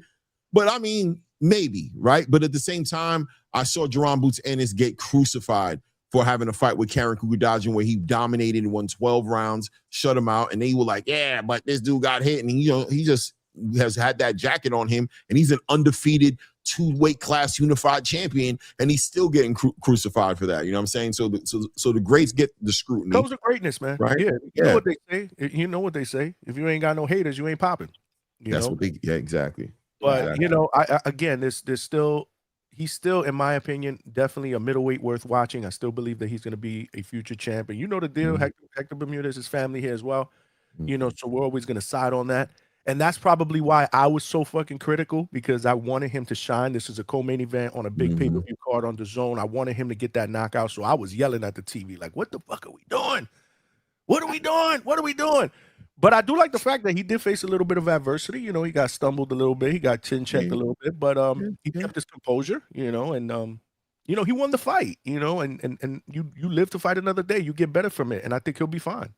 And maybe that's what he needed to. Maybe he needed that fight because after the Karen fight with Boots, all of a sudden everybody wanted to fight him, right? Everybody was cool with fighting him all of a sudden. You know what I'm saying? He started, you know, I think it was after the Karen fight, Brian Norman kind of jumped out. We got to have you next. You know, I'm not saying that Brian Norman was cherry picking, but I'm just saying you know, there's an argument out there to be made that there was a price out that happened in the first negotiation for the fight to happen. After that second fight with Karen, it was like, yo, we need to make that fight happen next. Right? Like we need to do that. They were actually upset that he decided to go to 154. You know what I'm saying? Like, oh man, he went and did that. He want to go to 154. It's like sometimes you need that fight. Maybe that was the fight for Yoeli Hernandez. Maybe that fight showed enough holes in there to where, you know, we could finally see him in there with a Carlos Adames or Denzel Bentley or, you know what I'm saying, or Erislandy Lara. Maybe there's some opportunities there, you know, that have opened up doors that have opened up for Yoeli Hernandez on the back of his most vulnerable. A fight where he looked his most vulnerable in, right? Maybe this is a blessing in disguise. No, 100% it is. His arrogance coming into the fight is why this fight kind of played out the way it was. What I was saying about that earlier was for a guy in his position with the kind of talent that he has to be he should be trying to balance that arrogance with a certain amount of humility, because when you're as dominant as he can be, that's your weakness. You know what I'm saying? Your dominance is your weakness because you do what you do so well. You always think you're gonna be able to do your steamroll. That's what he was walking in there trying to do. I'm gonna do what I want to do. This guy's not gonna be able to stop me. And that was the problem because he focused so much on thinking that the fight was the way he wanted. What he was gonna bring. He had no idea that Veron was actually gonna box. And he used his feet and he moved around and he used his timing. And that's how he clipped him when he threw that wild punch, and he was literally off his feet when Veron punched him, hit him with that left. He stumbled back into the ropes. He regained his composure because it wasn't enough to hurt him or daze him, but it made him look damn silly, and it was like, wow, you know, there's a chink in the armor. You know, this guy's not untouchable because all that bouncing around and throwing punches, that's what that was to represent. I truly can do what I want and you can't stop me. My hands are down. You can't touch them. And he touched them. You know what I'm saying? So it changed the complexion of how you look at this guy who self-proclaimed, I'm a demon. You know what I'm saying? And is hopefully it was a wake-up call where they start to realize, you know, you got to be more mindful with the skill set that you have. You don't break, because I've watched him, like when he was in with Kyron Davis, he didn't start out like that. He ended the fight like that, where he was doing all that wild shit, where he was just showboating and styling on him. But he didn't start the fight that way. In this fight, he started it that way because he walked into it saying in the final presser, saying to Sean Zattel in the interview, I don't have to prove anything. And yet he just made it so he does. Because how the hell do you explain you being untouchable, no defense, hands down, all head movement, all, you know, is so defensive as a wonder, is such this wonderkin as a defensive mastermind. How did the guy hit you? And he didn't even catch you do good. He just caught you. He just clipped you. It was nice. And you had no answer. You didn't make adjustments. I was saying to Johnny earlier, I was in Ryan from Boxing Gyms. I was in his chat because he was doing a fight chat on that, and he was lamenting. He said, "Yo, the plan was to go to the body, and he wasn't really going to the body." And I think he said it in the fifth, right at the start of the fifth round, and Yoeli, you know, threw a couple body shots, but he didn't stay. He didn't stay there. He didn't keep with that plan. He didn't go to the body, and the performance showed. You know, he didn't adjust, not well enough to get a stoppage. Me personally, I don't know that you needed a stoppage. You know what I'm saying? You need more rounds, because the opposite of, let's say he got the stoppage early.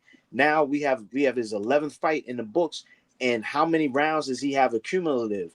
Facts. That, I think, is going to be an issue for you down the road when you are in there with somebody who's way more elite than a Veron, who is a tough customer when you got him on a pro box card. But for you, it was kind of child's play dealing with him, but yet he was able to provide some sort of blueprint for other people that want to be able to get in, that want to feel confident getting in the ring with you, that maybe you aren't everything that people are saying you are. Maybe you're not that demon. And so in my opinion, you need a guy like him. Definitely needs more rounds. He needs more rounds because he needs to be humbled into understanding that sometimes it's you know, what God has gifted you is not enough. Sometimes you have to be able to figure out the gift and the curse, right? Right. Yeah, it's a The gift. gift and the curse. For him, I mean, I'm sure Edgar Berlanga would, you know, we watch Edgar Berlanga just go around stopping people for his whole entire career. And then we saw when he finally jumped in the ring with some real challengers, he was biting niggas and you know what I'm saying? He was doing everything, right? He was having a hard time dealing with the adversity. So I agree with you. I think the rounds count. I think, and by the way, I also would say that as well. You know, the rounds were super valuable. We got to see what that looks like, because on the back of a you know, Abdullah Mason had a torturous 12 rounds with Sam Noakes, right? Like he had a torturous 12 rounds with Sam Noakes. But you know, I mean, is there an argument there to say that made him? That was a fight he needed to really have him where he's at now, because that Sam Noakes fight made the Albert Belt fight, you know, maybe easy for him to bounce back from, right? Like, okay, I'm these rounds looking crazy. You know, my corner's like I might need to knock out, and he just showed that he got that Terrence Crawford chromosome in him, right? He was able to take the instructions and be like, what? And then he hit that switch and it got dark for Albert Bell, you know what I'm saying? In that last round, you know? But Clay, I think it goes even further than that. What about the fight where he got dropped twice and faced that type of adversity? Right. And back and stop the other Johan, Johan, right? Johan Vasquez. I think you know, young fighters, when they go through that adversity, you know, so early in their career, I'm not hating on it. I think that actually bodes well. I talked about it during that Sam Noakes fight. Trial by fire. He needed that. Yeah, man. I appreciate it. Because he's got a portfolio of adversity, like with Johan Vasquez. You don't panic. There's no panic. Right. And he got him out of there in 2 rounds. Unlike Armando Martinez Robbie, who took 7. You know what I'm saying? Right. As far as Yo, I disagree with all of you. I think he needs a new coach. He need to pack his coach up. That's crazy. That's diabolical. Shout out to Coach Hector. I don't feel like that, Coach. That's Johnny. He on his own. We need to pack this guy up, man. Get this dude out of here. Get him out of here. Out of boxing. Get this guy out of boxing, man. Get him out of boxing. That's my guy. That's my brother. But yeah, he hiding, man. He ducking the panel. He ducking the panel, bro. He's ducking me, man. Why you ducking me, Coach? I got to shoot him from Bill. He might be traveling. But with that being said, though, talking about fighters with their experience inside the ring, we got a heavyweight fight on Saturday, and I'm sure you're going to do a show this week on it. So I don't make, you know, it is what it is, but I don't know if I'm going to be there because I'm so busy during the week. So I'm going to just bring it up now, right? We got my guy, Moses Atama, somebody who the eye test tells me is going to be the future of the heavyweight division, but it is the eye test still at this point. I have no qualms with coming to you know what I mean? I have no problems with that. I know a lot of people, hey, you don't know what you don't know. Clay, you ain't seen that guy in there with multiple rounds. And I go, you right. I just got a feeling, right? I got a feeling. That's all. You know what I mean? I think he's like that. But, yo, the test is the test. And that's what he has to pass at the end of the day. And his test is on Saturday, potentially, against Filip Ergovic, right? A durable, sturdy, you know, a fighter with a good chin. He's been hit with some clean shots. You know what I'm saying? Doesn't go down. He's been in there with Zhele Zhang. He's been in there with Daniel Dubois. You know what I'm saying? He's been in there with the punches. You know what I'm saying? And he's taking the punches. You know what I'm saying? And Moses Atama is a fighter who I don't know if I've seen him go past 5 rounds before. You know what I'm saying? So does that come back to bite him and haunt him on Saturday? Is that going to be something where it's going to be like, man, is this just too soon? Did he need that 7-8 round fight? You know what I mean? That war before he gets in the ring with a Filip Ergovic? Or is he what I think he is, which is just naturally that good? And he's just going to beat the brakes off Filip Ergovic. And will we give him, if he knocks out Filip Ergovic inside of, let's say, 3 or 4 rounds, is that a service or a disservice to Moses Atama? Is he still going into his most challenging part of his career not being tested? Yeah. Well, we're going to be all over it this week. You're more than welcome to jump back on at some point this week. Sure. If I can, I don't know if I can. If you can, you know, you're always welcome up in here. You know the deal, Clay. You know, your family up in here. Yeah, we'll break that down later on this week. But yeah, this is going to be an interesting one. Absolutely. I think right. It's gonna be a very interesting one. Yeah, absolutely. I got my guy Moses. I'm going with Moses, but I'm definitely interested. I think the eye test for Moses is all I got, obviously, but I just think he's a really gifted, special heavyweight fighter in this space right now. With his peers, he's just levels above, I believe, what these other guys are doing, man. Daniel Dubois is a machine coming forward, and I give him his respect. I mean, a G Caballo, I think, would probably be his biggest competition because I think he's just as skilled, but maybe, I don't know. He's just as skilled. You know what I'm saying? And I don't know. He might be the best heavyweight in the world right now. G Caballo might be the best heavyweight in the world. He might. You know what I mean? Moses might not be the best in the world. He's still young. He's still, 21, 22 years old. 22 years old right now. So he's a young guy. But outside of that, man, I think Moses is just going to be putting hands and feet on these dudes, man. I think they all going to catch it, man. I think all of them, when I think about it, they all going to catch it, man. I don't see nobody giving him no problems in the division right now. Filip Hrgović, I think, will be a legitimate test, though, because I think there's a good chance he's going to take Moses Atama into the championship rounds. There's a good chance this fight goes all the way into like 8th, 9th, 10th round before, if there's even a stoppage. It might even go to the judges, man. It might be his Sam Noakes. This might be his Sam Noakes fight, man.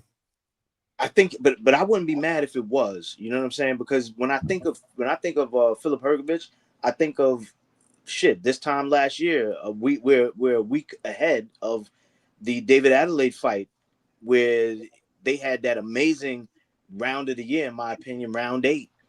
Mm-hmm. That showed that, a guy like Filip Hrgović is super durable, and it's when you got a guy as big of a puncher as David Adelaide in there, and I know he's not the biggest, but damn, if they weren't going down in that round, and it was a great round. So it's like, when I think about that, I'm like, shit, can you, Moses, can you put him down and he doesn't get up? You know what I'm saying? Like, is that what we're gonna see? Or is it gonna be a hard fucking fought 12 rounds, which I'm not gonna be mad at if it is, and you don't knock him down. I'm not gonna be mad at that, because you do need those rounds in. To your point, man, is that a service or a disservice? Yeah, it's a strange thing, because when you got a guy that good that isn't tested, you really don't know. You don't know where. What's the limit? What's the line? When is this guy going to be in over his head? Or dealing with a high level of competition where it becomes interesting. It's a 50-50 fight. You just won't know until either he gets knocked out or he just gets embarrassed. And we don't want to see that. We want to see a competitive. I want to see a competitive fight, and I don't want to think that as dominating as you look when I see you knocking guys out in the first round, second round, bouncing guys off of the ring, that you're gonna step up to a guy who I'm thinking, I think he's got it, and then you get fucking destroyed.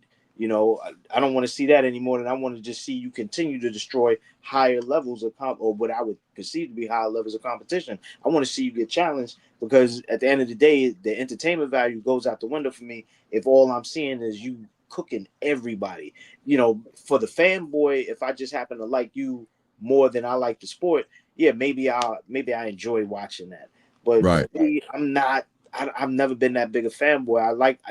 There are fighters that I like, but hell, man, I can't make excuses for them if they lose or if they don't, if they don't represent themselves in the best way that they can in a fight. I can't make excuses for them, because at the end of the day, they can fight. They don't need me to fight for them. They can fight for themselves. So yeah, I hope he can step in there and make this interesting. Is that one during the day? That one's over in the UK, right? So that one's gonna be earlier. Oh yeah, man. That's gonna be a whole day of calling fights for me, man. I'm gonna be doing that in a day, and then we're going into that. We're going into that pro boxing, man. I paid my $5, man. Paid my $5, man. I'm gonna call that pro box fight, man. That card, man. I'm super excited to see what Najee Lopez does. Yeah. You know what I'm saying? Najee, but I hope pro box is facilitating a way for these guys to get involved in the conversation, right? Because there's, let's get in these conversations. Let's make sure that Najee on the back end of this. Let's see Najee get inside of it. I mean, what do you guys think? Do you think Najee's ready for a top 10 light heavyweight? Absolutely. Right?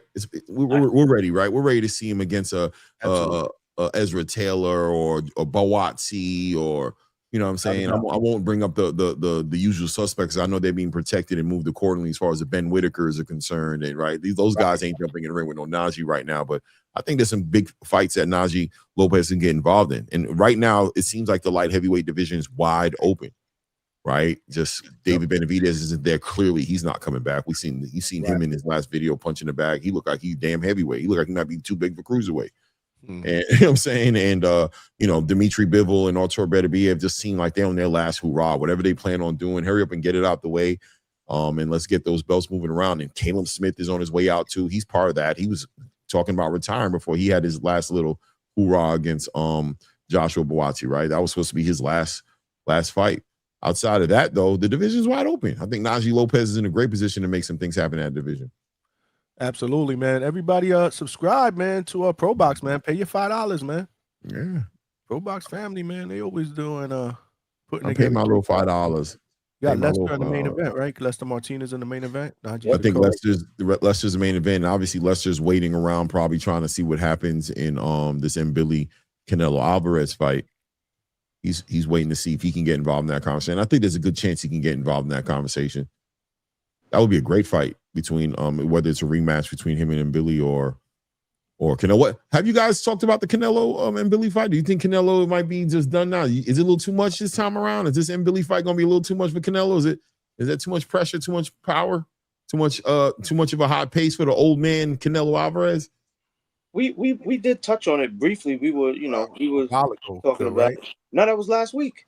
Was it last week? Yeah, Shit, I don't remember. that was last week. Before that, though, it was a while. Like, I was having my delusions of grandeur, Clay, where I was thinking to myself, and I didn't say it was going to happen, but I was like, I can't. I'm trying to understand: is Canelo is he having this fight because he wants to make another run, or is he, you know what I'm saying, or is just a payday? You know, because I would think that if you just wanted a payday, you do it a little bit differently. I wouldn't think that you would try and contest Billy for that WBC title unless, you were eventually going to go after Jaime, go after Osleys, go after Hamza. You know what I'm saying? Which, in my opinion, I think if he were to take all those guys out, I would think that one, that would definitely make him face of boxing, and it would definitely solidify him as face of boxing, because that would be a hell of a run. I think it would be a better run than it was his last run for everything at 168. Yeah. I think Canelo has a type of fighter that he doesn't want to get in the ring with, and I peeped that. I've never really made it a big deal, but I feel like ever since he fought Dimitri Bivol, he don't like those tall, long reach boxing puncher type fighter. He don't really like that no more. So he's not going to want to get in the ring with Ozzy Iglesias anytime soon. He doesn't want to get in there with maybe Hamza just off the strength, and maybe he's a little wet behind the ears. He feels like that could be something he can deal with. But I think even Hamza presents a certain threat. Even like Jaime Munguia, he's already had that fight with him, and maybe he does it again. Diego Pacheco, I think he's another conversation, right? Like, Diego Pacheco, what's going on? Just ask him. He's on the panel. That's Alberto. That's Diego Pacheco right there. I'm about to be like, worried. What's up, Diego? What's going on? Why you turn away from Billy? Why you turn away from fucking Shiraz, man? Why we can't get you in there with the big boys? You got the opportunities. They sit here trying to make fights with you, and you ain't making the fights happen. Is it your team? Is it you? Are you happy with Buddy now? Is Buddy the guy that you needed? Was Jose Benavidez the issue? What's going on? Like, I want to know. Like, you know what I'm saying? I just seen you kind of move. I thought you was him. I was ready to see Diego Pacheco and Hamza Shiraz get in. When I heard that fight was being negotiated, I'm like, there we go. You know what I'm saying? That's what we need. Boxing needs this fight, man. And then when I heard he faded to black, I was like, what happened? Oh, shit. We need answers. We need answers, Alberto. Talk to us. Salute. What happened? Are you there? Yeah. You ain't Trees. You Diego, bro. Cut the shit.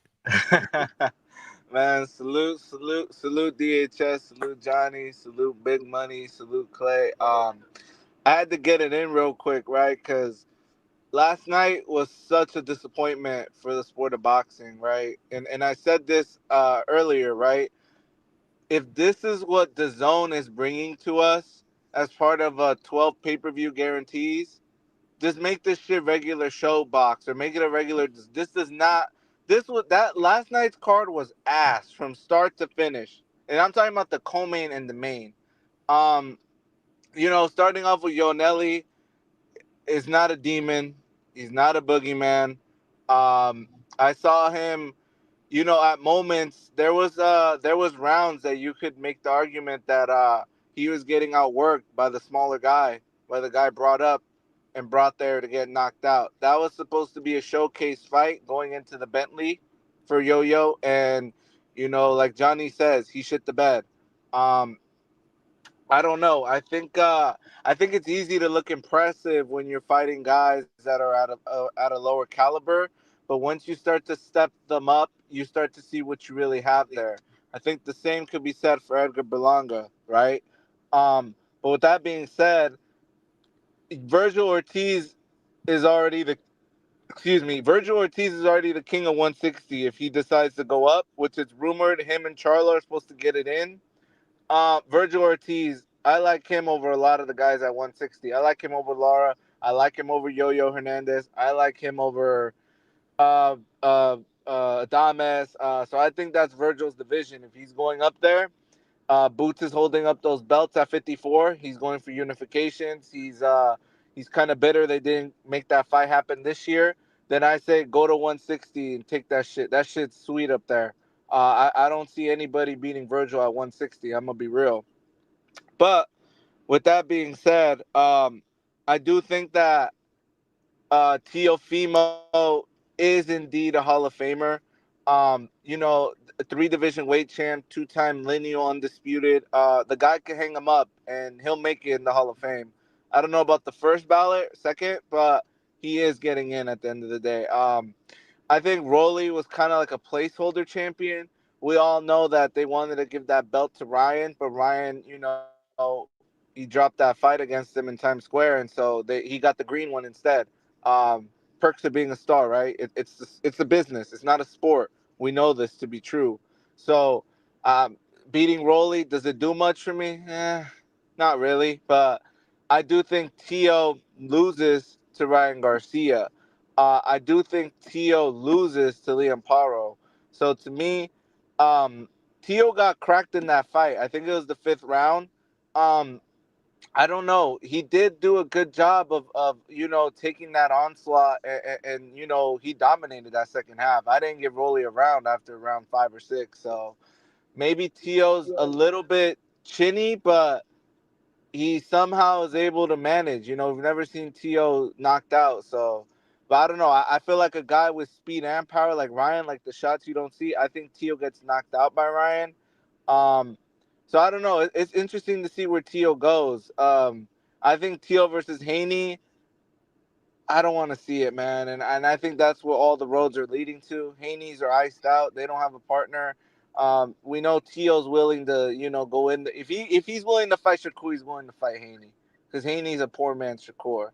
But I don't want to see it. I don't want to see Devin Haney, death by 1,000 jabs. I don't want to see him fighting on the back foot the whole night. We know Teo struggles with guys that Teo does not know how to cut the ring off.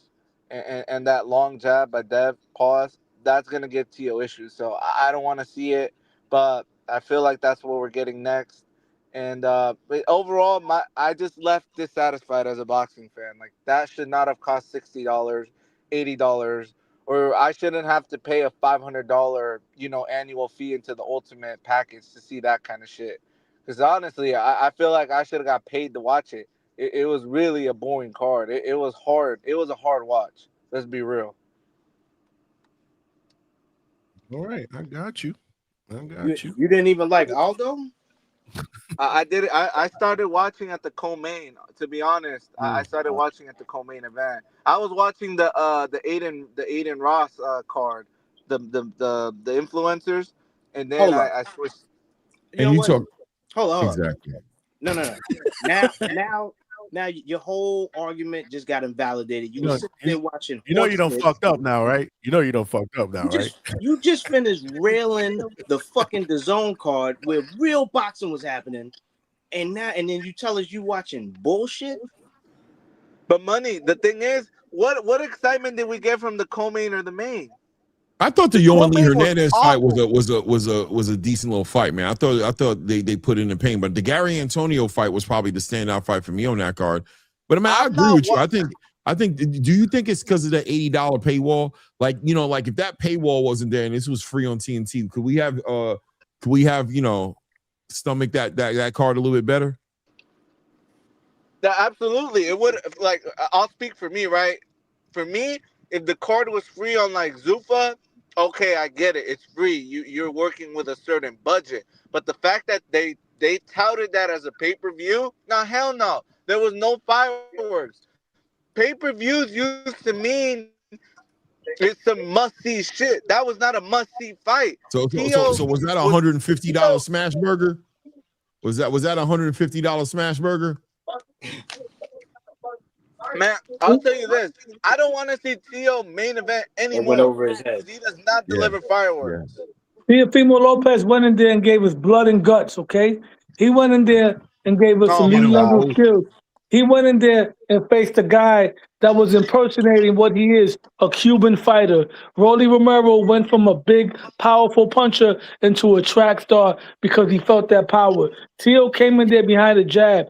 He was painting the fence, and he was throwing that right hook to the body a la Canelo Alvarez. It wasn't his best performance, but he showed a lot of heart in that fight, something that a lot of your favorite fighters won't do with their bromance. You know, he's fighting his friend. He went in there and took a big shot by a feared guy that put Ryan Garcia on his ass and made Ryan Garcia tuck his tail and put his hands in his pocket. Tio got back up there like Floyd Mayweather did against Shane Mosley and looked at him and told him, nigga, you ain't doing shit to me, and kept on walking forward into a puncher and won that fight 10 rounds to 2. And then to say that Tio would lose to fucking Liam Powell, you could say Devin Haney, that's a good argument. You could even say Ryan Garcia, that's a good debate. But don't disrespect Tio and say he's gonna go in there and get beat by Liam Powell. Are you fucking kidding me? Hell no. Styles make fights. Styles make fights. He ain't nothing slick, bro. He ain't got the shit to beat Tio. What are you talking about? He's a European fighter. Tio destroys them European guys. The only time he lost to one, that shit don't even count. We throwing that shit out. We know about the Cambosa situation. That shit don't count. We saw. What are you throwing out? So what are we throwing out? We throwing out the Cam. We just if Two Tone said that they're throwing out Ryan versus Rolly because of Times Square, then we throwing out Tio versus Cambosos because he was sick, and we throwing out Tio versus Shakur because they drugged him. Trolling, bro. And don't know what time it is. He was just trolling. Nah, I'm fucking with you, but Tio's not losing to no Liam Powell. It was kind of close, man. That Sandor Martin fight was, you know what I mean? Sandor Martin is a highly skilled fighter that retired Mikey Garcia, a guy that Devin Haney didn't even want to get in the ring with. So we're not going to discredit that because Sandor Martin was a good fight. It was competitive, but he, you know what I'm saying? Listen, Liam Powell would not fucking beat Teofimo Lopez. No way. That shit would look a lot like the Josh Taylor fight. The problem is, though, that Liam Powell isn't an alcoholic who shot. So I think that fight, stylistically, Liam Powell's an aggressive fight. I could see him hurting Tio for real. Because if you guys remember, it seemed like Rolly took his foot off the gas. Like he kind of carried Tio because he didn't want to do him in. Rolly tried to finish him. Rolly tried to finish him. And Tio weathered the storm. Tio got on them ropes and started doing his matrix shit like Boots did. It started slipping and turning from punches and got up in there like a true warrior. And beat Rolly Romero. So we're not gonna do that shit. That Rolly, yes, his punch output was low. Yes, Rolly's been very cautious since he got stopped. We so Rolly tried to finish him that round, bro. He was leaking like a faucet. His blood was all over the. So what? That's boxing, brother. This is not cricket. This is boxing. No, but okay, shit happens. Explain why Tio did the stanky leg in the 5th round and almost blew out his ACL. Because he got hit with a big shot. Explain how he recovered like Wolverine that very same round and finished that round telling Rolly you ain't doing shit to me and walked him down behind a stiff jab. What are we talking about? There's a difference between me. I don't care when Tio does the Superman punch. That shit don't even have an impact on. Nobody's talking about Superman punch. I'm not talking about that. I'm talking about how he walked him down. He's a showman, and the Superman shit is cute. But if you notice, he damn near went out of the ropes because he's trying to be a showman when Teo's not that kind of cat. He didn't say doesn't nothing about a deliver Superman high punch. violence. I didn't say nothing about a Superman punch. I said he recovered like Wolverine, and he went in there and started walking the bigger man down. He walked him down, bro. That dude is a warrior. He'll die in that ring, bro. He's not like he belongs in the 80s and 90s. He's not like these kids today, bro. He's a real one. Him and Devin Haney are the only ones out of the 7 Kings that actually got rocked in a fight. 7 Kings? Yeah, he's the only one. Him and Devin are the only ones that got rocked badly in fights and had to come back and muster it up and get back in there. Because Devin did the same thing with Ryan on PEDs. And if Teo fights Ryan Garcia, they better put fucking drug testing on Ryan Garcia. And what I like what Teo did in that fight, he made adjustments. At first, he was getting caught with the check left hook, and then his dad told him, put your hand up, catch and shoot. He was doing that, but then he started... But then he started going underneath the hook. He started going under the hook and digging to the body, and that's what he would have to do with Ryan Garcia. Go under the hook. You don't want to sit there and try to catch it because you might try to catch it. The shot could go around you. You don't hook with a hooker. That's a 50-50 fight. You know what I'm saying? Because both of them are somewhat of a seesaw, right? But Teo at his best outclassed Lomachenko, destroyed Josh Taylor, whitewashed Arnold Barboza. And Ryan, at his best, beat Mario Barrios and took drugs to beat Devin Haney. So I'll take Teo at his best. We are doing that. We are doing that. He took steroids when he beat Devin Haney, right? No, he didn't. Yes, he did. He took it. Either way, this is not about Devin. The bottom line is that Teo and Ryan is a 50-50 fight. If Teo's at his best and takes away that left hook, he's going to put a clinic on Ryan Garcia. All he got to do is make sure that he gets Ryan to give his height away. Don't come forward on him. Ryan is a tall guy, but Ryan don't really fight that good off the back foot. Look, Lo. Here's my problem with Teo. He wants to be a pay-per-view fighter. He signed the DAZN. Like, he has a promotional agreement with them. That's good and all, but to me, Teo don't be letting he's very economical with his output. I don't see any, like, combination punches. You know, the most you're gonna get from Teo is a 1-2. So to me, he's not a showman. And nobody's talking about being a showman. We're talking about winning fights. We're not talking about pay-per-view, bro. Was that a pay-per-view worthy card? Did you get your money's worth last night, Lo? Yes or no? Yes, I did. Yes, I did. My favorite fighter survived a scary moment, bro. And he got back up in there and won. Did the fight turn out exactly the way I wanted it to? No, it didn't. I was expecting a Mayweather Gotti performance. Had Rolly winning there, the 8th round, when Rolly tried to go balls to the walls, Teo was countering everything that man was doing. I don't got to pause. We men. I mean, I can't speak on it. I know YMs. I don't care about that pause shit. Right. That's for these YMs. You know what I'm saying? With that being said, Teo in the 8th round was outclassing him, and then Rolly went back on his bicycle. He was trying to imitate Shakur, but he's not Shakur. But he kept jumping back 10 feet every time Teo would even try to flick a jab at him, bro. And like I said, Teo's going to go out at the Hall of Fame, but we're not going to talk about that because his career is far from over. We're going to take what's next. We're going to take out Liam Powell next. I don't mean to cut you off, but give me 10 seconds, right? This is where I'm always going to speak my piece, right? I'm not going to just, like, if I go out to dinner and I ask for a steak medium well and they bring it to me rare, I'm not just going to eat the steak. Oh, yeah, I'm going to just eat it because I'm scared. No, I'm always going to, I asked for a medium well, I'm going to send it back and I'm going to get the meat cooked. Pause. So, with that being, you're going to just take whatever DAZN says as a pay-per-view and say, oh, yeah, this is worth the money. That's where you're wrong. First of all, that's where you're wrong because, for one, that's the reason why I never got into the I don't pay that my zone account is monthly.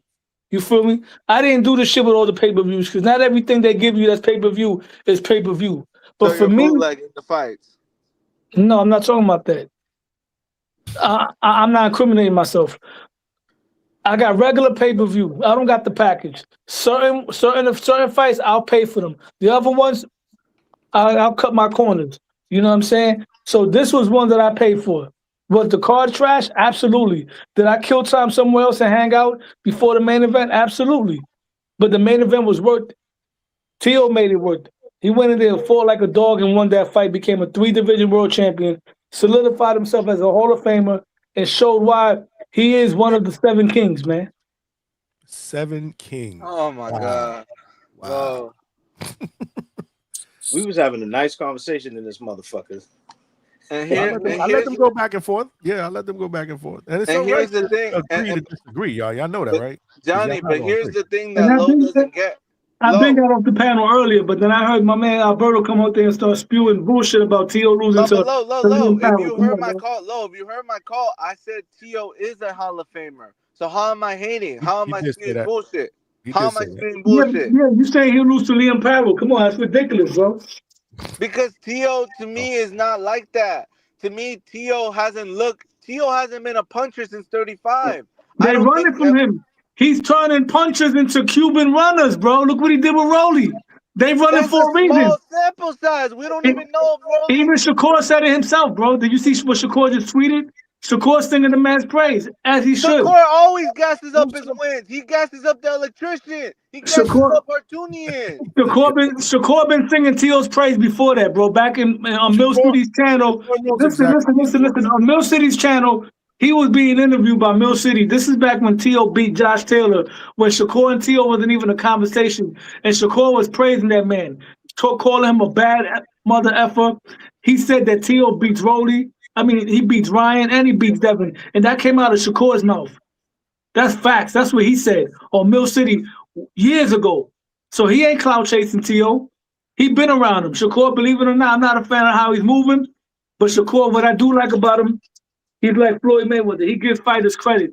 And then you got Richardson tweeting out and calling T.O. trash. And I don't want to roast Rich because I'm cool with him. But yo, fuck that. That was out of pocket, bro.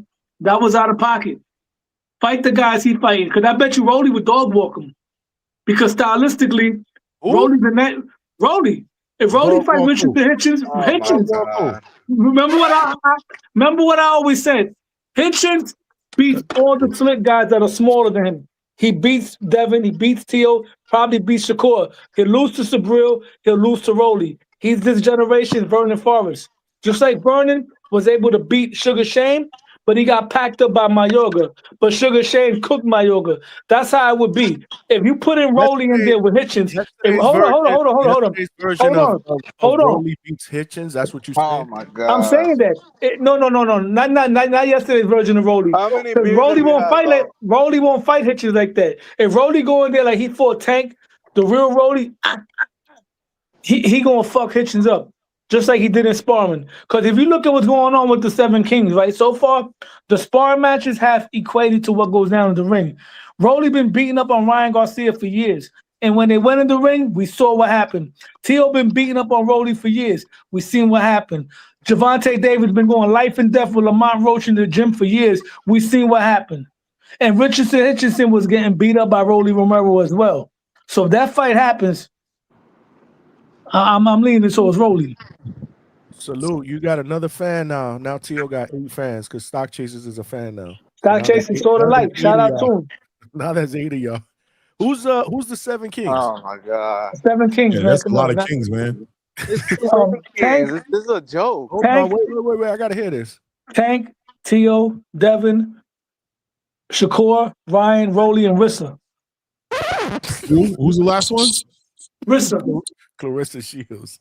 Oh wow, that's diabolical. Okay. And he put Rolly in there. You put Rolly in there? He packed up Ryan Garcia. He gave Tank Davis life and death before he got knocked out. Man, you just he dropped Teofimo Lopez. Hell yeah, he's in there. That's a convenient take, man. That's a nasty convenient work, take. bro. Just That's because you know work. Rolly ain't no king, man. Rolly is not no king, bro. Yo, Clay, here's 3 division champion. We talking about 3 divisions. Oh my You said that God, shit and I just lost 30 viewers, bro. bro. He's Lo, a champion. how much That is man that ain't never been no Be champion. real, Lo. How Ever. many beers have you had? Rolly's never been a champion ever. I think listen, Low is definitely trolling. He's definitely trolling. He's got to be trolling. He's got to be trolling because he says he's a historian. That's the crazy part. No, he trolling. He trolled me because I was sitting here like, Rolly is Rolly's cooked, man. He's done forever, bro.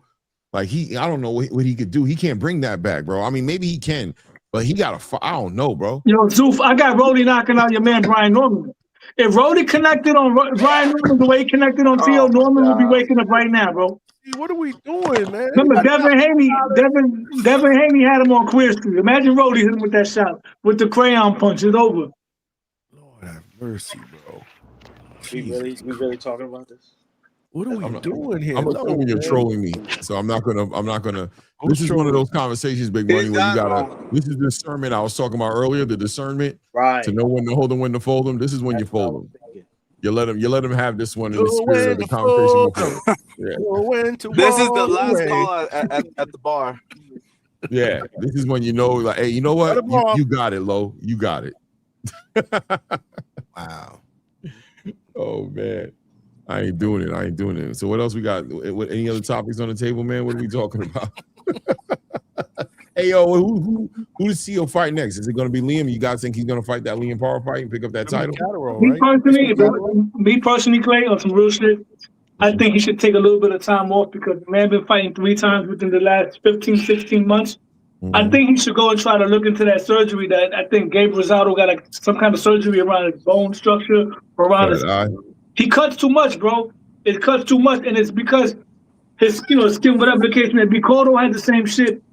But I think T.O.'s even worse. And it leaves an impression on the judges, Clay. Like last night was on the verge of becoming one of the worst robberies in the history of the sport. When I heard 114, bro, that fight was 10-2. I gave Rolly the 5th round, and I probably gave him the 1st round. I'm not even sure. I gave him the 1st and I gave him the 5th. That was it. I had a 10-2. And I'm okay with that, Clay, because when I watched it, it was hard for me to give him more than 2 rounds anyway. I just couldn't think of which was the other round. One of them, where he hit T.O. with a hook, right? And it kind of shook T.O., where he had to move around and then relate back. I almost gave Rolly that round, but for the rest of that round, he wasn't doing shit. So, yeah, 10-2. So when you give a guy a victory or a draw over 10-2, that's worse than fucking Chavez and Pernell Whitaker, bro. Yeah. At least Chavez and Whitaker, you can argue that Chavez probably won 3 or 4 rounds, probably. You know what I'm saying? But this shit last night was a 10-2. You had a guy that was trying to imitate Shakur Stevenson and doing a very, very horrible job of it. You know what I mean? He should have just went in there and did what he do what he does, and let his hands go and just go in there and go all out. Had he done that, would it have been more exciting? Yeah, he probably would have gotten knocked out though. But because Rolly's a hell of a fighter. Don't get me wrong. I'm not going to diminish him at all. Rolly, I wouldn't mind seeing Rolly versus Barrios. You know what I mean? I wouldn't mind seeing Rolly versus Barrios. I'm diminishing Rolly, bro. I'm diminishing Rolly. Rolly really exposed himself to me. Like, yo, Clay, Rolly versus Barboza. Who wins quick?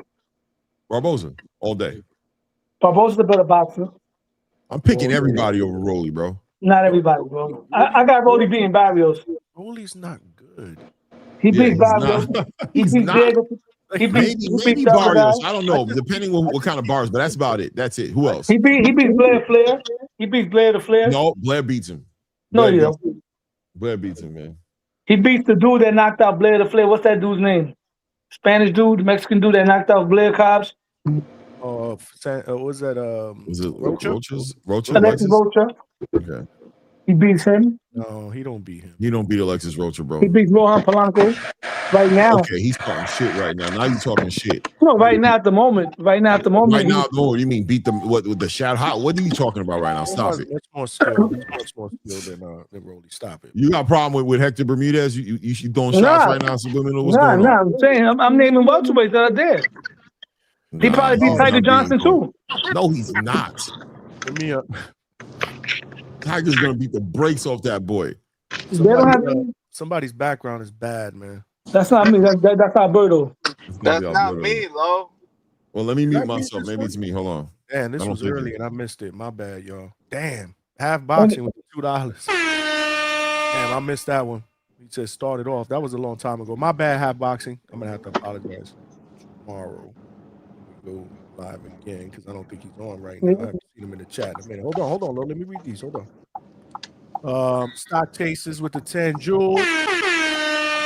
Straight Straight cash, homie. Salute. Malcolm, Square Business with the $10.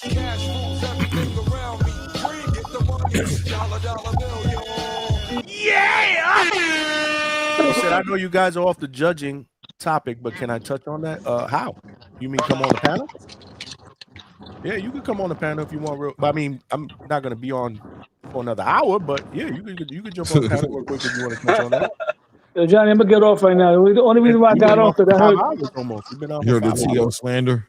Yeah, I was on earlier, Claire. I was cooking earlier when we was all on, man. But he was on. But like I said, I'm still tuning in, and then I heard Alberto jump in there and start letting the T.O. slander fly, so I had to stick up for my boy. You know what I'm saying? For sure. Yeah. Okay. Hold on. Salute. All right. Cool. Thank you, bro. Salute. Salute everybody, man. It's all boxing talk, Alberto. Don't take it personal. Sometimes you just gotta get spanked. You know what I mean? We good, love. We good.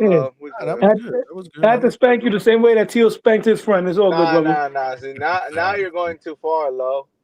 Hold on. Let Malcolm. Peace. Salute, Lo. And then we had Stock Chasers with 10 Jules said happy poop. What the hell you mean by that? Let me get Malcolm. Malcolm wants to touch on the judging thing. Obviously, he was chiming in on the chat, sharing his opinion. So he just wants to share something with us. So salute to Malcolm. Square Business in the building. Hit the like button, y'all. All right, I put it out there, Malcolm. Jump on, man. Jump on. Because we pushing 5 hours. I wasn't even going to do this show. This was last minute. So while we wait for Malcolm, is there anything else you wanted to talk about, Alberto, or hate about? Which? Oh wait, we got Malcolm. We got Malcolm here. Hold on. We got Malcolm. Mute your background. What's up, Johnny? I said it's somebody's background. I think it might be you. No, it's not. Is it me? It was. I thought it was. Okay. Malcolm, what's good, Malcolm? What's up? What up, Johnny? Can you hear me? Yes, sir. We can. What's good, Malcolm? What up with y'all? Salute to y'all, man. I'm a big fan of the show. I'm a second shift worker, so I really appreciate y'all, always helping me get through my work shift and whatnot. I love all the different personalities of the show. I think all of y'all bring something special, Big Money, Malcolm, Stock Chasers, G-Von, all of y'all. I think all y'all do a great job. But we appreciate you, bro. We appreciate I wanted to talk about the judging thing because I heard how y'all were getting a little upset because y'all felt like, the judging was inaccurate, and I can understand that. But I would just like to caution y'all to be careful jumping to the conclusions of corruption. You know what I'm saying? Honestly, I think I would rather you jump to incompetence before you jump to corruption. You know what I'm saying? However, I think that we should understand that the way that we score boxing is very limited, because a guy can be beating the stuffing out of the other guy and get a 10-9 round, and a guy can barely win a round and get a 10-9 round. So it's very hard when you have a scoring system like that, to where basically the only 10-8 round comes if there's a knockdown. It kind of makes it hard to judge the fights, because maybe we should consider that the judges are not being given the tools that they need to, do a better job judging the fights. Like in the amateur system, we don't have just 10-9 rounds or 10-8 rounds if there's a knockdown. We have 10-9 for a close round, 10-8 for a clear winner, and 10-7 for total domination. And if y'all don't know, actual knockdowns don't have a direct effect on scoring. Now, I think it would be better if maybe there was some kind of hybrid system where you do have the direct consequences to scoring, like the pros. When there's a knockdown, it's like an automatic 10-8 round. And we include what the amateurs have, where there's different scores that you can select that will allow you to give better context to what you saw.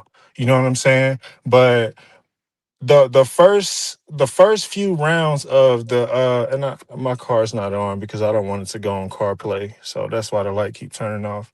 But the first few rounds were competitive. And when you have competitive, and some could argue that the power punches landed in certain metrics that and I think that T.O. ran away with the fight. I think most of us can acknowledge that in the second half of the fight, T.O. ran away with the fight. But when the rounds are close, you know, that opens up the opportunity for there to be a greater deviation on the scorecards, because when you can pick either fighter, when a round is such that, you know, one judge sees this, and I don't think it's the positioning, I think it's more of what judges look for. And as long as you have different judges, different humans, you're going to have people who have different favoritisms towards different styles. And I think that's good, because there are different styles in boxing, you know, until we can put a camera above the ring that is so accurate that can detect how many punches exactly landed on the target area, until we can detect exactly what punch was deflected, until we can put aura rings on the boxers that detect, you know, some biometric that lets you know how much the boxer was affected by the punch. We have to use humans and what they're seeing. You know what I'm saying? So some boxers give more, some judges give more credit to coming forward, pushing the fight. Some judges appreciate the boxing. Some judges appreciate the volume. Some judges appreciate the significant hard shots. You know what I'm saying? Now, when I watched the Rolly T.O. fight, I felt like really the only round I could really give Rolly definitively was 5. Some of those first few rounds were as such to where you could probably find a way to give it to either boxer.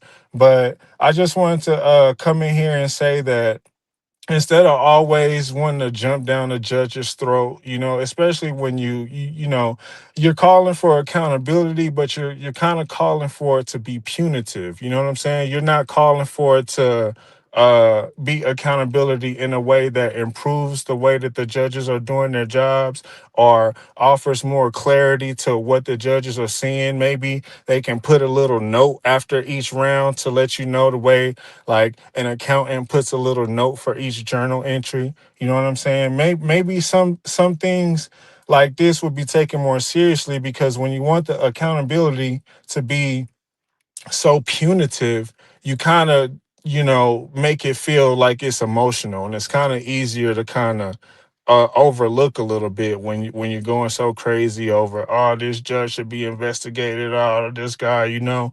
And I get the passion, and I appreciate the passion behind the sport, but I just think that maybe we should have a little bit more fun imagining how judges or how fights should be scored, and maybe just understand that because of the way that we score boxing, it's going to be some controversial decisions, and it's going to be some great deviations because of the limited way that we score boxing. You know what I'm saying? So I know that was kind of a mouthful. I'm sorry about that. I appreciate you for letting me on, Johnny. Clay, I appreciate you. Big Money, you know, Big Money, you inspired me to come up here, man. Only reason I don't come up here is because I'm a second shift worker, dog. You know, if I was at the crib when y'all were on, you know, most certainly I would be joining y'all more often. I am in the chat. I did feel like y'all was attacking us in the chat a little bit earlier, but you know what I'm saying? It's cool. Sometimes you gonna catch strays in the chat. You know You what I talking about mean? as far as like a But judge, like attacking the judges? I would say that for the time that you stream, Johnny, I'm probably watching a good 15-20% of the total time that you be on. So I'm definitely checked in. I'm definitely locked in with y'all, and I'm part of the family. So that's all I want to add. I don't want to keep you up too late. I just wanted to pull y'all off the judges' necks. You know what I'm saying? Because just because somebody sees something different than what you saw doesn't mean that, you know, we should throw them in the ditch and, you know what I'm saying, forget about them. You know, it's just they saw it different. That's it. I think Go ahead. Can I speak on a little bit, Malcolm? I appreciate your perspective on good judging, and you know, I think there is a. Why can't I see Clay speaking, but I can't hear him. Oh, you can't hear him? Oh, so that means there's a bad connection. We can hear him. Yeah, everybody. Yeah, I don't know. I've had that happen to can't me hear with him? StreamYard as well. You still I can't hear can't him? hear either one of you. Ooh, Oh you may wow, have to jump out that's and the jump back in. StreamYard Or connection. Okay, well, that's all I had anyway, John. Hey, I appreciate you. Love the show. You know, I'll see you when I see you. Shout out to y'all. Shout out to you, Malcolm. Nothing but I love, man. Salute just to Malcolm, man, who always he's always in the chat. He also referees the Border Wars amateur tournaments that Ness puts together. So I met him, great dude. Wants nothing but best for boxing. You know what I'm saying? But go ahead, Clay. Right. I'm gonna let you cook because you want to Right. I would say that I understand and I appreciate him defending you know, judging, right? To say that not all judges are in the corruption. Maybe he's right to a certain degree. I mean, everything doesn't have to be corruption, right?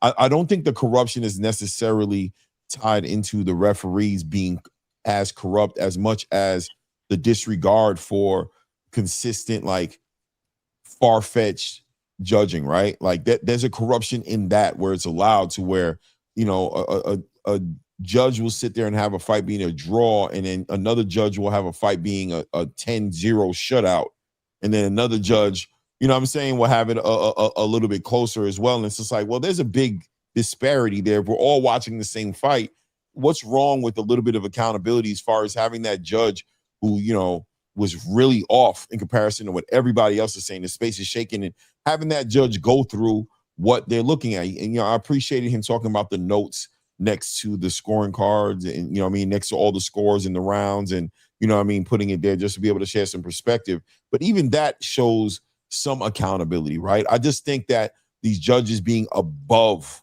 reproach, above, you know what I'm saying, scrutiny, or above having to, you know, show improve where they came up with these scorecards, this leaves opening for corruption. It leaves opportunity there for a judge who's not as caught up on integrity as Malcolm is to, you know, get involved in outside politics that can maybe, you know, put him in a better financial space to lean in certain directions at times when it helps a promoter's bottom line, or when it helps a sanctioning body's bottom line. You know what I'm saying? When those type of incentives get put in there, it can affect the judging. I mean, we're not the first person to talk about shit like this. Teddy Atlas don't even call fights no more, be involved in too much in boxing outside of what's on his podcast, because the amount of corruption he's witnessed throughout his whole entire long 50+ year career in boxing. You know, judges being corrupt has been a long time part of the sport. The sport being corrupt and lawless in the wild, wild west, as people would like to say, has long time been under the scrutiny, under the magnifying glass of boxing fans and pundits in the space, all across the space, from Teddy Atlas to the Emmanuel Stewart's, rest in peace, to some of your favorite pundits in the space talk about the corruption. Paulie Malignaggi, you know, we talk about the corruption in the sport and in the judging and in the scorecards, and how it always conveniently lines up to, you know, touch somebody's pocket, you know what I'm saying, in a positive way, as far as a promoter is concerned or a sanctioning body. So, yeah, I mean, I don't want to be hard on the judges, but I do think there's some accountability that needs to be there, because once again, I always double down on the fact that fighters are putting their lives on the line. You know what I'm saying, to do this. They're putting their livelihoods on the line and just playing with somebody's career because, you know, it fits some kind of narrative that benefits some other story that has nothing to do with the fighter. I think has no place in boxing. We should always do our best to, you know, call that out and put the onus on these judges and on the boxing space to show and prove that we're wrong. You know what I mean? Show and prove, show us. You know what I mean? I don't know what to tell you. We shouldn't stop holding them accountable, though, and just assume that everything is just innocent and they're just judging. And no, it's not. There's times when it doesn't feel like that. And discernment is something that God's given each one of us. We shouldn't just, you know, be desensitized to our discernment. No, that's definitely fair. I wanted him to elaborate a little bit more on the tools. I think he, you know, he had mentioned the post-it or whatnot, but he also mentioned a camera over the ring. Am I right or am I wrong? I did hear him mention. Yeah, he said until they have something like that so they can see it a little bit better. Yeah. But I always said, man, I just don't see why they don't allow them to use monitors. You know what I'm saying? Like the same monitors that the broadcasters use, the same monitors that the same, so they get the same views that we're watching on TV, different angles. Like, why won't they allow them to do that? Because that kind of addresses to what you said, you know, well, it could be a different, you know, the angle that they're at or whatnot, or they don't see the clean punch because it happened on the other side of the apron and they're on this side. So do monitors. I don't understand it. It could even be a quad, a small monitor with a quad. So you get 4 different angles, 4 different camera angles. So you could kind of see every single angle. I've always said that, and I don't see why that's not possible. Yeah, I agree. I would Again. advocate for higher, you know, like in tennis, where they have the chairs higher. Right. Oh, advocate for you're talking something about like the that. judges. Yeah. Oh, Logistically, though, I don't know how you make that work in the arena. Like, where would you? Yeah, without it obstructing the view of people. it would. That's the problem. I think it would. I don't know if there's any. I love the idea of the monitors, though. But I remember talking to somebody before about even putting the judges in a different room, right?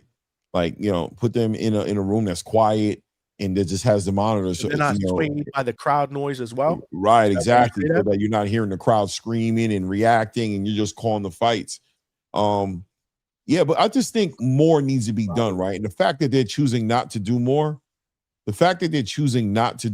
is where the corruption conversation comes in. Because, come on, we've been talking about this for years. People have been talking about this for years. How have they not done nothing to address it in all these years? Nothing. They literally told us to go fuck ourselves, right?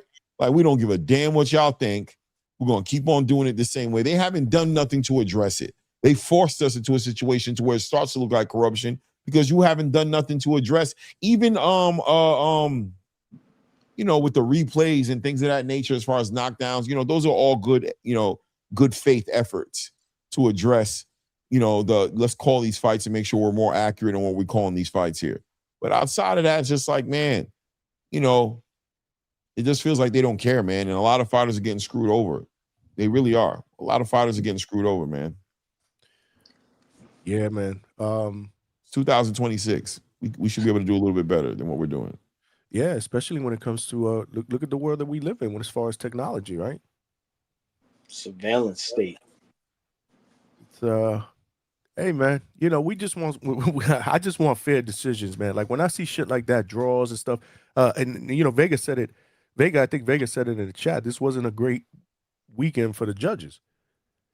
Now, other than that, there was some judges obviously that we questioned that call fights draws, but other than the Mikado fight, that was real. And the Amanda fight.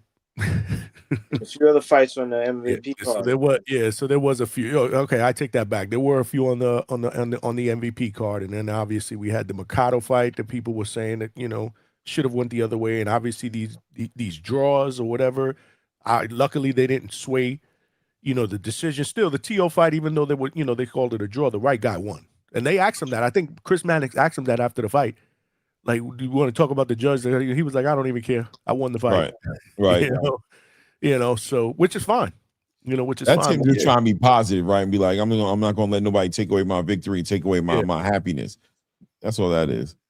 He knows that shit is diabolical. Tio knows that shit's crazy. He knows that a draw should never came up. Could you imagine if that fight would have became a majority draw and Rolly got to walk away with his title? We had to wait another year to watch Rolly fight with that WBA title, bro.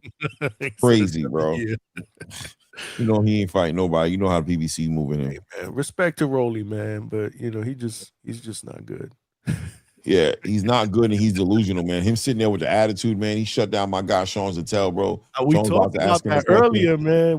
I ain't like that, man. I ain't gonna talk to this guy, man. This guy's asking you real questions, bro. Sean Zattel ain't no disrespectful dude, bro. You just acting like a little hoe right now. You know what I'm saying? And with your little face and trying to, I hate the answers like, do I even need to answer that? I hate when people try to project that shit and turn it on you. Johnny, I don't gotta say nothing, and you like, bro, if I knew, why would I ask you, boy? Of course I don't know. Not what just are you that. playing with? But not Even just if I that. did, we need to ask the question in order to let the audience. Mannix, I don't know if y'all saw Mannix went in on him a little bit before the end of the broadcast. Maybe nobody was watching because we might have shut it off or whatnot. But he went in on him. You heard it? Yeah, like he wasn't he didn't do his share of promotion at all. Like he was all standoffish. Didn't want to fucking talk to Mannix. Didn't want to talk to him after the weigh-in interview. This is your opportunity to be able to sell a pay-per-view card that most people are hesitant to buy because they don't think that there's quality behind it. Mm-hmm. It's your job to promote not just your fight but the card, right? Entice people to want to buy it. And he was just being difficult. Like he was being difficult. Then at the end when they interviewed him, thank God, whatever, and then he walked away. It was just. Yeah, so I think Mannix was frustrated by the whole thing. The After the Bell segment from the Zone, you can catch it on there. Yeah. I heard it. I was like, oh shit, Mannix. I was like, he pissed. Beyond Yeah, 100%, 100%. Oh, Malcolm in the light, man. That's Malcolm. He's back. He's There in the we go. light. He's back in the light. Can man. you hear? Can you hear us all? Can you hear me, Malcolm? Yeah, I can hear you. I can hear you. All right. No doubt. Did you hear what I said earlier? Did you get a chance to hear the playback or hear anything? Nah, I didn't. What you say? So no, I was responding to say that I appreciate you, defending judges, right? Like I could tell that you're defending the integrity in judging and saying that it's not all got to be corruption. It don't all got to be payola and under the table and antics going on. I'm saying forcing these decisions, but I do believe that there still are, consistent, there are judges out there who just have a track record for themselves right now for just being making crazy decisions on how they're scoring these rounds. And what I'm saying is there an issue with accountability? Is there an issue with reproach? You said, we're coming punitive. We're fans and we're passionate and we're usually having these conversations on the back end of horrible decisions. So maybe we are being emotional. Maybe we're disgusted with what we just saw and we're letting that go out there. But at the same time, that's us being fans. But as far as the boxing space holding, making accountability something that's there for judges, from the outside looking in, it feels like there is no accountability for judges. Like judges make their decisions, they go out the back door or something, you never see them again. They're never on press conferences getting asked questions about how they came up with scorecards. Is there things happening in the background where there's tribunals of sorts, right? A judge guild of sorts that are sitting there going, hey man, go through this fight with us. Let's watch this fight together and show me how you came up with these scores, because these scores are so far off from not only what the other two judges that were on the panel came up with, but from what we saw and how we judge it. So we want to know, what was the winning points in these rounds that made you give these rounds to the other fighter one way or the other? Wouldn't accountability be better in a position like that? Shouldn't accountability matter in a position to where you can take something away from a fighter who put his life on the line to fight? You know what I'm saying? Who worked his whole life to get to this position, and you just take away something that looks like he really wanted hands down? Yeah, I think that's the problem, right? Because, depending on which fighter you're for, the judge may be a genius or the judge could be an idiot. You know what I'm saying? Sometimes when a judge is looking at a fight, the judge may think a shot landed and it didn't land. Sometimes he may think it didn't land, but it did. I get what you're saying about the accountability part, and I like what you said about the putting judges in different rooms, maybe experimenting with the different kind of scores that we get from judges who are not next to the ring versus judges that are ringside.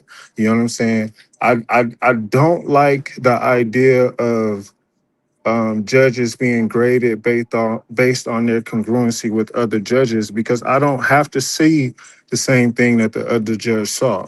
You know what I'm saying? And when you do that, you're making it a slippery slope, because now you're kind of encouraged in a small way. You're kind of encouraging judges to score what they think other judges are scoring, as opposed to scoring what they see.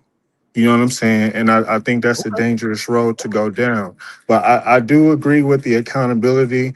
I understand like the idea of a press conference, but it's a touchy subject, man. So you don't want to put an official in a position where well, maybe you do, and maybe I do as well. But the reason why you don't want to do that is because you can put a lot of scrutiny on somebody. You can, there's been rumors of judges getting like death threats and certain things like that. And that's the type of thing that you just want to prevent, because, you want to provide a safe space for people to do their job, right? You don't want to put a judge in a position where this fighter has this fan base and this much money behind them, so let me score the fight for this person, because if I don't score for him, I'm going to face this, this threat. Right. And you just it's a slippery slope, man. So back to what I was saying about the tools, I just think boxing is a traditional sport, so it takes a lot of things to change. You said that they're doing nothing. I disagree. When they added the open scoring to where they were showing us the scores after every 4 rounds, I thought that was a step forward, because it wasn't so overt that it got in the way of the flow of the fight, but it also provided some awareness to the boxers so that they had the opportunity to know where they are and choose to make adjustments to, maybe be more intense, or, that maybe that lets them know, oh, I'm not doing enough. Because sometimes a boxer may think he's doing enough and he's not. Just like Rolly. Rolly thought he was doing enough and he wasn't. So it's a complex subject, because like you said, you are weighing all of these things. You're weighing the possibility of corruption, incompetence, and then just flat out judges seeing things differently. So I don't think it's a bad situation. Like I was saying, I thought you guys were overblowing it, because in this particular circumstance, the guy that you guys thought won the fight, right? So at the end of the day, the right outcome was achieved. I could see you guys having this passion or this time. We were right. speaking. Yeah, we were talking about inconsistencies in the past as well, not just this fight. Right. Yeah. The decision was right. And it wasn't a big deal for this particular fight per se, but the scorecard was wild, right? And just speaking towards that scorecard to be like, I don't know. I just feel like, just tell us how you did it. Tell somebody how you did it. I don't think the scorecards were wild, only because I have more first-person experience with close rounds and the deviation being great on the scorecards. That's what I'm saying. When you have a scoring system to where a close round could go either way, you can just have one judge who's been giving all these close rounds to this fighter, and you can have another judge who's been giving all these close rounds to this fighter. So it's going to make for opportunities where there can be great deviations in the scorecard. And I assume you're only saying it's a wild scorecard because it deviated so much from the other two. No, from my scorecard. And yours. Okay, and yours. But I don't think that we can go out and say that Teofimo was just pummeling Rolly and landing clean shots all throughout the round, to where it was absolutely impossible for anyone to give Rolly any of those rounds. Well, can I challenge that and say that I agree with you that Tia wasn't like beating the brakes off of Rolly Romero, but there was clearly an outclassing happening by Teofimo, who was outclassing Rolly Romero, somebody who chose to have his hands in his pockets and was, on his bicycle for the whole entire round. He was letting go about 10 to 15 punches around maybe, and landing about 3 to 5 punches. It was not I don't think it was that hard to see. How do you give Rolly Romero rounds when he's not exchanging shots, where he's not in the fight, where where his biggest accomplishment, and even he said it in the press conference, his biggest the biggest thing that he felt made him win the rounds is him not getting hit. That's what he thought was his biggest accomplishment. Look at me, look at him. He didn't even touch me. He wasn't touching me. All right, but were you touching him? What were you doing to him? You hit him with a significant shot in the 5th round. I think somewhere around between the 8th and the 10th round, you hit him with another shot at the end of the round that kind of, the bell, you could say saved Tio if you want to say that. But what was he really doing in the fight? It was difficult to give Rolly rounds in that fight. So if you're Teofimo, who was on the front foot, pressing the pace, giving that effective pressure, touching him effectively to the body the whole entire fight, campaigning on touching him to the body, to the point where you're seeing the red marks on his body from the shots. Where were we able to? I mean, even you said you only were able to really give Rolly Romero 1 round. I gave him the 2nd and the 5th, but I also acknowledged that Rolly was landing the heavier shots throughout the fight. The left hook was the biggest, the punch having the biggest impact in that fight. So if I'm not saying it's right or wrong, I'm just saying if you're a judge and your mindset is shifted towards the heavier shots, then I can understand how you would give him more of the close rounds. Like I said, I'm not saying it's right or wrong. I'm just saying I'm keenly familiar of the way that different judges look at different things, you know. But that is my time. I do got to get out of here. It was great. I love the show once again, Johnny. Great going back and forth with you, Clay. Shout out Big Money. Y'all take it easy. Salute, too, man. Malcolm, You see, man. this is quality, man. You know what I'm saying? You come up here, give us take, quality shit, man. No, it was good. It was good. I think it's obvious. It's obviously objective, right? Yeah. Like Yeah. you know, especially him being a judge, he has a little bit more of a different viewpoint on it for sure, more hands-on. We're still on the outside looking in, but you know, I just think at the end of the day, I'm willing to be like, I'm willing to be, you know, I'm willing to wear the jacket of being passionate. And maybe I am going too hard on the judges, right? But this is built up, right? This is not something from one moment. This is built up over constant, you know what I mean? So yeah, it comes out this way. But I would hope and assume that whoever is in charge of putting in the checks and balances aren't as emotional as we are. We're here on the boxing channel talking our shit, but I think let's not dismiss our point of view as well to say that there is a legitimate accountability issue with judging in boxing. There is none, which is why we get so frustrated when we're like off with their head. Get them out of boxing. You know what I'm saying? We get into our feelings because it feels there's a desperation in our voice because what do we have as far as, you know, any type of you know, like any type of you know, like I said, accountability. What do we have as far as, you know, do this? We have no power. We're powerless.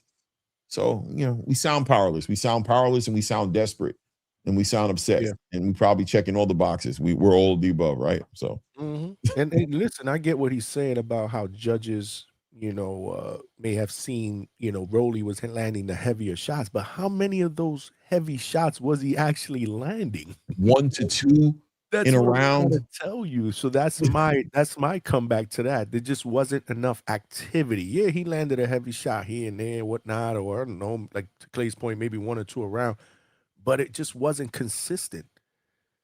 Teo was much more busier. He was pushing the pace. You know, Rolly, everybody, even his trainer was telling him he had to let his hands go.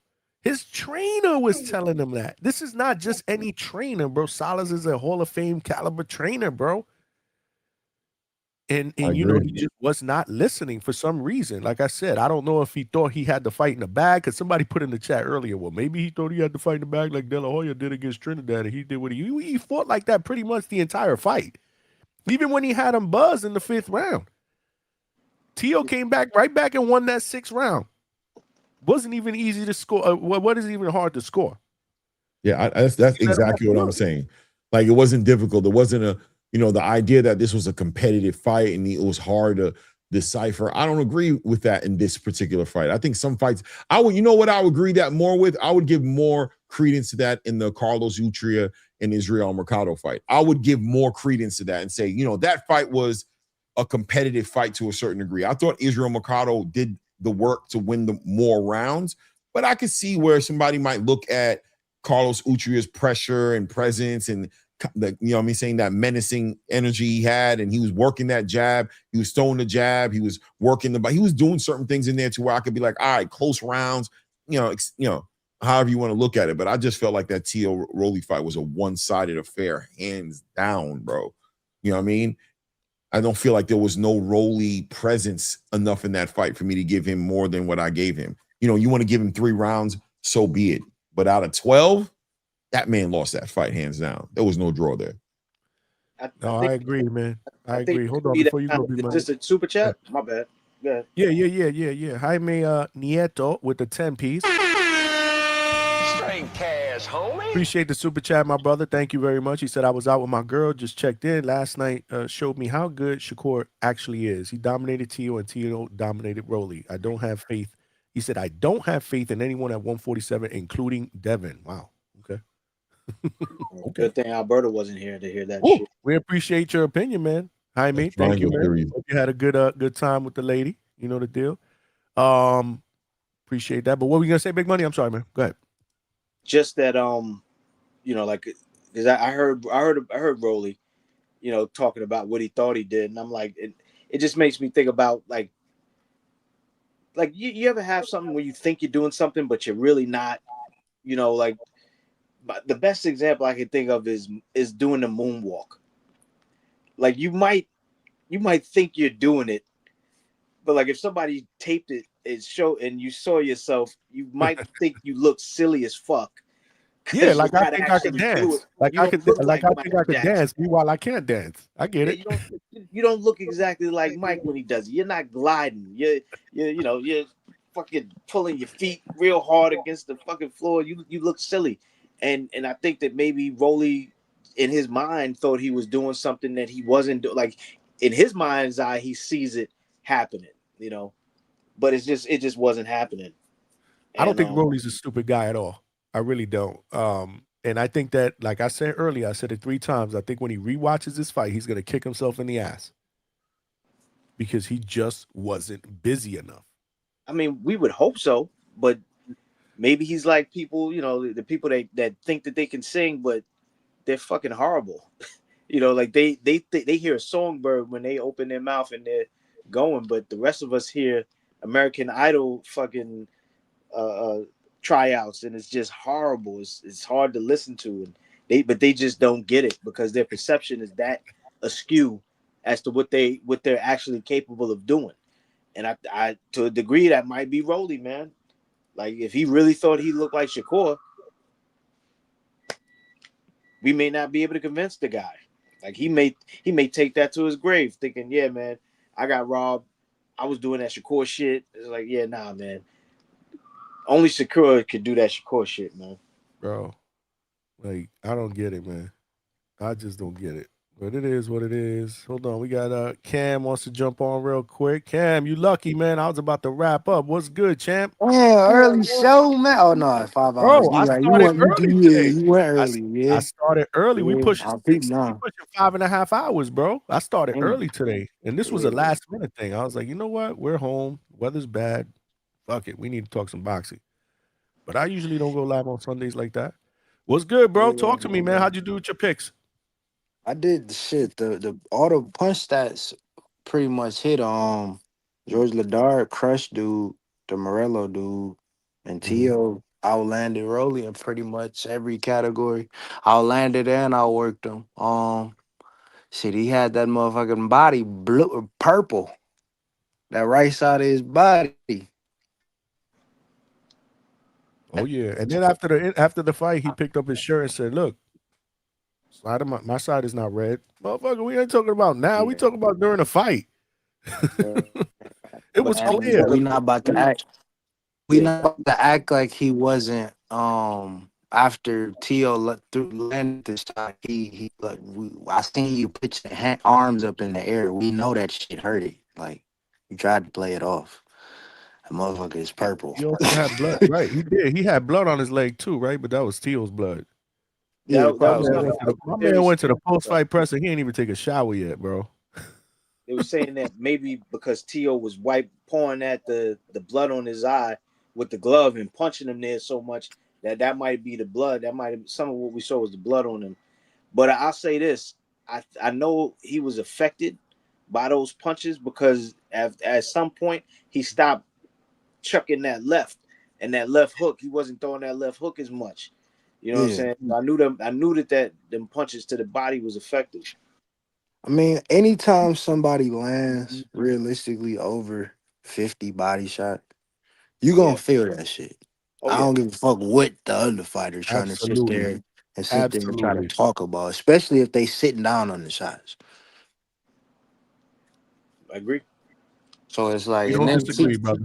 then Tio I want to say he landed like 25 body jabs. So it was overall a well-rounded performance because he landed 59 total. So he landed 25 body jabs on top of 34 power jabs to the body. I was when I was watching that, I was happy because remember I talked about that on Thursday's show, and I don't always get them right, but I'm like, bro, Teal's got to work the jab, bro, and he's got to just place it, put it in his chest and his belly and his shoulders, like he can't just allow. Because, we all know, Teo's an excellent counterpuncher. But look, Rolly wasn't fighting on the front foot. He had to push the fight to Rolly. So I'm glad he did that. I'm glad I said he needed to do that. And, yeah, man, He did what he needed to do. Man, I want to just say this now because I might have some people butt hurt, but gotta call a spade, man. Shakur last two opponents have beaten two of Tank Davis' opponents. Tio's last. You said Shakur's last two opponents. Tio and who was the other one? I'm drawing a blank. Zepeda. Zepeda. Okay. Both have beaten Tank Davis opponents. So I don't beating know. Tank Davis opponents. Oh, okay. Because what's Zepeda just beat Roach? Okay. And Ryan and Rolly beat Ryan. Mm. Or Tio beat Ryan. Or Rolly, my fault. Fuck. Tio beat Rolly. Yeah. Tio beat Rolly. So yeah. That's what's up. Yeah, well. Yeah. I'm not surprised. Like I said, I picked Tio to win by decision. Yeah. It kind of went in reverse of how I thought it was gonna go. Cause originally I had Tio by decision, but I thought it was gonna look similar to how Leon Paro and Crocker looked. Leon Paro, kind of outboxed him early, and then Crocker tried to chase him down the back end of the fight. It was kind of reverse. Rolly started out good, but then Tio pretty much took every one of the back end of the rounds. So it was reverse of what I thought was going to How'd you score that fight? 10-2. 10-2. Okay. I think, Clay, you said the same thing, right? 10-2. 10-2. There's a lot of people that said 9-3. It is what it is. But I can see it 9-3. I don't see anything worse than that. 8-4, 7-5. No. Yeah, it's not possible. It's only one round. Rolly landed over 10 punches. To say he won anything over 4 rounds, anything over 3 rounds is my man was delusional, bro, in the post-fight presser, bro. Talking about look at my face. He got out. He hit me 2 times the entire fight. That's exactly what he said, I think. He got outlanded in 10 of the 12 rounds. So like, bro, that's what I'm trying to say, man. He can't be that crazy. That's what I was saying too. Like, even with the last performance with Ryan, yeah, he dropped Ryan, but Ryan still outlanded you. And Ryan didn't throw his hands that much. So how did Ryan outland you? And Ryan was gun shy after he got dropped. Good point. Hold on a second. H-Town with the $2. What's good? Straight cash, homie. Money throwing shots at JNN and the Karaoke Kings. LOL. Salute. Jamie Nieto is back with another 10 piece.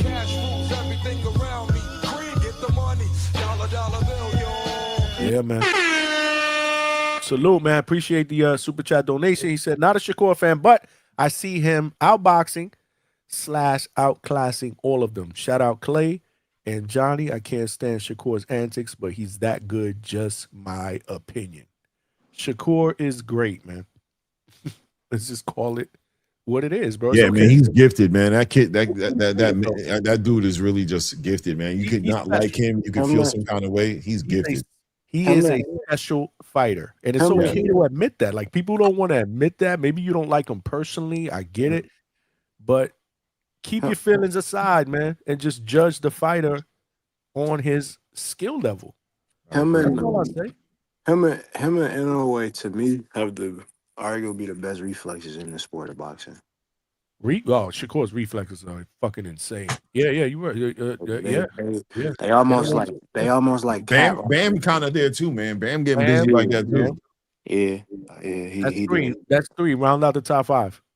Putting you on the spot. I put Bam, Shakur. I like Inoue. I say Tank.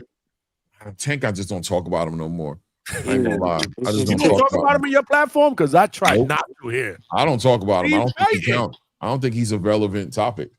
I think he's irrelevant right now. Let me see. We got something in common, Clay. You know who else? Jerron. Jerron is like that. Jerron. Yeah. Jerron's like that.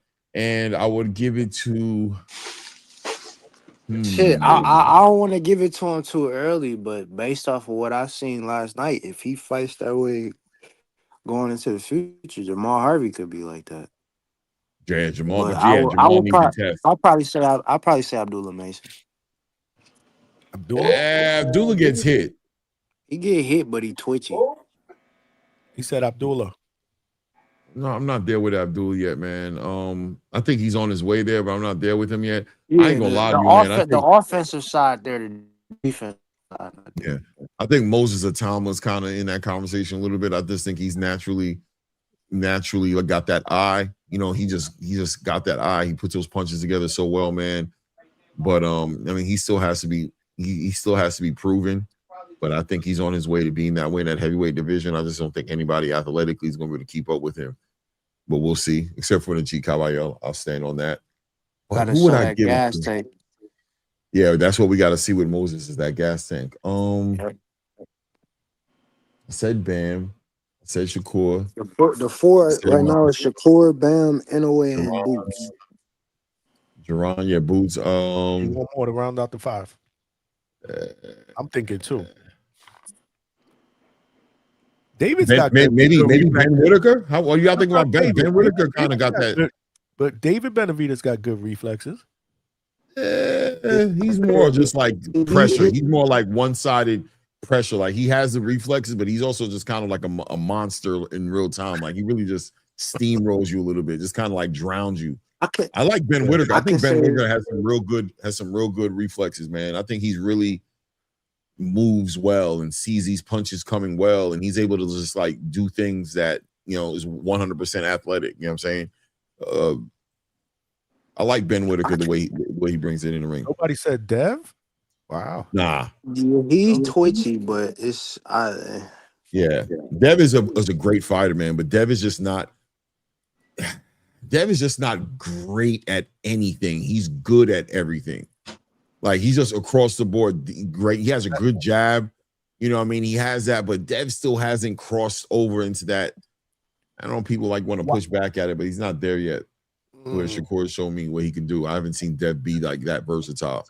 I've just seen Dev be I'll probably say Ben Whitaker or David Benavidez because I think David Benavidez, to me, even though it is a lot of pressure, he has to me, he has to think a lot more than the other fighters on the list because of the pressure. So the shit that he got to do on the fly, like slip punches and shit, those other fighters, they might be necessarily doing it off the back foot, so they might have more grace to be able to dodge it. David don't necessarily have that grace. He got to get the fuck out the way or his ass gonna get hit. Yeah. Yeah, I'm comfortable with that list though. Ben, Jerron, Shakur, Bam, and Inoue. I like that. I'm confident with that list. Okay. What's good, Trees? Yow. Oh, Yo. man. What up, though? Terrible podcasting. That background sounds like a 2-pack of ass. Hey, man, we out here. We working, man. Fuck you, man. We got to get to it. I got money to steal, man. Minimum wage, Trees? What can I say? Hey, man, it's okay. Minimum wage come with good benefits. Shout out. Don't tell nobody, though, man. Shout out to this guy right here who calls you that all the time. Look at that smile, man. Look at this smile right here. How can you hate this guy? I don't think he was smiling in that corner this weekend with his fighter, man. Whoa. Man, he might have been smiling in Avius Griffin corner, but I don't think he was smiling in Yo-Yo Hernandez corner. My God. Doing that again. Hey, man. Say, man. Troy Isley, I hope you was watching, gang. I think you can get that guy. Y'all roughly on the same schedule. He just fought. Troy Isley, I think he might be able to beat Yo-Yo, man. I think playing, bro. Hey, man. His performance, his last performance was. Cam, your mic is bad, Cam. Breaking up, He's in the Cam. Matrix. He's definitely in the Matrix. You hear me now? You breaking up, bro. Sounds like you're in space. He in the Matrix for sure. Either that or in a Star Wars episode or something. I don't know. But nah, man. Troy Isley might be able to make something shake, man. Like I say, he consistent, Olympic pedigree. You feel me? Fuck around, can do something there with Yo-Yo, man. That's you already done that to a guy with Olympic pedigree, Terrell Gachet, bro. You doing that shit again, man. You know I wasn't a fan of that. You Don't you doing that shit again, Johnny? I'm just y'all can hear me now? Yeah, we can hear you. Hold on, let Trees finish. Yeah, I said Troy Isley performance wasn't the best either. His last performance. That shit it wasn't. I mean, but that's People really fell what asleep his during that fight. story though. That's how you feel me. I didn't feel like he looked any different. I mean, Yeah, I see what you're saying. yeah, he consistent. I think that's what you need against a guy like Yo-Yo, a guy who not getting out their body. Veron, he didn't get out his body. You feel me? He was consistent. He was in the mix, came to win, and put some hands on Yo-Yo. You feel me? It was a solid fight. I think Troy Isley could do that. So, that's a fight I wouldn't mind seeing. I know they talking about Yo-Yo getting that Denzel Bentley We work. got Denzel Bentley issues, bro. We got no We'll time see, for man. Isley. We'll see, man. We'll see. So, We'll hey, definitely see. Cause whatchamacallit, fucking Eddie Hearns talking about giving George Ladart that fight. he should. Shout out to you. I was just about to say that I fuck with George Ladard, man. I like bro. He's solid. Every time I see him, unlike Troy Isley, it seemed like he added dimensions to his game. He getting better. And he got a little pop on him. He been dropping guys. He been stopping guys. So I like George Ladard. Trees. H-Town say you always trying to get your guys killed. Hey man, Troy Isley. Shout out to Troy Isley, man. We not you got a shout out too, Trees. He's not even from the Midwest though. That's the thing. I'm saying though, look, Jamie Nieto with the $5. Shouting you out. He said, I'm a Texas boy, but shout out to Trees and the Midwest Mafia. Of course. That's my guy, Jaime Nieto. Bro, Shout out to my guy. Don't be shouting him out. You see, he trying to throw shade. He not from the Midwest. Hey, man. He not exactly. Detroit not even from the Midwest. That's where he from Virginia. Damn. We got our eyes on everybody. But shout out to Jaime Nieto. Yeah, I got ammo losing this fight coming up. Oh, word. Ain't he fighting? He fighting Vito, ain't he? Yep. You think Vito gonna? Shit, I'm not high on Vito, man. That's not next week. That's the week after, right? That's September 4th. Yeah. They September got Vito. 4th, right? They got Vito the slight underdog plus 110. I like it. Word. We'll see. Like I said, Vito ain't really sold me. He might have to if he beat Ammo though, that'll change a little bit of my perspective. That'd be a good dub for him though. I'm sure you think it's going decision, right? Ain't nobody getting knocked out. Shit, the one fight that impressed me with Vito, he had a fight on Netflix where I think he had hurt his shoulder or some shit, and he still ended up getting the knockout. Okay. I kind of been watching him since then. Ammo ain't really been showing me nothing. So White Magic, Vito Melanicki. That's a fact. Ammo really ain't been showing me nothing. He came to fighting at a Damas fight, but it didn't work out in his favor. You know, I fuck with Vito because when he a Jet fan. I didn't know he was a Jet fan. Oh, until he came up here. Of course, he's from Jersey. Company. He's a long. I didn't. Yeah, but listen, I got to be honest. I don't have a lot of Jet fan friends or acquaintances. I'm one. I know you are. Misery loves company. When I was growing up, all these riffraff around me were all Giant fans. Mr. Claymore Rain, can I get your prediction on?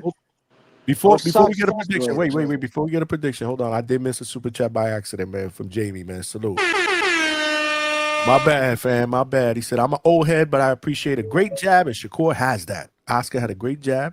Ike Corte, yes, Ike Corte had one of the best jabs I've ever seen. You're absolutely right. And they did fight each other. That was a great fight. The jab is a lost art with these younger guys. I agree, Clay. I agree, Clay. Dev is good, not great. So he agrees with Clay. But he does have a good. I think Devin has a great jab. Yeah, I think so too. It ain't better than Hitchens' jab. Hitchens has a great jab. Hitchens got the jab. I mean, there's a few out there that got great jabs. My bad, man.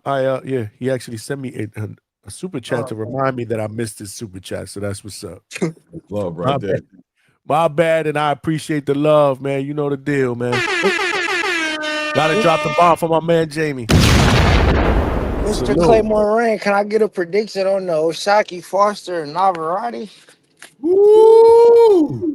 Man, I'm still looking at that fight, man. And Navarrete really impressed me on that Sugar Nunes fight, man. He showed me that he can deal with the box. But I mean, at the same time, Nunes fought him head. Oh man, bro. Man, I think that Navarrete. I'm going with Oshaki Foster, but Navarrete is showing that he got wrinkles to his game, man. He's showing that I could see him. He got the long arms, bro. I can see him touching him to the body, slowing all that movement up. You know what I'm saying? And I think it's just one good significant shot can throw Shaqy Foster off to the point to where he, I think that movement can get kind of derailed a little bit, and where he has to sit there and fight. And I think if the fight turns into that, I can see Navarrete getting a stoppage. I'm going with Shaqy Foster, but he's gonna have to be on his toes on this one. Yeah, I guess my thing is gonna come down to whether or not Osaki can adjust before Navarrete figure him out. If he can't, it's gonna be a tough night. But if he can, which I've seen him adjust, I feel like he'll be able to pull it out. But if he's able to pull this out, we gotta make a strong case for Osaki maybe being fighter of the year. Wow, I wouldn't be mad at that. Definitely pound for pound, right? I'm not mad at that at all. Definitely on the pound for pound list. At the bottom of the pound for pound. You would take Navarrete's spot on the pound for pound list. No, I'm saying I'm with that. I'm saying I'm okay with that. I like it. I think the winner deserves to be on the pound for pound list. For sure. Navarrete already on there. He's already on there. Depending on who you ask, They took him off the Ring Magazine one. I don't know. Good. He didn't deserve to be on there in the first place. They put Boots Ennis. I think they replaced him with Boots Ennis after Boots Ennis' performance against Xander. They still kept the Ring Magazine still kept Koyazo on there until Koyazo. They gotta show him some love though, because it ain't, you feel me. Down there, they gotta give him some love. That's Make what the I'm fight. saying. So when Clay said Bam and Russell, I'm like, I'm all for it because there's two names. People will know.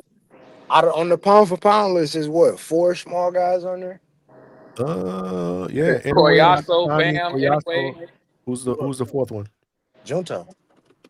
Yeah, He's still on there? Junto, anyway, and Koyazo. Who's the fourth one? Bam. Oh, Bam. That's right. Shit, how the fuck did I forget Bam? Yeah, you're right. 4. Yeah. Why Junto still on there though? That shit out of control. That's a good question. I said the same thing, and I got. They mad tried to take my nigga Better Biev off, and when he lost to Bivol, that shit wicked. How the fuck he stay on? I wanted to pack up. What's his name? Better Biev. The reason, I guess, I don't necessarily agree with it, but what I can say is the nigga moved up, took 2 tough ass fights. And they were like, I guess, I don't know. He's a 3-division champion, unified in the division. Shit, in a way, move up. He gonna clean out that division, so he gonna be a 4-division champion. Yeah. The thing with Dev for me is, obviously he has the accolades. Like all these guys have the accolades. That's why they on the pound for pound list. But to me, Devin hasn't had a pound for pound performance since Regis. What? You don't think Brian Norman Jr. fight? Well, no, he landed 70 punches in that fight, Johnny. Yeah. No. Hey man, that shows the skill. That's all it took, man. That's a pound for pound performance. That's all it took. I can't say that. Jamie wants to hear. I'd like to hear Clay's Dev opinion, because I want to be unbiased. I feel Dev's rise has been very calculated, actually open to the panel. I think his last pound per pound performance was Regis. He moved up in weight. He made that nigga look normal. You feel me? Like he made he dropped Brian Norman, but 220 punches, you got to get me more than that. That's not a pound per pound performance. So Jamie feels like his rise has been very calculated. Clay, he asked you that question. You talking about Devin, right? Let me see here. I'd like to hear Clay's Dev's opinion because I want to be unbiased. I feel Dev's rise has been very calculated, actually open to the panel. Listen, Devin Haney, and look, man, this is one of those controversial conversations that I've had here before on this topic because people just don't want Devin Haney to be, a lot of people hold it against me that I picked Brian Norman Jr. to beat Devin Haney. They feel like I don't like Devin. I picked him too. Right. It's me. It's me, by the way. Yeah, it's definitely this guy on the panel right now. This guy right here won't let me call him my name. Yeah, no, this guy Treese, man, he's horrible when it comes to this topic. He just won't let me be able to have a fair say, a difference in opinion on Devin. But here's the truth on Devin. Devin Haney is a fighter who has been moved very well. I mean, we celebrate Bill Haney for a real good reason. He's done a great job with Devin Haney. You know, I was one of those guys who pushed back at the idea of him even doing a catchweight fight with Shakur Stevenson or even pulling up Shakur Stevenson, because I felt like at this point in his career, after he's done what he's done against Brian Norman Jr., I was ready to see Devin Haney get into his bag to show improve on the big stage against fighters who are young, who are just as big as him, you know what I'm saying, who have that punching power. And now Devin's shown he has a punching power by putting Brian Norman Jr. down. I feel like this is his opportunity to kind of really address the elephant in the room, which is Devin Haney in his most prolific fights has had an unforeseen advantage, whether it's height, size, reach, you know what I'm saying, age gap between him and Lomachenko, you know, all these asterisks that are there that I'm not trying to take away from Devin, but just to say that there's stuff out there left for Devin to do to show that he's great. He hasn't done his best things yet. He hasn't been confronted with his biggest opposition or biggest adversity and conquered the adversity. You know, the biggest adversity he's faced in real time was Ryan Garcia, and he did not pass that test. Performance enhancement drugs or not. I don't got time to get into the silliness of that conversation, because yes, there was performance enhancement drugs, but there's also a left hook that kept finding Devin Haney over and over and over again, and he still hasn't given redemption to that performance yet. You know, I mean, what he did against Brian Norman Jr. and Jose Ramirez did not tell me, he had an off night with Ryan Garcia. That's not what it showed me. I'll use an example and land my plane on Ben Whitaker and Liam Cameron. I feel like I don't care what Ben Whitaker's done in the ring since Liam Cameron. He has not faced adversity again like what Liam Cameron given him for me to say that he has that heart. He's still been able to win his fights pretty easily, do what he wants to do, slip shots, play, be athletic, you know what I'm saying, do everything he wants to do. I want to see him inside of the ring with somebody who puts him in a position where he can't do everything he wants to do and he wins anyway. I don't know that Devin has shown us that yet. So until he does that, is he great? I don't know. I think there's still an eye test thing going on with Devin Haney that we haven't seen really play out in the ring against the right opponents. I thought Keyshawn Davis would have checked the box if that fight would have happened, but it didn't. You know, on to the next one. But, you know, his greatest fights are in front of him, not behind him, as far as I'm concerned, or opportunities to be great. So essentially, he agreed with what I just said. Basically, he ain't had a pound per pound performance since Regis. Thank you. Yeah. Yep. I guess so. H-Town with the $5. If you treat Guy, don't worry, he'll get you murked. He'll get you murked. Rest in peace, Anderson, Bell, Conwell, the Packers. They even threw the Packers in there. That's crazy. Etc. Salute to the Midwest Mafia, respectfully. Yeah, get the point. Yeah, get the shot in there, right? Hey, he gotta cut the shit, man. That's crazy. Yo, H-Town going in on you, Tree. My God, see, man, that's crazy. See, man, shout out to Conwell, who just stopped the undefeated fighter in Paul Crow. You see how they don't mention that. Conwell bumps back. All of a sudden, Virgil Cedar bumps back. Now Virgil trying to scurry up to 160, ducking and dodging my fighter. See, H-Town, you need to do better, man. You need to do better. Albert Bell, we will bounce back. We waiting on that Lamont Roach work. Nigga, don't you worry. Albert Bell will be back. He's no good, man. He's no good. Damn. With friends like him, who needs enemies, right, Trees? Exactly. With friends like him, who needs enemies. And the Packers is going to the Super Bowl. I don't know what the fuck he talking about. Go Pack, go, my nigga. Now you capping. Get your cheese, get your Velveeta out, my nigga. We going to the bowl. Now you capping. Hold on, what's the thing? That's bullshit. Yeah, that's I know where the Jets won't be, but hey, man. Oh man, I know who we won't be playing in the Super Bowl. And we look good the last preseason game though.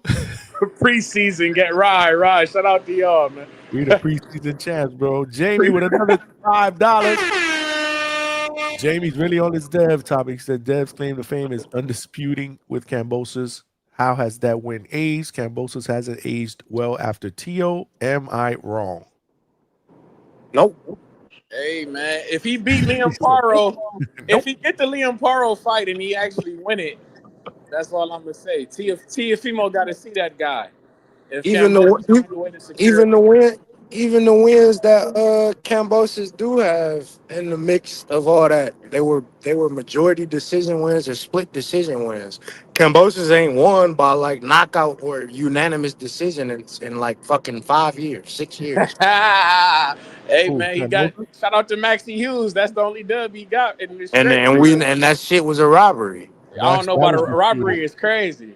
Robbery Robbery. is nasty work. It was a close fight, man. That's why we got to cut the games. That's why Rolly, him talking about he got robbed is out of control. Shout out to Rolly though, man. Yeah, but Maxie Hughes did a lot more than Rolly. No, he definitely did a lot more than Rolly, but Rolly is hey man, say man. What'd you score, Trees? What'd you score that fight? I scored it 10-2. 10-2. Oh, okay. I ain't gonna lie though. I be questioning your scorecards after that time that you were on the panel with me. I was like, Trees bugging out. What you talking about with the Xander? Abbas and Xander, bro. You was out of fucking Abbas control. was on his ass. I'm gonna blame that on the alcohol though. No, Abbas was on his ass that fight, man. We gotta stop that shit. If that fight wasn't in I scored Puerto that Rico, 8-4. In favor of who? Xander. If that fight wasn't in Puerto Rico, it might have looked a little different. That's all I'm saying, man. You see what he's doing, right? Shout out to Abbas. Abbas started too slow. Who's also going to be headlining a pro box card, if I'm not mistaken, against and he Santillan, fight, right? Yeah, Santillan, right? Santillan in September, and I think the co-main is going to be well, I don't know if it's going to be the co-main, but what's his name's going to be fighting? Dominic Valle against Francis Scarborough, 2 undefeated guys. Okay. That's a Shout good out to Frankie scrap. Scarborough. He beat my guy. Fucking good scrap, man. I'm gonna try to That get is to gonna the be gym a for good that one, man. I gotta get with Valle, but yeah, that's a good scrap. That's a good scrap. Francis Scarborough, or what is it, Francois or Frank? He beat my guy. Francois, yeah. He beat my guy Wayne Lawrence out of Toledo, man. That was a good ass fight that they had. They was both undefeated fighters on pro boxing shit. That was a damn good fight. If I encourage people to go find that and watch it if they can. That was a damn good fight. Damn good fight. It could have went either way, but Scarborough poured it out, man. My guy Wayne Lawrence, he didn't got better ever since though. So that's a fight that I would love to see a rematch of down the line one day. That was a damn good fight. Damn good fight. But yeah, man, shout out to Abbas Barral, man. I like that fight with Santillan making a comeback. I like to see it, man. Hopefully he get the dub. I like Abbas, man. He's solid guy, man. Solid guy. I fuck with it. But with wait, the Rolly, Gio at 154 now? Who? Gio. Yeah. He moved up. Okay. What were you gonna say, Treese, about Rolly? I was about to say with the Rolly and Tio fight, I thought it was them scorecards was a little nasty. I didn't see the draw. I didn't understand that shit. But I mean, Rolly, I ain't gonna lie, I thought Rolly was about to get his ass up through there. It was a couple of shots that he hit him with, definitely made that leg wobble a little bit at the end. I think that was the end of the 7th or the end of the 8th. And then you feel me, that we seen what kind of trouble T.O. was in, but that was championship heart though. He found a way to bounce back. You feel me, poured it out the fire and shit. He seen what he had to do, made the adjustments. Okay, we can't keep exchanging with this motherfucker. Can't keep taking shots like this. Can't get reckless, because Rolly is punching. But I will say that and I feel like I ain't heard people give Teofimo Senior his credit, man. I ain't gonna lie. As much as people was in his ass in the Shakur fight about what he wasn't saying, I felt like he was coaching his ass off on Saturday. He was given the correct instruction. You feel me? Teofimo was out there being coachable. He was going to the body like his pops was telling him to do. You feel me? He was moving around. So yeah, I like Teofimo Senior, man. I think people need to give credit when it's due, man. He was coaching his ass off. He wasn't telling no lies in there. You feel me? He wasn't telling him to go in there reckless. Where's your power, bro? But you feel me? He know how to communicate with his son. He was telling him to go to that body. My nigga, you got to work the body. You feel me? You got to avoid the hook. So, yeah, I liked what I was seeing in there, man. And, yeah, Rolly did the complete opposite. Coachability was at an all-time low. He just seemed disinterested. I don't know what the fuck he had going on. But, yeah, man, I liked what I was hearing from T.O. Senior, man. That's how you get it back on track. That's how you coach. You feel me? And that was the way for Teofimo to be coachable as well. We got to give credit when it's due, man. So that nigga said 3-way world champion, motherfuckers. He crashed out on somebody in the media too in the post fight, because they was talking about Rolly. What the fuck you want us to do, bro? Motherfucker was running, bro. As he should, bro. That's how it be. As it is, you gotta talk your shit. They was in his, like I said, they was on his ass, man. He gotta get his shit off. Talk your shit, senior. Get your shit off. Let him know what's going on. He's a character, man. He really is. But he behaved himself for the most part. He didn't seem like he was drunk or high or anything. No, yeah, he looked focused. He looked focused. He did. I do think that, you know, when it comes to these conversations, I still think Teofimo, I still need to see it, right? But I mean, that's what's up. But I got a question for the panel.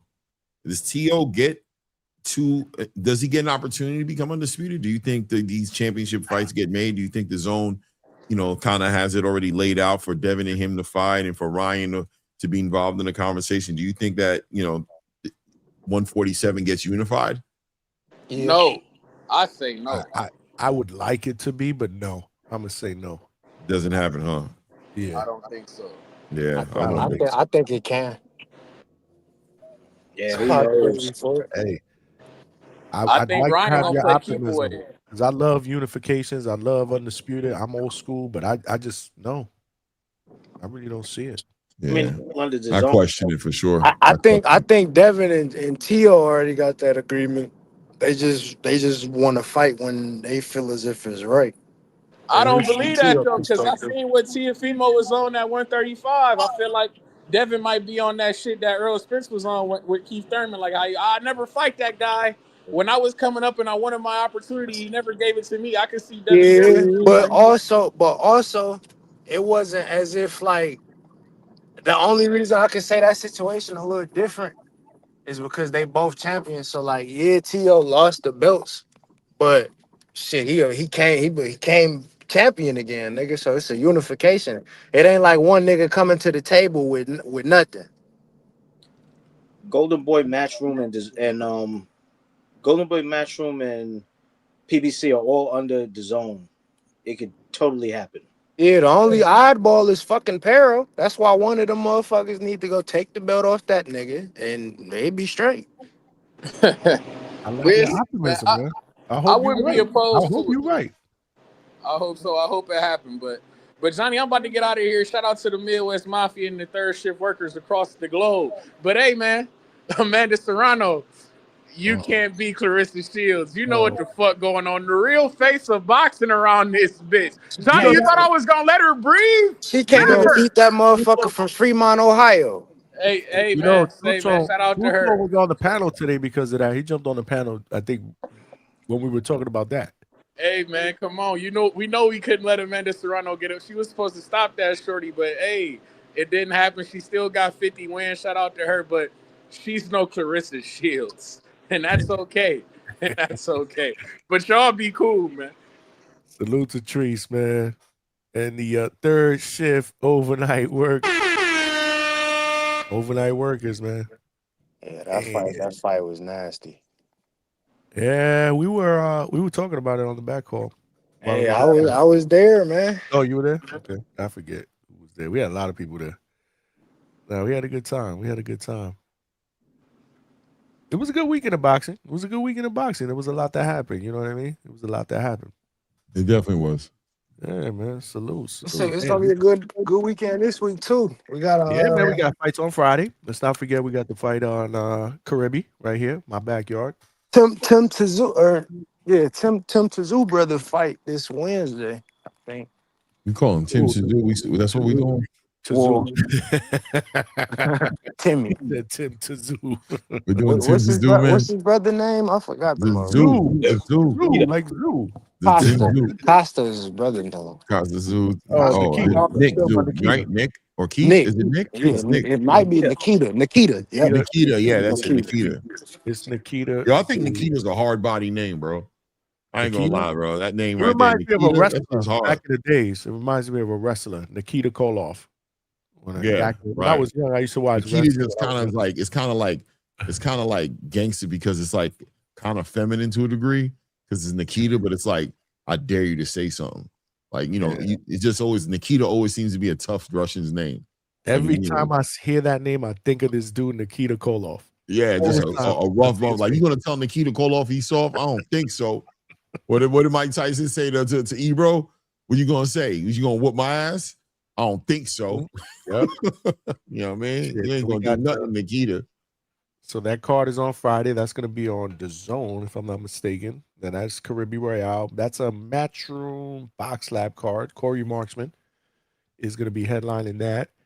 And then we got Saturday Moses Atama and Herkovich. That's during the day. And then at night Pro Box. So yeah, man, we lit up, man. We lit up. Hold on a second. What's his name? Got one more question. Jamie got another question, man. Salute, Jamie. Hey. Lots of questions, man. Salute. Dev's claim to nope. Is that? Did I? No, I read that one. Okay, wrong one. My bad. It's this one. I'm gonna switch it up for a minute. I'm Mexican and my girl is from Monterrey, but I asked her and her fam about David Benavidez and nobody in Mexico knows him. I don't know what you want me to say about that, Jamie. You mean his nickname was the Mexican Monster? Now it's El Monstro, right? So it's not the Mexican Monster anymore. Am I right or am I wrong? H-Town has commented about this on numerous occasions. G-Vaughn has commented on this on numerous occasions. Well, I mean, like they said, shit, he is American, so he even They say he's American. He's not Mexican. They say he's more Ecuadorian because his mom is on that side. I mean, they've gone back and forth about that on this panel, and I just let them go back and forth on it. Realistically, I don't know. He's Mexican and Ecuadorian and American, I guess, right? Yeah. So yeah, he's not, Julio Cesar Chavez. I mean that obviously, he's I don't think he'll ever reach that popularity in Mexico, but it is what it is. I really don't know how to answer that. Najee gotta put on, man. His brother got stopped, man. I know, man. Motherfucker, long ass Tommy Hearns. They be calling that dude DeVille Smith. Fuck. They obviously they don't be serious, but they do got similar, I guess. Hakeem, my dude, man. Like he's such a good dude, man. I was like, fuck. But it is what it is. But yeah, Najee will be the co-main event, and then you got Lester Martinez in the main event. Yeah, that's Luca Plantic decent. That's a good fight. Mm-hmm. I've seen him before. He's gonna fight those Lacius, but then he went the WBC route. Because he was ranked higher in that sanction. Yeah, no, for sure. But gentlemen, we've pushed over 6 hours. I am tired. Yes, sir, man. I'll talk to y'all boys. I'm about to wrap this up. This was an epic show, though, man. We got Clay that jumped on cam here, Big Money.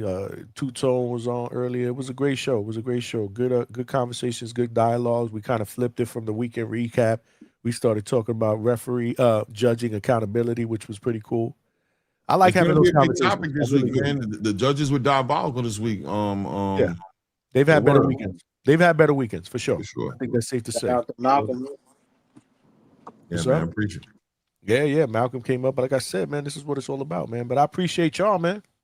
Peace, guys, man. The next one. Know it. Salute to Clay. See y'all, boy. All right, Cam. Salute to Cam. Our expert better. That boy there, man. Better. Won't be surprised if next year he be letting us know he's in the millionaire bracket. All right. Salute to my guy Cam. Big Money as always, man. My right hand, man. Salute to you, champ. Great show. This was a sudden show. Just spur out of the moment. Had to be 2 hours. Even if it ain't for you, it's gonna be for me. I had to do, I know, but I had to do some stuff for Big Money and test some shit out. So maybe we'll do that tomorrow and not do one and go Tuesday. Yeah. That's what I'm thinking. Because what am I gonna do? Double back on this topic? I mean, I don't know if it's gonna make any sense. Unless something happens. If something happens, like a fight announcement, dare I say that? Then yeah, we'll shoot out. We'll shoot another show. But what topic to double back? Not the. I'm confused. Everybody gonna keep calling in to talk about this fight. This fights from this weekend.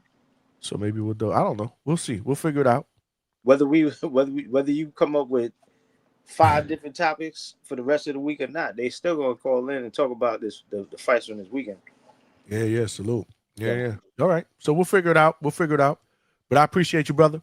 All right, man. Peace. All right, you know it. Big money. Yeah.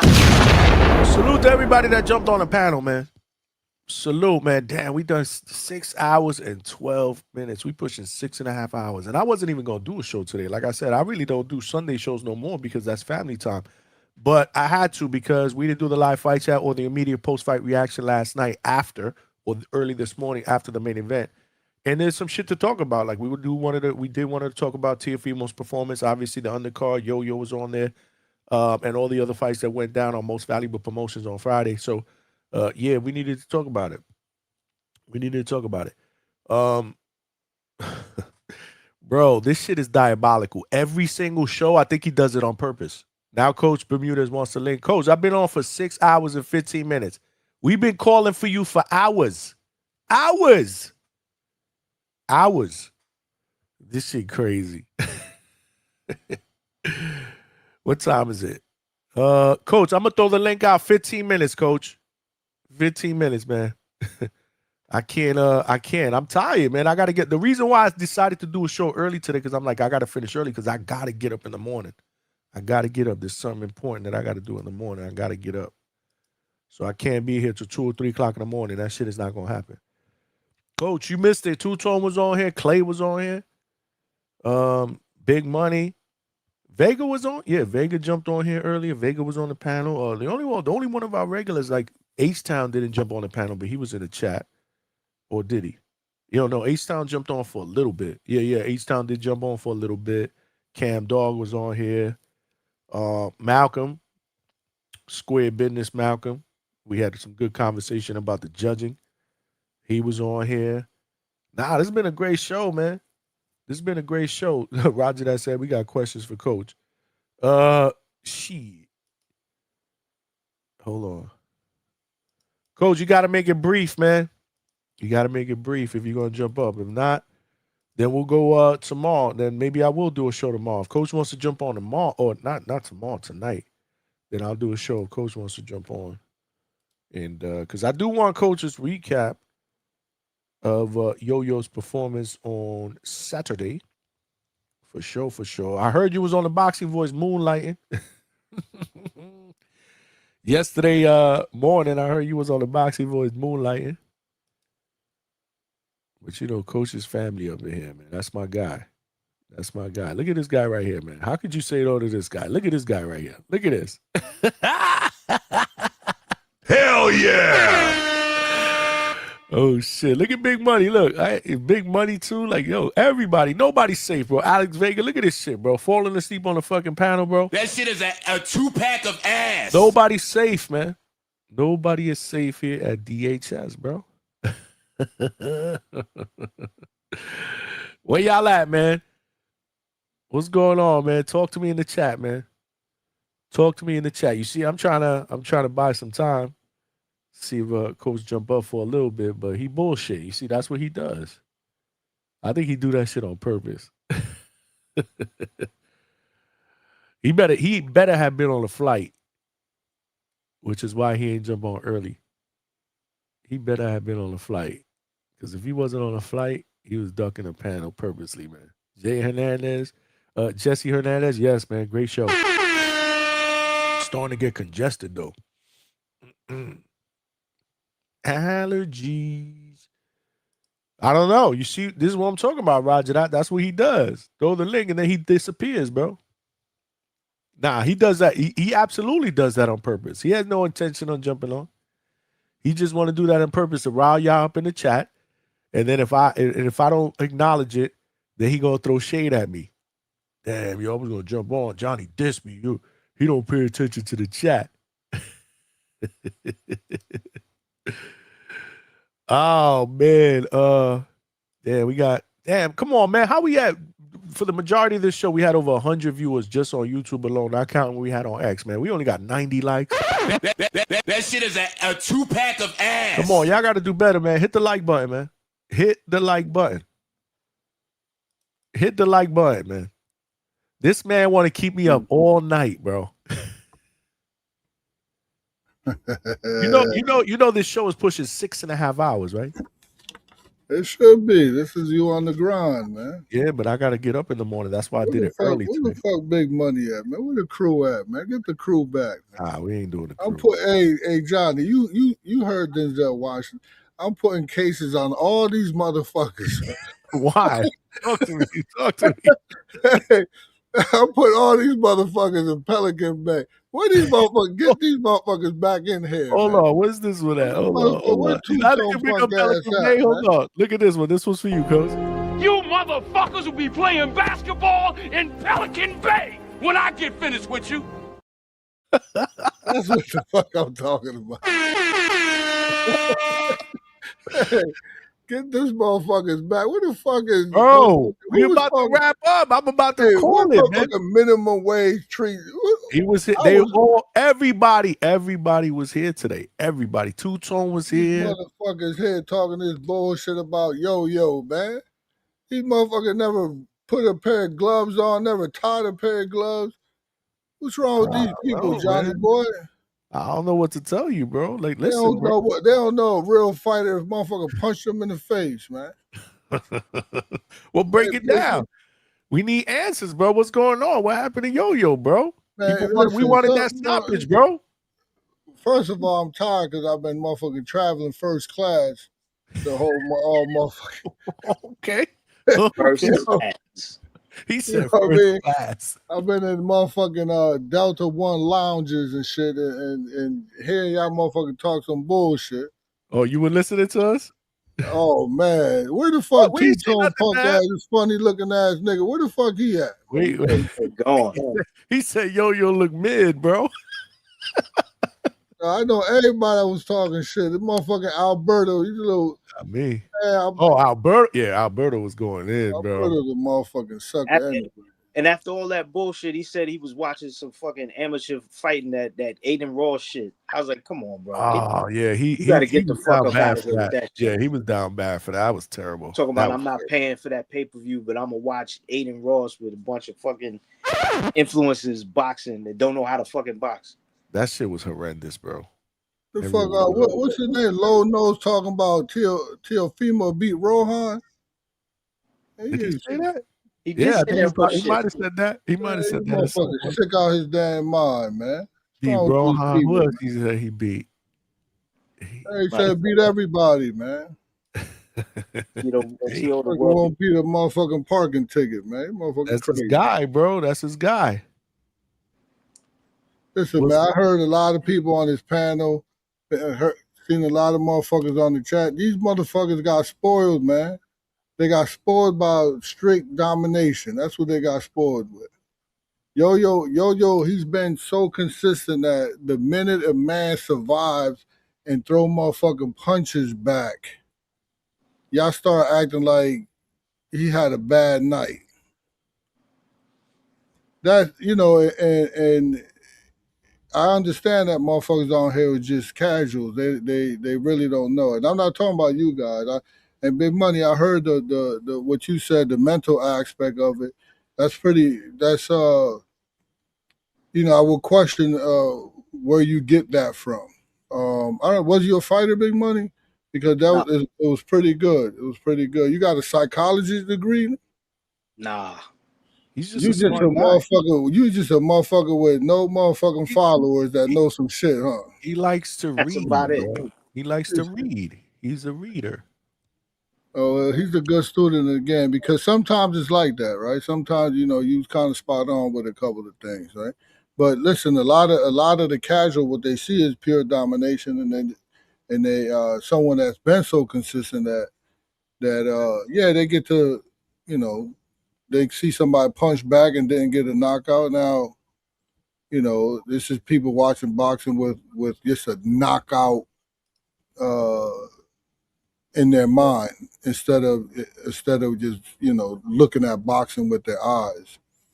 The boy, what's his name? Who the fuck? Yo fall Veron. That's how you say it, right? Veron. Yo, he came ready, man. He came ready. He had a full tank. He had fucking 2.5 months in Vegas. I had my little spies out there, telling me that this motherfucker ready. Been sparring a lot of rounds, high altitude training. He was throwing a crazy volume, and he was trying to turn, he was trying to turn the fight into a motherfucking tsunami. I give him credit, man. But you also got to understand, your high guard. Like you said, he went in there with no respect. He went in there because motherfucker, at this stage of his career, he can't be going the distance with people. So he tried to knock him out early. Right? He tried to knock him out early, he tried to steamroll him, which is looking like it, but the motherfucker kept surviving, kept throwing back, and then it got time. Listen, what Teofimo tried to do with Kambosos? Same shit. Right? He came out steamrolling. Kambosos survived, and then Teofimo didn't have a gas tank to back it up. And then Teofimo didn't have a motherfucking corner who know how to manage it. Right? Who didn't be like, ho, let's just win now. Because I think Johnny said it, what's the most important thing motherfucker got to do is win. Right? Yeah. Yep. So okay, let's just let him work himself out. Let's put the high guard on, and we ain't gonna do, because remember, Yo-Yo is a motherfucking amateur world champion. He know how to box and move and touch and just just touch you to win. So we ain't gonna do Haney and Ramirez. No, we ain't gonna do that. Oh, let's fight the motherfucker, but let's just fight him smart. Let's not match his output. Right? Right. Jab, move, make it a track meet and leave with a clean decision. Yo-Yo ain't built like that, man.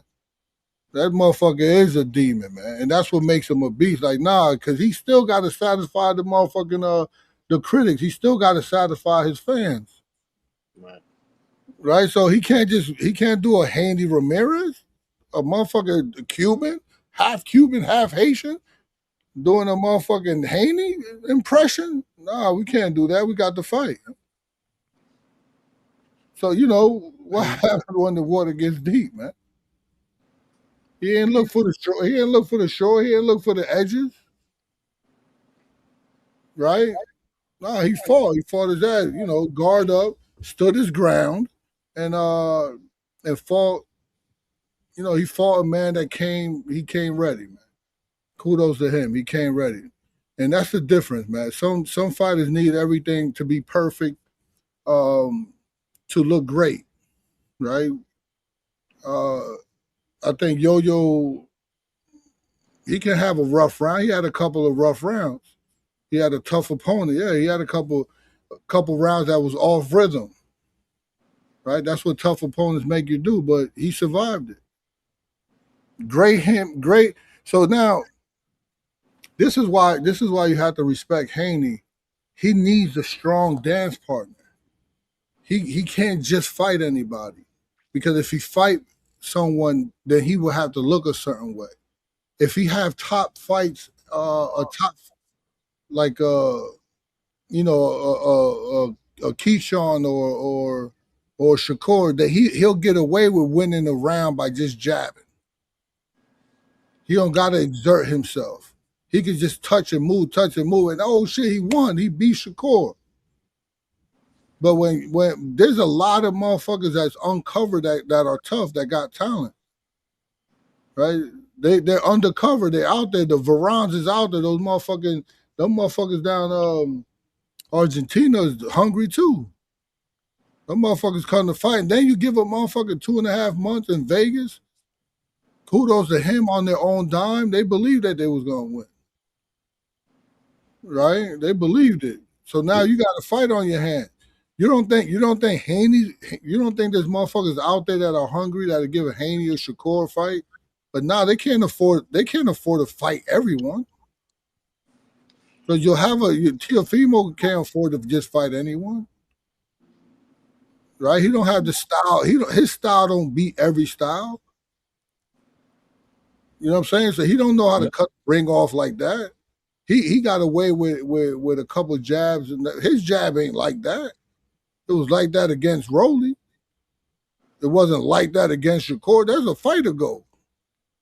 Right? It ain't like we talking about 5 years ago. That was the fight before. January. What was that? Right? About that, yeah, absolutely. So it ain't like he got better, especially with that motherfucking nutcase he got in the corner. Now we giving him credit. Well, people are actually giving Tio Senior. Yeah, I'm here. They're giving him credit because man, they used to complete nutness, and now he said something that makes sense. That his shit is like so primitive. It's primitive to me. It's probably primitive to you, Big Money, you Johnny. But the motherfucking in chat, somebody that's motherfucking glazing him like low nose. He sounded like it. Man, shut your bitch ass up. What the fuck he talking about? He sounded that motherfucker a straight nut, man. I seen Teofimo in the gym. He gave me a hug. I was talking to him. I said, "Yo, listen, man. I respect what you did on the interview, man. It was heartfelt, man. I just needed something to say to him because he was in my face looking for. He know who the fuck. He know who I am. He know what he gets from me. Right. He get nothing but motherfucking knowledge. So he was looking for that, and I was giving to him. His father in the back. We gotta train. Shut your bitch ass up. Talking to your motherfucking son with this stupid ass. Can't believe this motherfucker talk shit to somebody like Salas. Man, you crazy. You can't even motherfucking hold a spit bucket to Salas, man. Damn. Man, you tripping, man. Yeah. Now I gotta make that a button. I gotta make that a button. Hey, listen. So back to Yo-Yo. Yo-Yo would get motherfuckers. If Yo-Yo would have just used his boxing skills and moved around, motherfuckers would have talked about that. But there's a specific people that we're targeting that like motherfuckers that come forward and fight. Hey, and I'll tell you the truth, until you get to the motherfucking dance floor with the right partner. Yeah. And I always told Rohan that. Motherfucker, Rohan, you got to go forward and beat these motherfuckers up. Rohan was the motherfucking Olympian. You don't think he know how to be on the back foot and touch you and move? But now we don't have that luxury because we're not American. Well, they're not Americans. We're not Americans, right? And we don't have the fan base. So no, when we need the hardcore fans to be like, yo fighting, I gotta watch. Rohan fighting, I gotta watch.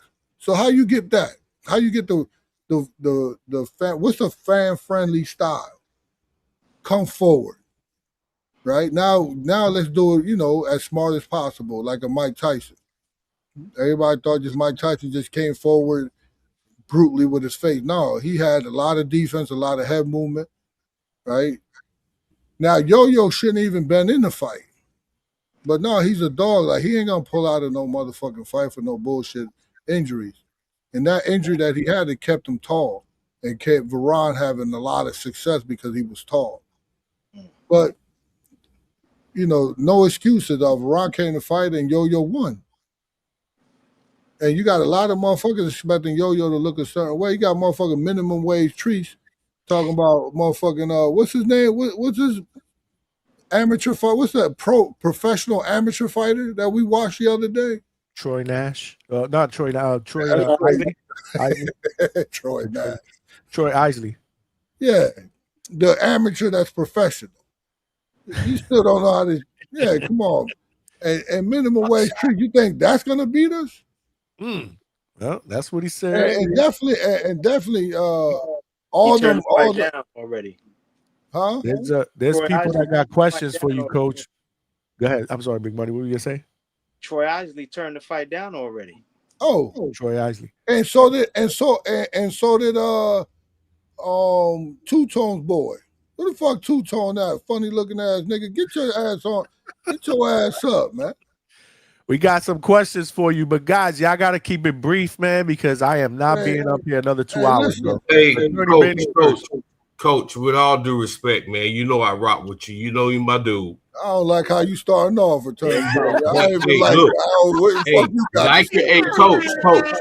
All right, he talking about I rock with you. Okay, what you want me to say? Let him go. I'm gonna say what you want me to say. Now, but if you want me to say, if this the Truth Channel, if it's not the Truth Channel, I'll go to Marco Channel. No. I'm here right now to just say what everybody saw. And Coach, you the guy.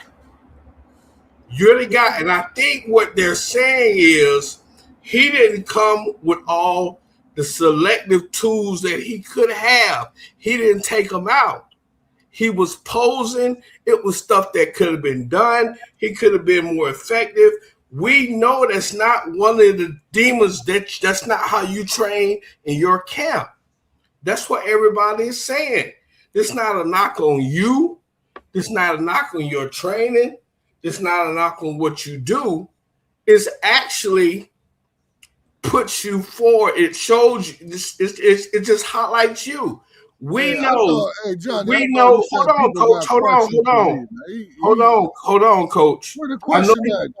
Coach, you upset. You upset. I'm looking to answer questions. Hey, okay. John, you got a question?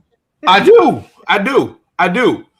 What grade would you give his performance? Since you asked him for a question, what grade would you get that performance? A+.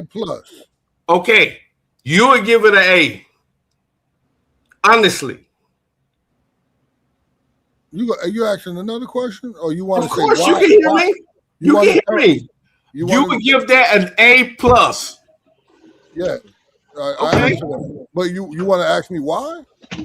Well, no, I didn't ask that, but that'll be the next one. So what's the next question? Why? Why? Why? Yes. Oh, well, because he had to deal. This is the first time he had to deal with adversity, and not just the opponent. I'm not just talking about the opponent, the shit that he had to go through with the opponent, but the shit that he had to go through with himself. Hey, Attorney Bailey and everybody listening, they told us, like, yo, listen, we could just put your next. We could just put you on the undercard and give you a motherfucker tune-up. Or we could give you a tough fight. And I was like, no, we need the tough fight. Why? Because how the fuck do you mold a career, right? You mold a fighter. Like, you ain't trying to just go easy. There's styles make fights, right? There's certain styles there's certain guys that said it's way better than the guy that we fought, that will have a way easier time with. Karan Davis is a tougher. Karan Davis will beat this guy, but we'll treat Karan different because he has more of a style that's going to allow your thing. This guy was busy. This guy threw like fucking 800 and some. He threw 100 punches a round. Well, Coach, I'm gonna be honest with you. I'm gonna be honest with you. Check this out. So now we could have picked somebody easy, but we picked him, right? We picked him for a reason. Now the reason I gave him A+ is because he dealt with the bullshit of what he had to deal with, and then he dealt with it with character in the ring, right? And no one knew shit. No one said nothing. And he didn't make no excuses, and he fought his fight and won. Okay, I'm gonna be honest with you, Coach. All right, so I watched his fights before, and it didn't look like a fighter you trained. There were no short punches on the inside. He didn't adjust. He was just overthrowing his punches. The timing looked off. No short compact combos. It looked like, and I'm not, Coach, you can say whatever you want about me, but other fighters saw this. Other elite trainers saw this. And I know you, Coach. I know you gonna say something to him, Let them come now. Let them come. As a respectable coach, you're gonna keep it in house. I know you're not gonna come here and say. You're looking at it in the point of view, right? So you remember who we have to, like Johnny Boy is on here, and he got to cater to the chat too. We talked about this before, right? He does, right? Because why? The chat is the heart of what the fuck is going on here, right? So who's the heart of everything? Is the fans. Or Tony Bailey, was you entertained about? Was it a boring fight? Well, let me just say this, Coach. I know boxing, and I've been following. You asked me a question. I asked you a question. Was you entertained? I was disappointed. So you was disappointed because it's Yo-Yo, and it's probably my guy. We out here talking about him, But if you look at the fight, this motherfucker threw a lot of punches. Yo-Yo had to throw a lot of punches. Yo-Yo landed cleaner than him. So I agree with that. We okay, agree so now, with that. so Coach. That's not what we're not. We gotta I wrap don't up think so that's H-Town could go, y'all. yeah, so disappointment is an emotion. I didn't ask you for emotion. I asked you, was you entertained? That's a yes or no question. No. Okay, I respect it. You said no, you wasn't entertained. So what fight that you watched this weekend was entertaining to you?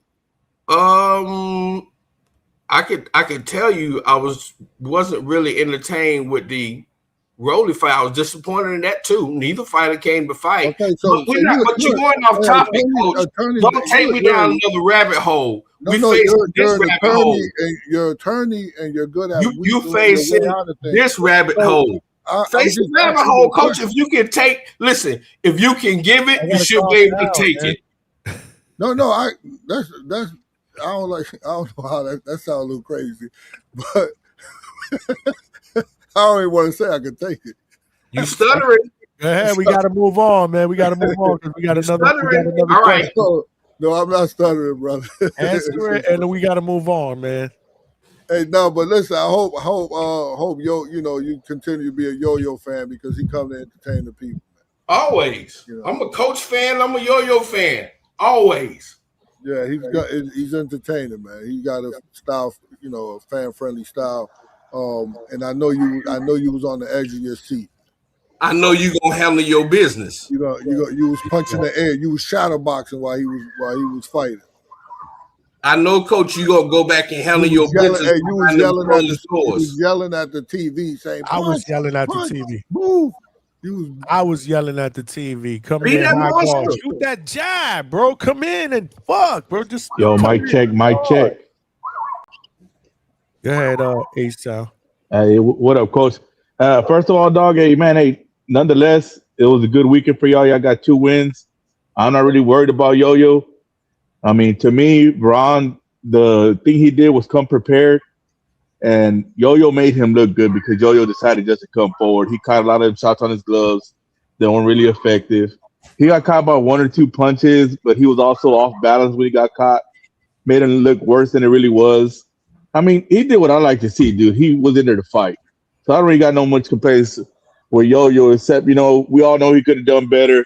But now that we know he had an abdomen injury, hey, dude, that's even better. Man, we all know if you can't crunch down or move, you're something wrong with your abdomen, But maybe my bad. Maybe you don't want people to know that. My bad, Coach. But my question was more about Avius, bro. Avius looked like he was fighting nature over science in the ring. Like he was fighting his nature and the game plan because it seemed like he couldn't decide what he wanted to go do. Even though hold on. That sounds interesting. You got to elaborate on that. Yeah, because it looked like he wanted to go kill him, but then it looked like he was trying to stick to the game plan. You know what I mean? It looks like he's like, man, trying to stick to the game plan. Yeah, like he was trying to stick to whatever game plan y'all had. I don't know the game plan, but it looked like he was trying to fight his usual nature to go forward and just throw punches and try to get somebody out of there. You know what I mean? Without really thinking, just fighting. And it looked like he was trying to think in there, which is good too, because it's him showing signs of growing in the ring, especially since he started boxing late. But it just looks like he's still in a developmental stage where he's like nature over science in the ring still, or he hasn't found a happy medium to get the best Avius we're ever going to see yet, because he's still going to get better. I'm just saying, what do you think that it was a great win because it was a knockout, of course, but people felt he could have probably got him out sooner. That he was holding back. I like coming on this, and I like listening to you guys because you guys got your own perspective outside of my me being in the box and me being so focused. Sometimes, you guys can say stuff and seeing things from the outside looking in, and bring some type of enlightenment to me. Remember, I'm always going to be a student, right? No matter how much I study and get to experience in life, I'm always going to be a student. So yeah, kudos to you for picking up on that. So I've been trying to get him to be patient, because you know he got that he got that equalizer. It's like Deontay Wilder, right? But I'm trying to get him to be more skilled and work on his craft. So I don't know what was the fight stopped in the 5th, right? He didn't come out for the 5th? He didn't get up for the 6th. He didn't get up for the 6th. All right, so yeah, so you know, a 10-round fight. I mean, it's not bad to study a guy for 2 rounds, right? Yeah, it's not. It's just that you're used to seeing a certain Avius, and that's what I'm saying. Like, And that guy, he did great. It's just he seemed like I think he did really good, because the crazy shit is that kid skill set was better than Avius. no, yeah, and that's what I said too. If you want to go skill set, he's above Avius. He fought, like, you can make an argument that he beat Rolly when they fought. So we Don't feed the animals. Yeah, don't feed the animals. Oh, she called him Veronica. That was crazy. So yeah, so you know, it's good that he took 2 rounds and then he started like picking up the heat. I needed one. Hey, H-Town, I needed one more round. I really did. I needed one more round, not for the knockout though, just for the lesson. And I needed, man, they took that away from me. But what I like about the whole thing, Coach, even though it seemed like he was kind of in his head, but he seems like he's listening to you. And when you got a fighter listening to a coach, you're in a good place. So he's going to grow, he's going to learn, he's going to advance, he's only going to get better. You know, because he's already got the natural killer instinct. That's already in him. You know, he wants to get you out of there. So, I mean, that's something you can't teach. You know, he's already got that. No, he definitely can, because even after the Yo-Yo fight, we go outside of the T-Mobile, and the motherfucker he getting a street fight. Like, what the fuck is this motherfucker doing? Street fighter. He knocked some and the crazy shit is like he even started. They pressed him. It was like 4 dudes pressed him, and he knocked one of them out, and then my assistant and Yo-Yo's team, Yo-Yo got some security with him, you know, started getting like in a little rumble. Crazy. Y'all getting your DHP out? Y'all jumping people, Coach? No, y'all getting your DHP out? They was jumping. They tried to jump Avery. Oh shit! Yeah, it was crazy. But yeah, so no, but I think it was Avius did good. Yo-Yo dealing with what he had to deal with personally and in the fight did awesome. And sometimes you could put a particular style. You could like a style like Troy Isley style versus Yo-Yo style. You wanna be amateurs against a fucking amateur world champion? Nah, we all agree Trice is trying to get his guys killed. That's just what he does. He kind of has a hate-love relationship with the Midwest because he's trying to get his guys killed. He's trying to get Conwell killed, sending them over there with Virgil. You know, Trice been drinking whiskey too, so we got to excuse him, guys. Hey, well, I know he's listening, and I know Johnny wanted to go, but you know, I think he should probably jump on. So I would like to tell him something. Yeah, well, let me hop out of here because I don't want to make Johnny mad, dog. Because then he's gonna be mad. Johnny All right, cool. Salute. Man, it's just like, yeah, I wish y'all would have did this earlier. It's 7 hours, and I purposely did this show early so I don't finish it late because I got to get up in the morning. Best laid Hey, plan. I know you listening, Trees. I gotta wrap this up, man. I got one for you. I got one for you. I do. With some because we come up with people. That nigga on dope. That nigga on dope. Hey, Big Money, Johnny Boy. Attorney Bailey still here? Why are you still here? He went in on you, bro. AB went in on you. That's what's up. How you brought the heat? Hey, Coach, I'm just listening, man. I appreciate Attorney Bailey, man. Dude, I appreciate you. I think that your guy was a monster. I was just waiting to see that awesome finish because I don't watch them before. I was just waiting to see them inside combos and it's over. But actually, he was throwing them. The guy was kudos to the guy. He was tough, man. Yeah. He was tough. He and you can't knock. Everybody's not gonna go. I get that. Everybody's not gonna go. But you don't build a real career only on easy nights. You got to deal with some shit. You build it in fights that like that one, right? And that night yesterday put layers on Yo-Yo. He'll learn from it. Come back sharper and make the next what they say, make the next statement even louder, But yeah, hopefully y'all could understand that. Y'all always gonna get knockouts. I remember when Mike Tyson was knocking everybody out, and then Ferguson took him the distance. It was like, he's not a monster. No, Yeah, it comes with the territory. It does. But what did I say earlier? I rather learn from a win than learn from a loss. Coach, fight. I don't know what the fuck one judge called it even. That was not an even fight. Yo-Yo won the fight. He just Yo-Yo, like we're looking at Yo-Yo. Yeah, we're looking at him like his all. We wanted him to knock the dude out, and because we don't know him. I mean, I know him. The people don't know who Veron is. Argentinian dude. Let's just knock him out. He was brought up. He actually, the crazy thing, people. This is gonna fuck you up, Johnny. I know you want to leave, but I'm gonna say this. They weigh you. I don't know where the fuck they start doing this. I hate this shit. I hate for my guys to be weighed like in the dressing room. Like I don't know when the commission start doing this stupid ass shit. But yeah, Veron was heavier than Yo-Yo.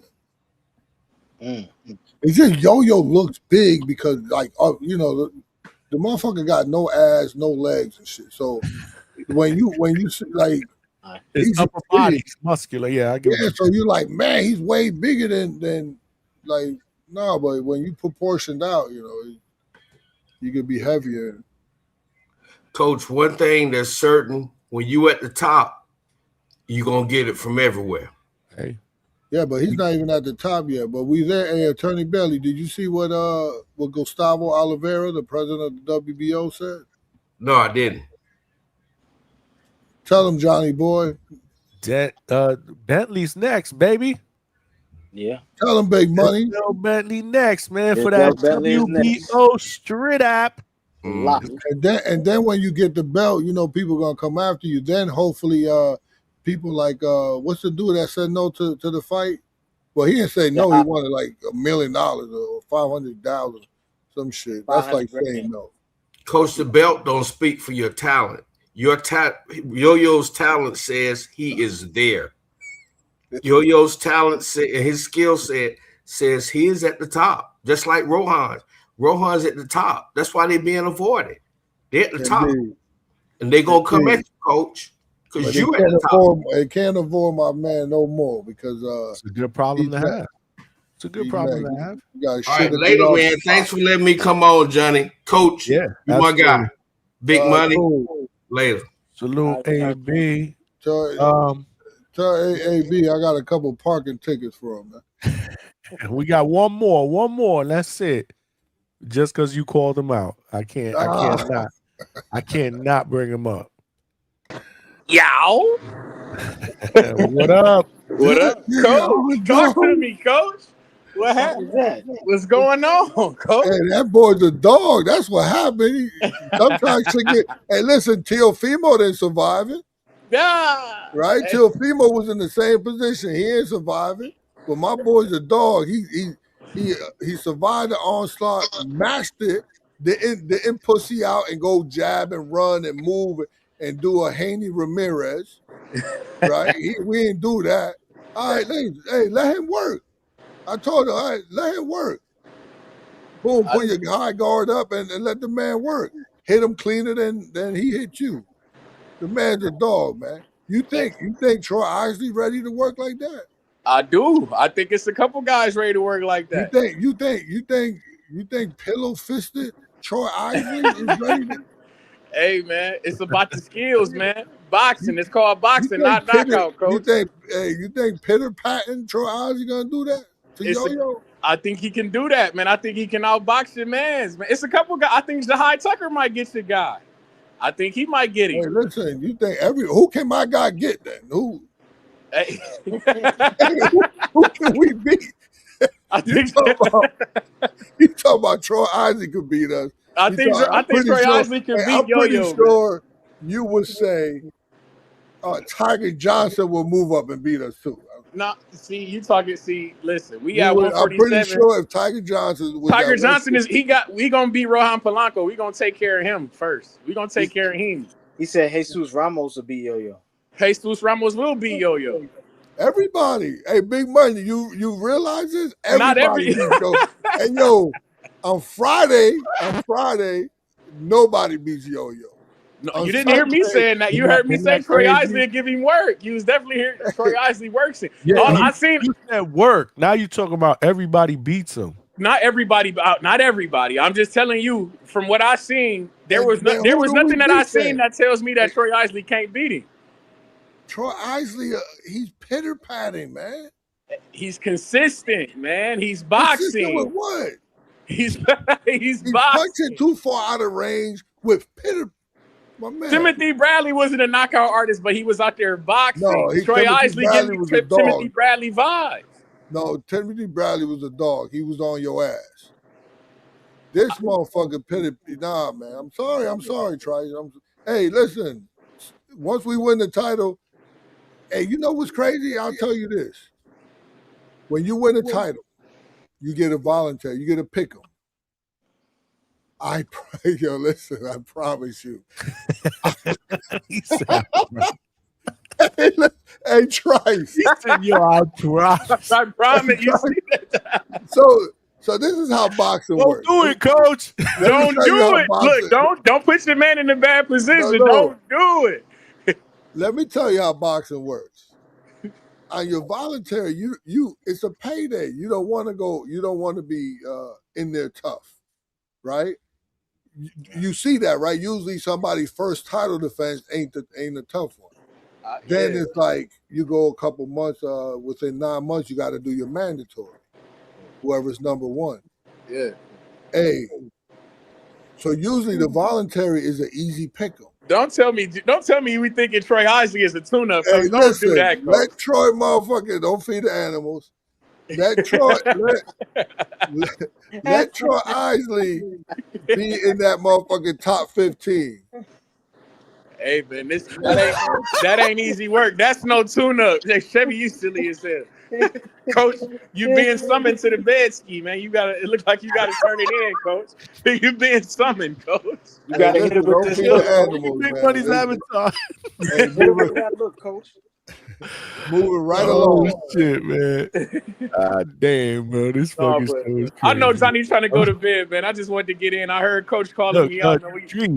I definitely think Troy Isley is getting good man. Sacrificing Troy to El Diablo. Nasty work. He got to stop this shit. Come sacrifice Virgil to Charles Conwell, H-Town. Were y'all hearing me when I was talking? I heard you. Oh, okay. I thought y'all couldn't hear me. Did you hear me call out that super chat? Yeah, I'm talking about this super chat. He talking about sacrificing Troy. Cut the games, man. Come sacrifice Virgil to Charles Conwell. That's what you do. Your man, since he don't want no title fights anyway, fuck it, come fight Charles Conwell, man. We know he ducking and dodging. Hey, yo, guess who also can make 154 though? Who? Yo-Yo. We just had to see about that. Put him in there with Charles Conwell. Give him the fight. Do that, though? Leave him at 160, bro. Why would you take him from 160 though? If he right in line for a title? No, but if it's a big fight, a unification fight or something like that, Oh, with Boots, you saying? So you talking about Boots? If we could get 2 for 1. Oh, you didn't hear what Two Tone said about Boots and Yo-Yo. All right, I ain't gonna say nothing there about the sparring. I couldn't jump on. but I could listen to it. Oh, you were listening? Okay, I didn't know if you were listening I to could that listen portion on the of it. plane, but I couldn't. I was listening while I was, flying first class. But why couldn't you call in if you were first class? You probably had good Wi-Fi. What happened? He was asleep. He was laid Oh, back you in the can't call reclined in seat. on the. No, they ain't gonna You let did one time. Didn't he call in from the airplane one time? Yeah. But he was that's in on coach. you want me to He be was on the in low coach. like He was in coach. He wasn't even in first class when he called it. He was in them reclined seats. He was in row 32, all the way in the Wave back. that shit back there. Yeah, that's crazy. Yeah, Two-Tone was on here, bro. I was like, damn. That's a fight bro, that Yo-Yo would where- take, coach. He's ducking the panel. Where is he? He better be flying. I was saying all that shit. Which fight? Which fight? His boot is the. I mean, you say that he can make one. I don't know why you would do that to him, to his body, to make 154. But if he got the boots fight, that's something you'd be interested in that. Yo be fucking eating all the way to the weigh-in. Like he, saw all him he with had to do watermelon. is fucking, huh? I saw him with the watermelon.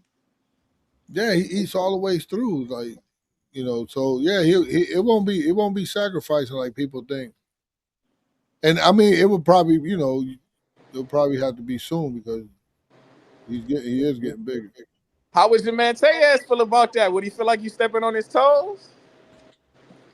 No, Tree asking you dumbass questions, man. I'm just asking the question, Coach. Damn, I'm sure Tellez would look. I wonder if he'd feel some type of way, Coach. Damn, don't do that to me. You think Tay is gonna be mad if he get a boost fight?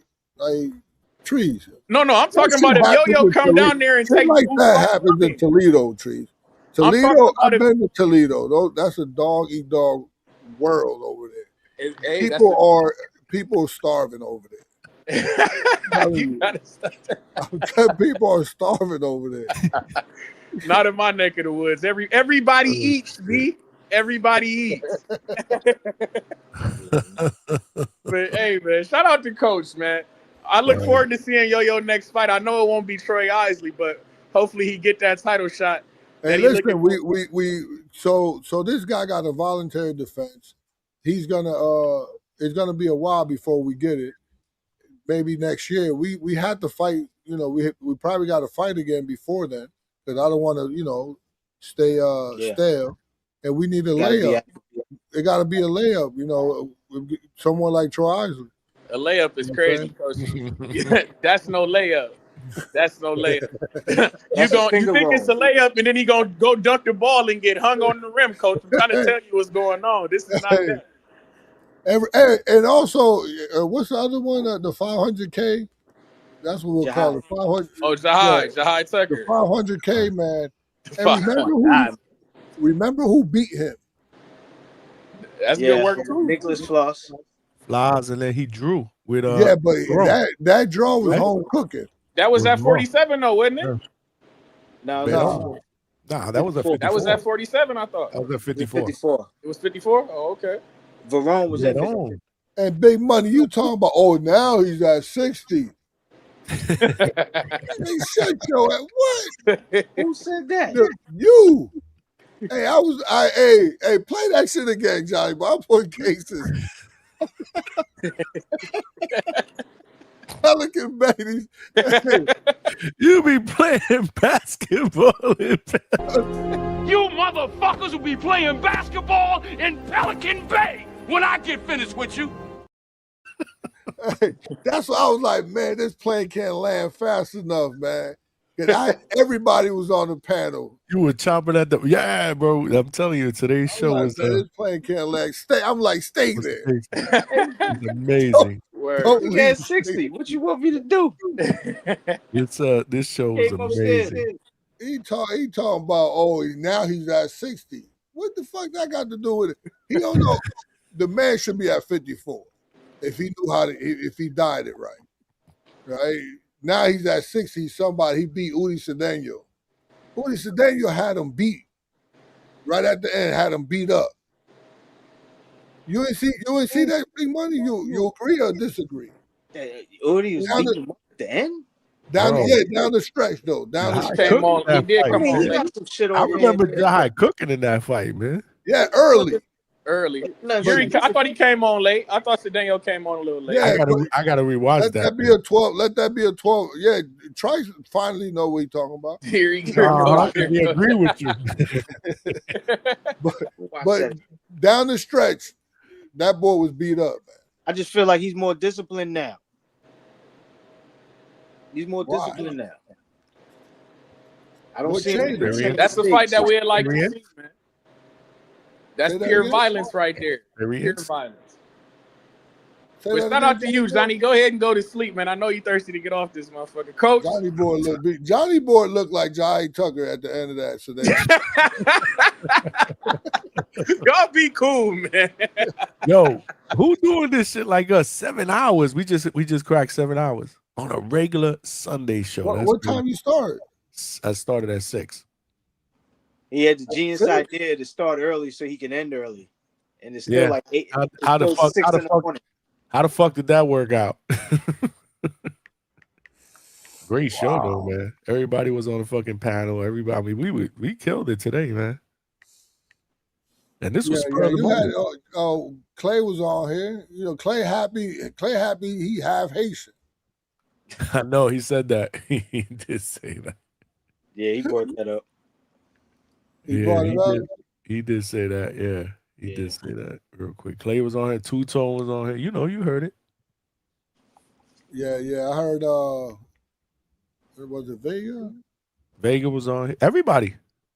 The only one that wasn't on here today was G-Von of the regulars. Oh, I need my boy, man. Well, we haven't even seen him in the chat. Yeah, he ain't even in the chat. Yeah, he hasn't. Oh man, hopefully he didn't get arrested. Stock Chasers was on for a while. And Malcolm didn't come on here either. He jumped on real quick and then he jumped off, but he never got a word off. The Timu Malcolm was up here. Y'all call him Timu Malcolm. The referee Malcolm was on here. The referee. He was on here. Damn, everybody. Yeah, everybody. Hey, all I know is I said to Avius, I see you stopping him in 5 or 6, and he stopped him. You called that out? I was yelling. I was yelling at the TV too in the first 2 rounds. What the fuck? What the fuck is he doing? Yeah, that was you nervous. That was me. That was me because I watched this. You know, I'm rooting for these. You know, you watch it differently. You know, you watch it differently when you root for these guys. You know what I'm saying? That's why I don't really like doing a lot. You was unsatisfied with Avia's performance? No, I was impatient the first 2 rounds. I was very impatient. I was watching it on my phone too, on TikTok. So we were out eating. Oh, you watched it on TikTok with the people? On my phone because we were out. Oh man, we were out. We didn't get home until pretty much the Amanda fight. Yeah, so I was watching that shit on my phone. Hey, Suleiman talking about put the link out. Hell no. It's too late, man. Suleiman, you came too late, man. We done this 7 hours, man. I'm sorry, man. We down. Damn, we lost mad viewers too, bro. Y'all putting viewers to sleep, bro. We had over 100 some odd. We got 20 something. That's crazy. It's time to go, y'all. Close us out, Coach. Listen, much love. Listen, Johnny boy, much love to the Hangout Spot, like always. And I appreciate you having me on here late. Appreciate we love you, man. Right. I appreciate everybody that came on today because I tell Avius this, I tell Rohan this, listen, as long as they talking about you, you're doing something right. Right. So I appreciate the panel, everybody that came on for the chats, for the debates, for all of it, right? That's what boxing is supposed to do. Right. A life lesson is simple. Don't let people who only see the finished product tell you what your struggle meant. I won't repeat that. Let that marinate. They won't always understand. They won't always understand. Man, they can't. They can't understand the pressure. Like the pressure that these fighters put on them, they won't understand the pain, or what it took to get there, and what it takes to stay there. But the fighters do. I think people like you guys do because Johnny, you grinding to be on here. You see how hard it is. Big Money, you also do the same. You grind on there. You see you still got 2-3 views. You see what it is. It's hard. This shit ain't easy, right? So you guys do understand the struggle that fighters go through. But keep showing up, keep working, and let what fucking Yo-Yo did. Let your character speak, right? When motherfuckers are talking some bullshit about you. But listen, the man stood there and he fought. His character spoke. So listen, keep watching Yo-Yo, right? He's not gonna disappoint you. He's not here for an easy night or just safe decisions. He's here to fight. He's here to entertain, and prove himself whenever that motherfucker bell rings. Right? He's a beast, man.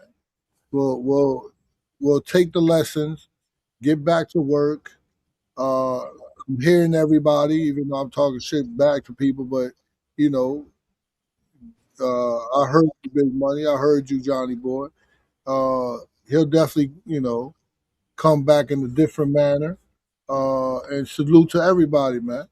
Peace, y'all. The Hangout Spot, man. Hold on before you go. By the way, when Yo-Yo went live on IG when he was in the locker room, and I was like, ¿Dónde está mi hermano Coach Bermudez? And he turned the camera to you, and you said, "What's up?" That was me. Oh yeah, I was like, you knew that was me. God. He didn't tell you? Nah, he didn't. He probably don't even know who it was. Yeah. I said, ¿Dónde está mi hermano Coach Bermudez? And that's when he switched the camera to you. You were like, it was in the back. I get you guys. I remember that. I remember that. That was me. Yeah, that was I me. was hurting in the locker room, man. I just came from Avia's fight. I was tired. Yeah, you were like this. You were chilling. Yeah, I think you had your feet up or something. You was just chilling. You was relaxing. Yeah. Oh, that's what Yo-Yo was on. I thought he was playing video games. I texted. No, he went on IG Live. He went on IG Live when we were in the thing. And I was like, hold on, let me see if I see Coach Bermudez. So I went on, but he was just reading the chat. So that's why I told him that he turned the camera to Coach. He was looking at the phone and cheering and shit. I was like, is he playing video games? Nah, he actually was playing some video games. He's different, man. He's different because he's not nervous. He's different, man. He's not tense. He's just like dancing. This is just like, yo, when we fighting, let's go. It's nothing, man. He be in his own zone. Yeah. You don't got to worry about his mental, man. He's strong, man. That's good. He's ready to fight. Yeah. All right, Coach. We appreciate you. Yeah. Remember, hey, everybody in the chat, man. Remember that everybody loves the crown until they see what it takes to keep it there, man. Peace. All right, man. Peace to Coach, man. Salute to Coach Bermudez. I just wish he would have been able to jump on earlier, man, when we was all cooking. That shit would have been dope, man. I'm tired as fuck. Oh, my God. Who you telling? And I told my wife, too. I said, I'm going on early. She was like, you going to be on for a long time? I was like, a few hours. I said, we'll look, she fell asleep without me. You see what I'm saying? Sacrifices, man. But it's a great show, man. It was hard, We did what we needed to do. And I didn't want to diss Coach at the end, that's for sure. Yeah, we needed to hear what was going on, man. AB went in hot and heavy on Coach. That shit was funny as hell. Yeah, shout out to AB. He's a fan, though. That's what I'm saying. Like, even me, I get emotional, too. I'm like, what the fuck are you doing? Because I'm a fan. You know what I'm saying? Like, I want his guys to do well. You know what I'm saying? I want them to fucking knock people out. I don't know, man. All I know It's not gonna always happen, though. All I know is I said, hey, man, between 5 and 6. I got between 5 and 6. Oh, the Avius? Yeah. Now, Avius did his thing. I was looking for a second round stoppage. Fuck that shit. Statement time. You heard what the man said when I said that to him. He said, He said, huh? Yeah, no, he did what he needed to do. We got to get him back on. Once Coach gets settled in, man. Hell yeah. Well, Mike drop and Johnny, you ain't got bars like that. So we went through it real fast, and we could just cut it out. Yeah. All right, man, Let's peace. go to bed. Part Appreciate 2. you, Big Money. Take 2. Action. Let's do it, man. Salute to Big Money, man. That's my guy, man. That's my right hand. You know, he was on here co-hosting with me, man. Salute. And we had everybody on the panel tonight, man. Salute to everybody that jumped on the panel to show support. Two-Tone, Claymore, Ace Town, everybody. Square Business, Malcolm was on here. Stock Chasers, Cam was on here. Lord have mercy, man. We had everybody on here tonight, man. This was a great show. Like I said, I usually don't do Sunday shows now because it's family time. You know, I do a Monday through Thursday now, but I felt it was necessary because we didn't do the live fight chat because I was out. And we didn't do the post-fight show. We did watch the fight all together on the back call, which was pretty cool. It was cool. It was like, you know, it took me back in the days. We watching the fights, talking shit on the back call. So that was dope. If you guys want to join the 24/7 Discord, you can do that by just hitting the link that I'm going to put in the chat right now, man. These motherfuckers be cooking. We got over 100 people up in the Discord, man. And then we do back calls. Well, I usually jump on the back calls on Friday nights sometimes, and if there's a fight on Saturdays. But yeah, man, so that is the link to the Discord. We need one more like for 100, y'all. Unless we got it. So hit the like button. Subscribe, man. We only got a couple of subscribers tonight, man. We absolutely cooking. So please tell a friend to subscribe. I'm going to put that link in the chat right now. Make sure you tell a friend to subscribe so we can get to that next goal. Y'all know the deal. And until the next one, man, make sure you guys are following. Until the next show, man, I appreciate the love and support, man. As always, it's your boy Johnny signing out from the Hangout Spot Live. I'm going to talk to you on the next show, baby. Let's get it.